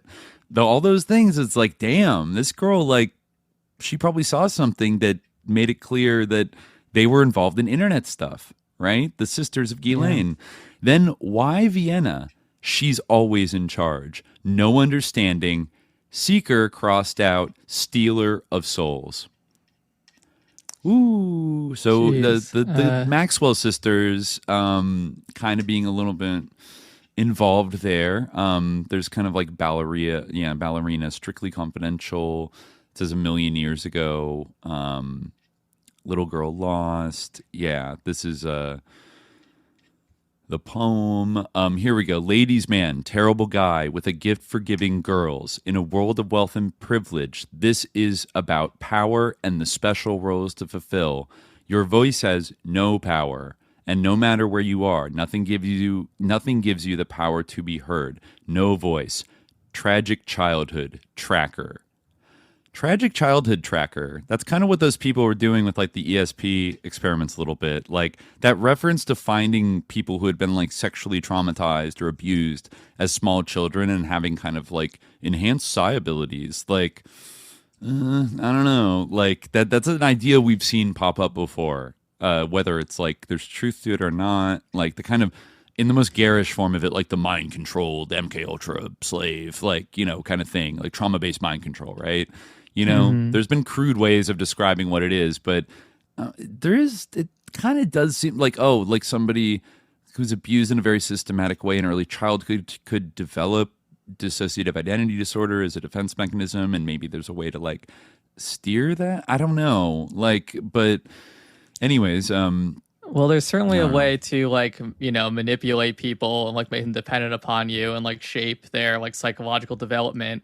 Right. Especially when they're young, if you like abuse them, so. Yeah. Look at this here. Yeah. Anxiety is not finding. Good morning, please. Please explain. They know and won't talk about it. How much do you need to see to know she's beautiful? No one picks up more dirt than his girls. So what's the difference between us? Who else actually like me? This is interesting. Maxwell Shoe Company, Arrow, no one will ever be able to fill them. Like nobody will be able to fill the shoes of Maxwell, Interesting. I'll fight to survive with sensitivity and grace, another ballerina reference. You have everything to lose. Never forget where real beauty comes from. Beauty is inside. This is another one of those things.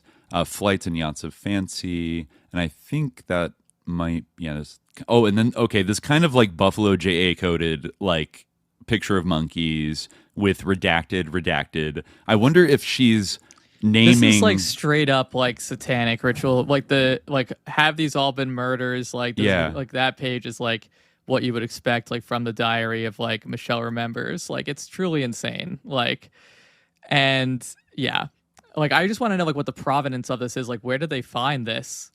It seemed it maybe in the possession of. I don't know. Like it could have been in the possession house, of in his house. One of his houses, I don't know, but it's very disturbing, and it does make you think sometimes. Like, they said that there's maybe up to like over 1,000 victims. That's the official government line on this, right?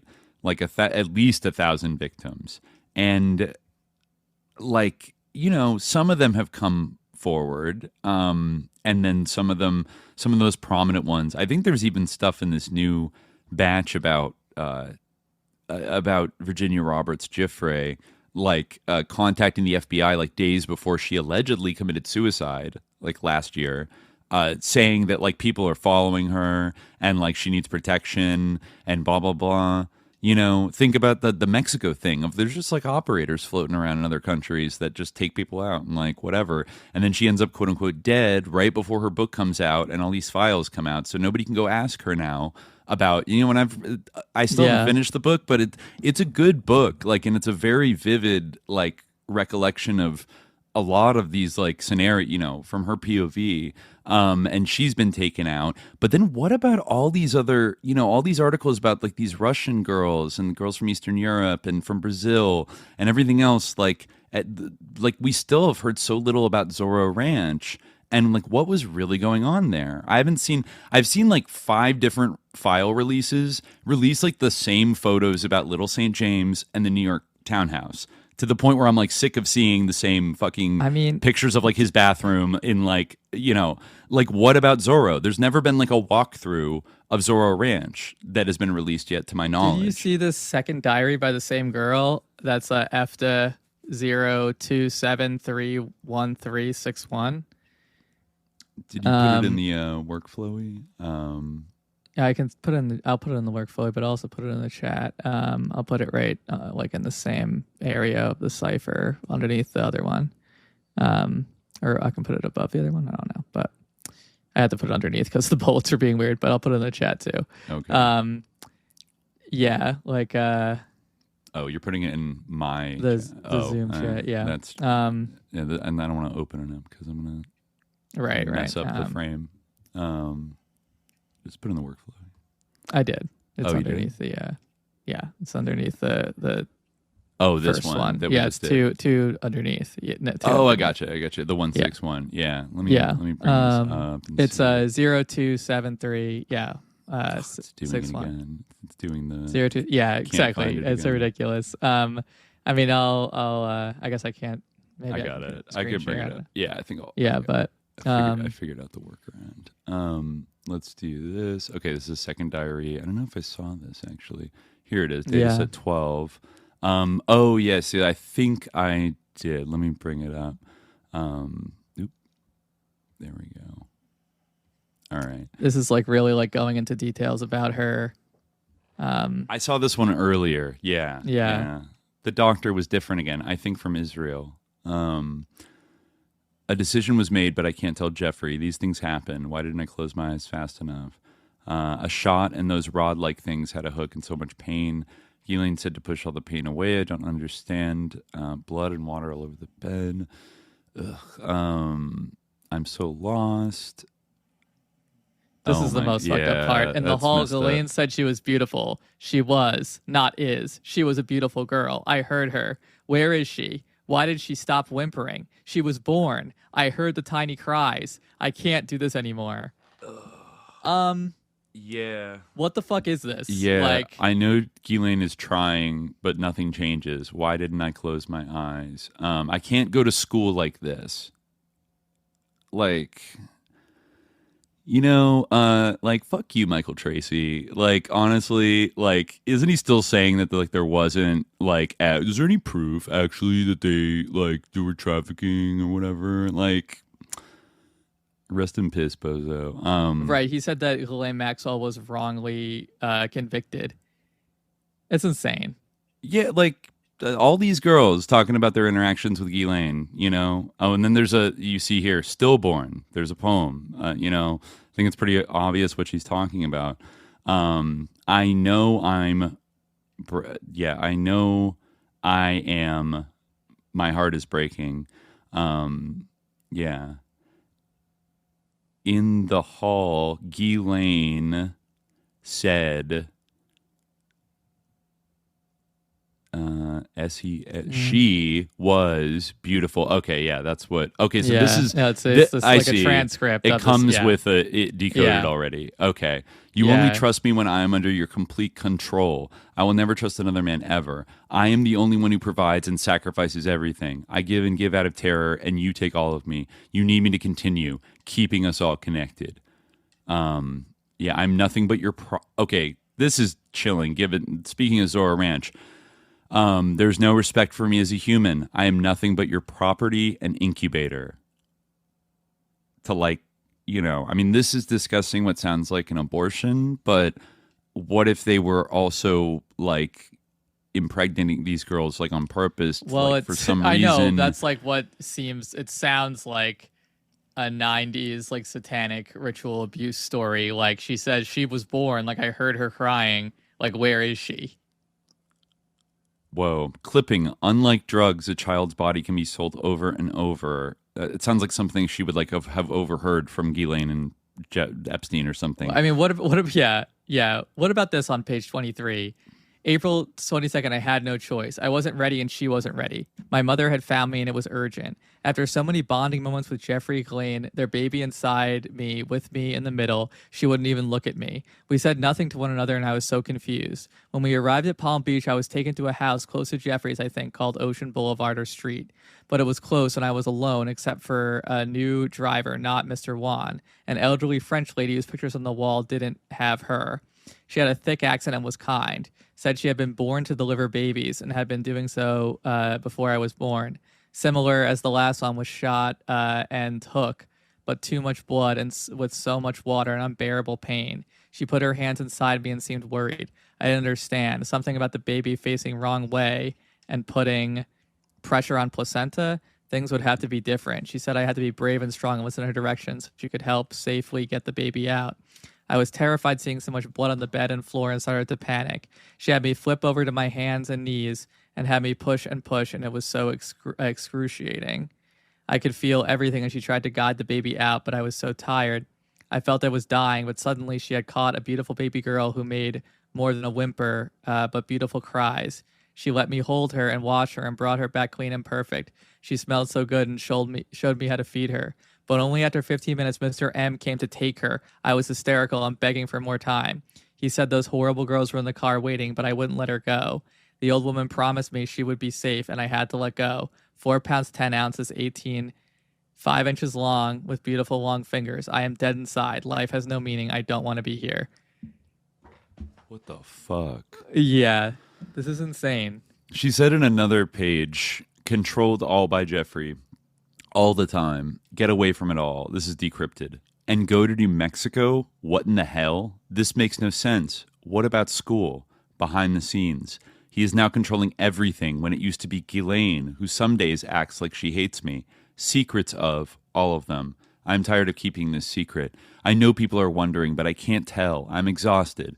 Broken promises. I don't understand why she is treating me on some days like I'm the enemy, but then we lay in bed together and she is how she used to be, warm. He makes her feel my tummy and it's so sad and confusing. Superior gene pool? Why me? It makes no sense. Why my hair color and eye color? That feels very Nazi-like, but in thinking about these stupid, insane theories he has, I guess in his mind it makes sense. The piano and music comments are made to convince me this is right, and will create perfect offspring, he calls them. I don't think it works that way, and it's making me hate playing altogether. Okay, this sounds like he's doing eugenics experiments, like, with these girls that he's effectively kidnapped in New Mexico, and he's spouting, like, insane, like, eugenicist, like, racialist theories about why they're going to be, like, perfect children or something like that. I miss the person I was before I was made into what feels as a human incubator. So they make her have kids and then take them away for God knows what. Here we go. Superior gene pool, get away from it all. Secrets of broken promises. My friend redacted realized much of everything and came to get me out of Mary's. She made me leave all things of value on the bed. She put all my belongings in trash bags. I have maybe avoided New Mexico. I have been staying with friends, but never more than 2 or 3 nights because my mother is on the warpath. Redacted have been so great, but Redacted saw me changing and knows about the baby. He said he promises to help me and we will figure out what to do. So it does kind of sound like, I mean, again, like, you know, we want to like, you know, we want to go too off like the schizo edge, but it sounds like her mom is like in on this somehow. Like her mom is kind of complicit in this. Yes, from this diary, it does seem like that. Yeah. And so it's almost like, there's kind of like an intergenerational, like not, but like seriously, like a kind of weird complicity of like a twisted parent, like deciding. I can't believe that someone would like make something like this, like fake something like this. This seems really real to me. Like if this is like a hoax, like I'm totally falling for it because like it just seems like too real. You know, here's another, I don't think of myself as like a mark for like anything like this. And I feel like, you know, it seems really real to me. Like it's just like too like well realize. Like like it's just like like the details are just like too Yeah. There's another reference on this baby kind of thing. Oh, I think I'm muted. Oh, okay. My bad. Are you muted? Say something. Hello. Oh yeah. I don't know why.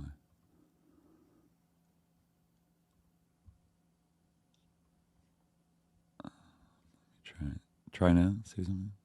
Can you hear me now? No, I can't. I don't know why. What the hell? I know. This is silly. That's annoying. I know. Yeah. All right, I'm waiting. Hold on. 1 second, folks. I appreciate the $2 donation for someone letting me know that I'm muted. Yeah, that's great. All right, going into Zoom. Yeah, try now. Hello. Okay, I that should be good. We should be back. Is that good, chat?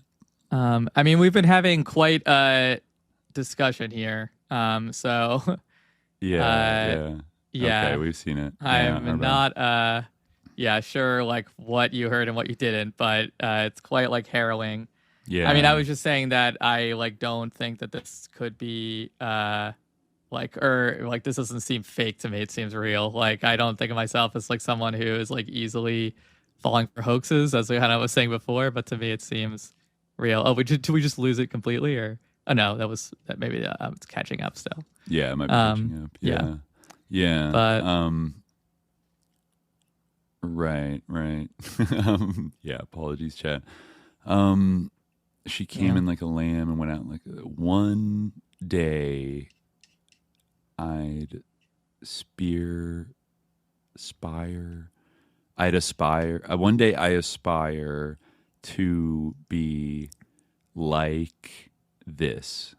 She came in like a lamb and went out like a lioness. Yeah. Oh man. Yeah.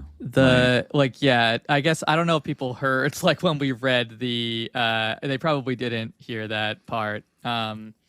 I guess you might have to wait for the episode audio to hear it, but I'll upload the audio. We won't like reread it, but basically it was like a description of like going to like a place with like an old woman like having a baby be born, and then like having her for like 5 minutes, and like her feeding from her like breastfeeding, and then having like the baby like taken away. After and like minutes. having to leave and go back, and then being forced to like be with disgusting Jean-Luc Brunel for 6 months. It was horrible. And definitely like Epstein was ranting about basically like his eugenics theories and making perfect babies, and like I think they heard your part. Okay, they heard my part. Yeah. It's just me. But I mean, it's like I was saying that it's like a 90s like satanic ritual abuse story, but real. I like looking at this, like the characterization is like so like vivid, and like the effort like to make this collage and this like cipher, and like to submit this, like this couldn't have been submitted like after the fact, like after all these revelations have been made, where someone like some random person learned this stuff, like, and then this like sent into the FBI, like, I guess they could have pretended that it was discovered and the FBI took it anyway or something, or the DOJ took it anyway, but still, I don't know. I feel like they would have been. It feels way too like real. No, there's just something about it that feels incredible. It lines up a lot with like Virginia Giuffre's accounts. Do you think it is hers? What she was saying is like she ran away and she was staying with friends and she was pregnant. I don't think it's Virginia. I think it's somebody else. Like, it sounds very similar, and because she was subjected to whatever, but I don't recall Virginia. Like that part at the end where she says, like, I need them, everyone, all to see. I still always dream to build a better world. Like that you were reading, she went from being a beautiful young girl to a sad, broken child, but maybe a hope that after it all, I still truly had it within herself. One day I aspire to be like this. you know, like I like that like sort of message of hope at the end. Like, Yeah. I don't think you would include that if it was just like some kind of like way to, yeah, like something like to put together or whatever. Like, they heard none of us for a half hour. We really got to do something about this. Yeah, that's crazy. We heard none of you for a half hour. Oh my God. Wow, I can't believe we have so many watching for just while we were silent for a half hour. Yeah. Well, you'll hear Apologies, everything chat. that we said. We'll put the audio up. We were mostly reading from these horrible documents that I was scrolling through on the screen, so you could, you know, see what we were reading from for the most part. But yeah, this is very about as disturbing as it gets in terms of like eugenics, scientific experiments. Like, they wanted to take her to New Mexico, so it sounds like this wasn't even happening in New Mexico, but they wanted to take her there, and she somehow like ran away or got out of it. So yeah, and she said that like that part that you read where he was talking about like his eyes, like you know, broken promises. I don't understand why she's treating me on some days like I'm the enemy. Then we lay in bed together and she is how she used to be, warm. I guess that's talking about Ghislaine. And then he makes her feel my tummy, and it's so sad and confusing. Superior gene pool? Question mark, exclamation point, question mark. Why me? It makes no sense. Why my hair and color and eye color? That feels very Nazi-like, but in thinking about these stupid, insane theories he has, I guess in his mind it makes sense. The piano and music comments are meant to convince me this is right and will create perfect offspring, he calls them. I don't think it works that way. It is making me hate playing altogether. Yeah, the piano thing. I mean, like it, yeah. She's also, I wonder, God, and you know what? It kind of is chilling because remember, you know, he went to Interlochen music camp, and then he turned around when he was, you know, in this period of his life, he like donated a bunch of money to Interlochen, and they built like, you know, like a Jeffrey Epstein memorial like cabin that he could go stay at while the kids were there. It sounds like this girl, she's posted a lot of things like ballerina kind of photos. I don't know if it's of her, but like, and then references to playing like the viola and the piano. It sounds like she's kind of like a musically talented kid, you know? So I almost like, it's horrifying, but I wonder, like, did he discover any of these victims like at Interlochen and identify them specifically for like, you know, like their prodigious musical abilities, you know, meant that they had the right genes for whatever weird eugenics fertility project that he was like engaged in, you know? Like, yeah. I don't know. It could be a whole bunch of things, but it's about as dark as it, you know, gets. And I do wonder why we haven't seen more photos out of Zorro Ranch or more information about it, because it kind of does seem whatever info like there is about it is like it's almost like there's an underground laboratory or something there, you know? Like there's something really like disturbing scientifically going on. And that's also, I think elsewhere he mentioned that he specifically chose like the Santa Fe area for Zorro Ranch because it was so close to the Santa Fe Institute, where they were also doing a bunch of like cutting edge science stuff. And I don't know, it seems, you know, like there's a purpose to that place, and we still haven't gotten like the full story about, you know, I think it's connected to all of this stuff with the girls and cloning himself and like having hundreds of babies and like living forever, doing weird eugenics things. I don't know. But yeah, it's pretty fucked up. It's pretty fucked up. Yeah. I think I just want to like clock a few things, like little things that I'd noticed in terms of, you know, we'll probably have to follow up on it maybe at a later point. Yeah, maybe we can do Monday, but yeah, we'll see. I think, you know, people are a lot of people are combing through these things and finding interesting stuff. We didn't quite get to talk about everything today. But I did want to clock, like following up on our previous investigations, there is more confirmation now if you search on the government website, that Mr. Whole Earth himself, Stewart Brand, attended like quite a few private breakfasts and lunches with Jeffrey Epstein and like a small group of people, often, you know, set up through John Brockman, which isn't a really big surprise. But another thing I noticed, his biographer, Stewart Brand's biographer, who we read from in our eps about him, John Markoff, who was like a local Bay Area kind of alt journalist who eventually kind of got tapped to move to the New York Times and be their tech reporter.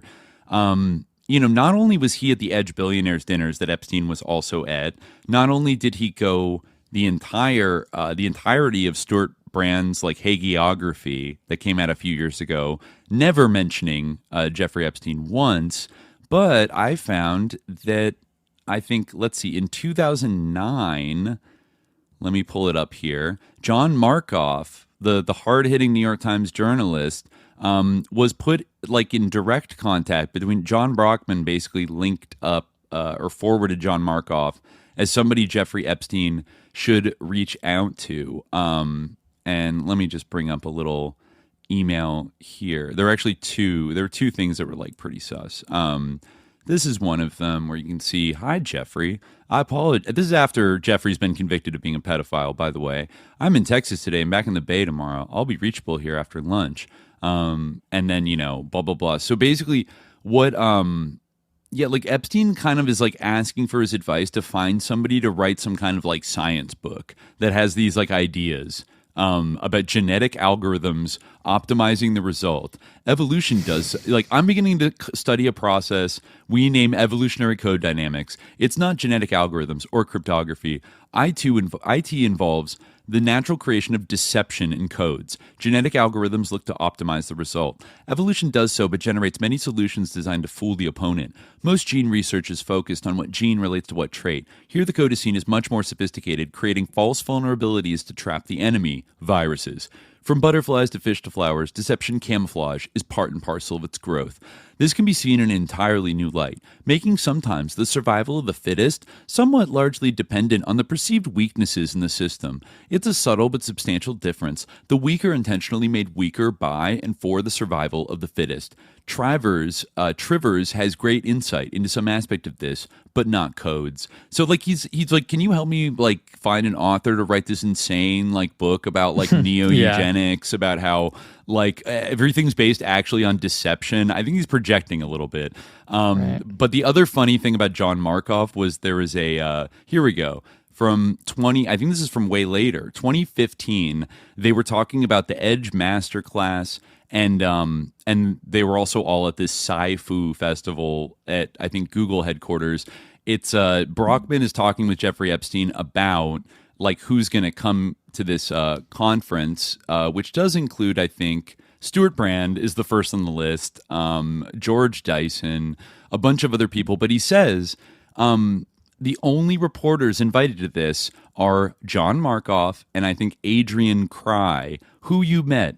Both friends who should be able to cover the event without mentioning you. Only one person to date has a blog. So that right there is John Markoff is not only, it didn't just slip his mind, but the reason he gets invited to these events is because he has an agreement, an understanding with John Brockman to never mention Jeffrey Epstein also attending these events. He's in the circle of trust, you know what I'm saying? So, John Markoff, you started out as a lefty writing for the Ford Foundation funded Pacific News Service in the late 70s and early 80s. Lots of hard-hitting articles about, technology, military spending, and things like that. But I don't know, it seems like then he fell in with the Stewart Brand orbit, and maybe he got the call at some point and decided it was better to be an insider, and has been kind of concealing that aspect of his entire career ever since, as he glazes Stewart Brand and writes all these books and stuff about how fucking amazing he is and he's the most beautiful man ever and blah, blah, blah. So I just thought that was funny. Maybe the last one I have to mention, at the very beginning, we talked about, we mentioned drop site news, right? Mm-hmm. Right. And they're getting a little flack. They're getting a little flack right now. I noticed a couple days ago, I was telling you that when I was looking through Gmail specifically, it hasn't popped up again for me, but I started getting these banners when I was searching that was brought to you by Dropsite News. And I'm oh, what are they sponsoring the Gmail website now? and I haven't seen any official announcement, but you saw the banners as well, right? Yeah. No, well, like if you go to Drop Site, you can see like that it's in their like, little bar. Yeah, I don't know if they've seen an official announcement either, but and the like what do you even call it on like a website where they have that like navigation bar? Yeah, and it just kind of popped up, and I just it actually, I'm glad it popped up because it reminded me to search for a certain name. Now people there's been more discourse. I think we've been on the slightly skeptical side of Drop Site News, despite their some good reporting on Palestine and Gaza and some other things going on, and they're definitely jumping out in front to be mediators and explainers of the Epstein, even his connections to Israel. That's good. That's valid, right? Well, but then, for every two good things that Drop Site News does, then they turn around and do some sus-ass, like, foundation left bullshit or some, crypto, like, imperial, like, let's interview this Iran protester that says that, like, everybody wants to overthrow the Shah and, like, is down to collaborate with Mossad right now. Overthrow the government and he wants the Shah to return. Yeah. And so, right. I have my little skepticisms. However, I just think everybody should be aware in terms of how to weight, like, the trustworthiness of this organization founded by people whose careers were funded by Pierre Omidyar, who himself is a new Epstein. Is, the publisher, I guess the person kind of putting up money. Well, they do get money from the Open Society foundations, i.e. Soros. But on top of that, like their publisher is a young, politically connected millennial named Nika Soon-Shiong. She just so happens to be the daughter of the owner of the LA Times and South African biotech, I think billionaire, like very successful biotech inventor guy named Patrick Soon-Shiong. So once I saw that banner pop up, and whose politics, by the way, are quite ambiguous, I would say. But then I thought, well, why don't I type Soon-Shiong into the Epstein database and like see what happens? And only one thing came up. Like, there's not a lot, but there is a conversation between the venerable Barnaby Marsh of the Templeton Foundation and Jeffrey Epstein. And what Barnaby Marsh initially said, this is in 2014, person mentioned in Gate conversation today, everyone I've asked agrees he is a genius and spending time with him is fascinating. It is hard to get a sense of how realistic some of his aims are since he is off the charts. But he does things and finds solutions, not just talk, and then posts a Forbes profile to Patrick Soon-Shiong and a Huffington Post profile about Patrick Soon-Shiong. And he says, Barnaby Marsh says, would be happy to connect him if you would like to get a sense of his thinking. And Epstein replies, yes, of course. And then there's like not really anything after that in terms of like, did they talk? Did they have a convo? Barnaby Marsh, who connected Epstein to Deepak Chopra, among other people, like was definitely, I feel like Epstein trusted Barnaby Marsh's like taste in exciting thinkers. You know what I mean? And so I would say like the odds are probably like high that they've at least like conversed about some big ideas in like the mid 2010s. I mean, I'm not going to say like, oh, like smoking gun, he's a friend of Epstein, because I haven't seen any other emails coming out that are, basically like of him replying back and be like, hi, Jeffrey, like you're awesome. Like let's hang out together. But it does indicate like a connection. It's a little close. It hits a little close to the bone. I think for like the publisher of Drop Site's father is mentioned as somebody that like Epstein needs to get in contact with, and like blah blah blah. It's just the kind of thing when you have like billionaires and billionaires' children like running the show and funding the show, like maybe they don't want their faves implicated sometimes, and we'll see what comes of it, but just something to keep in mind. I think given everybody else that even the most unexpected people being implicated, you know what I mean, like Drop Site's been making a lot of moves in the last year or two, and this is enough. I've seen this show before of like an outlet that's like, we're taking it to the man, and like many such cases right now, and they are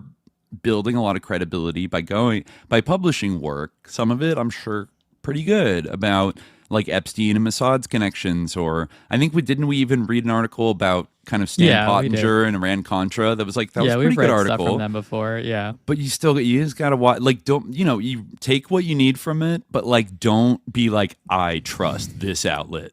Everything they post is yes, let's do it.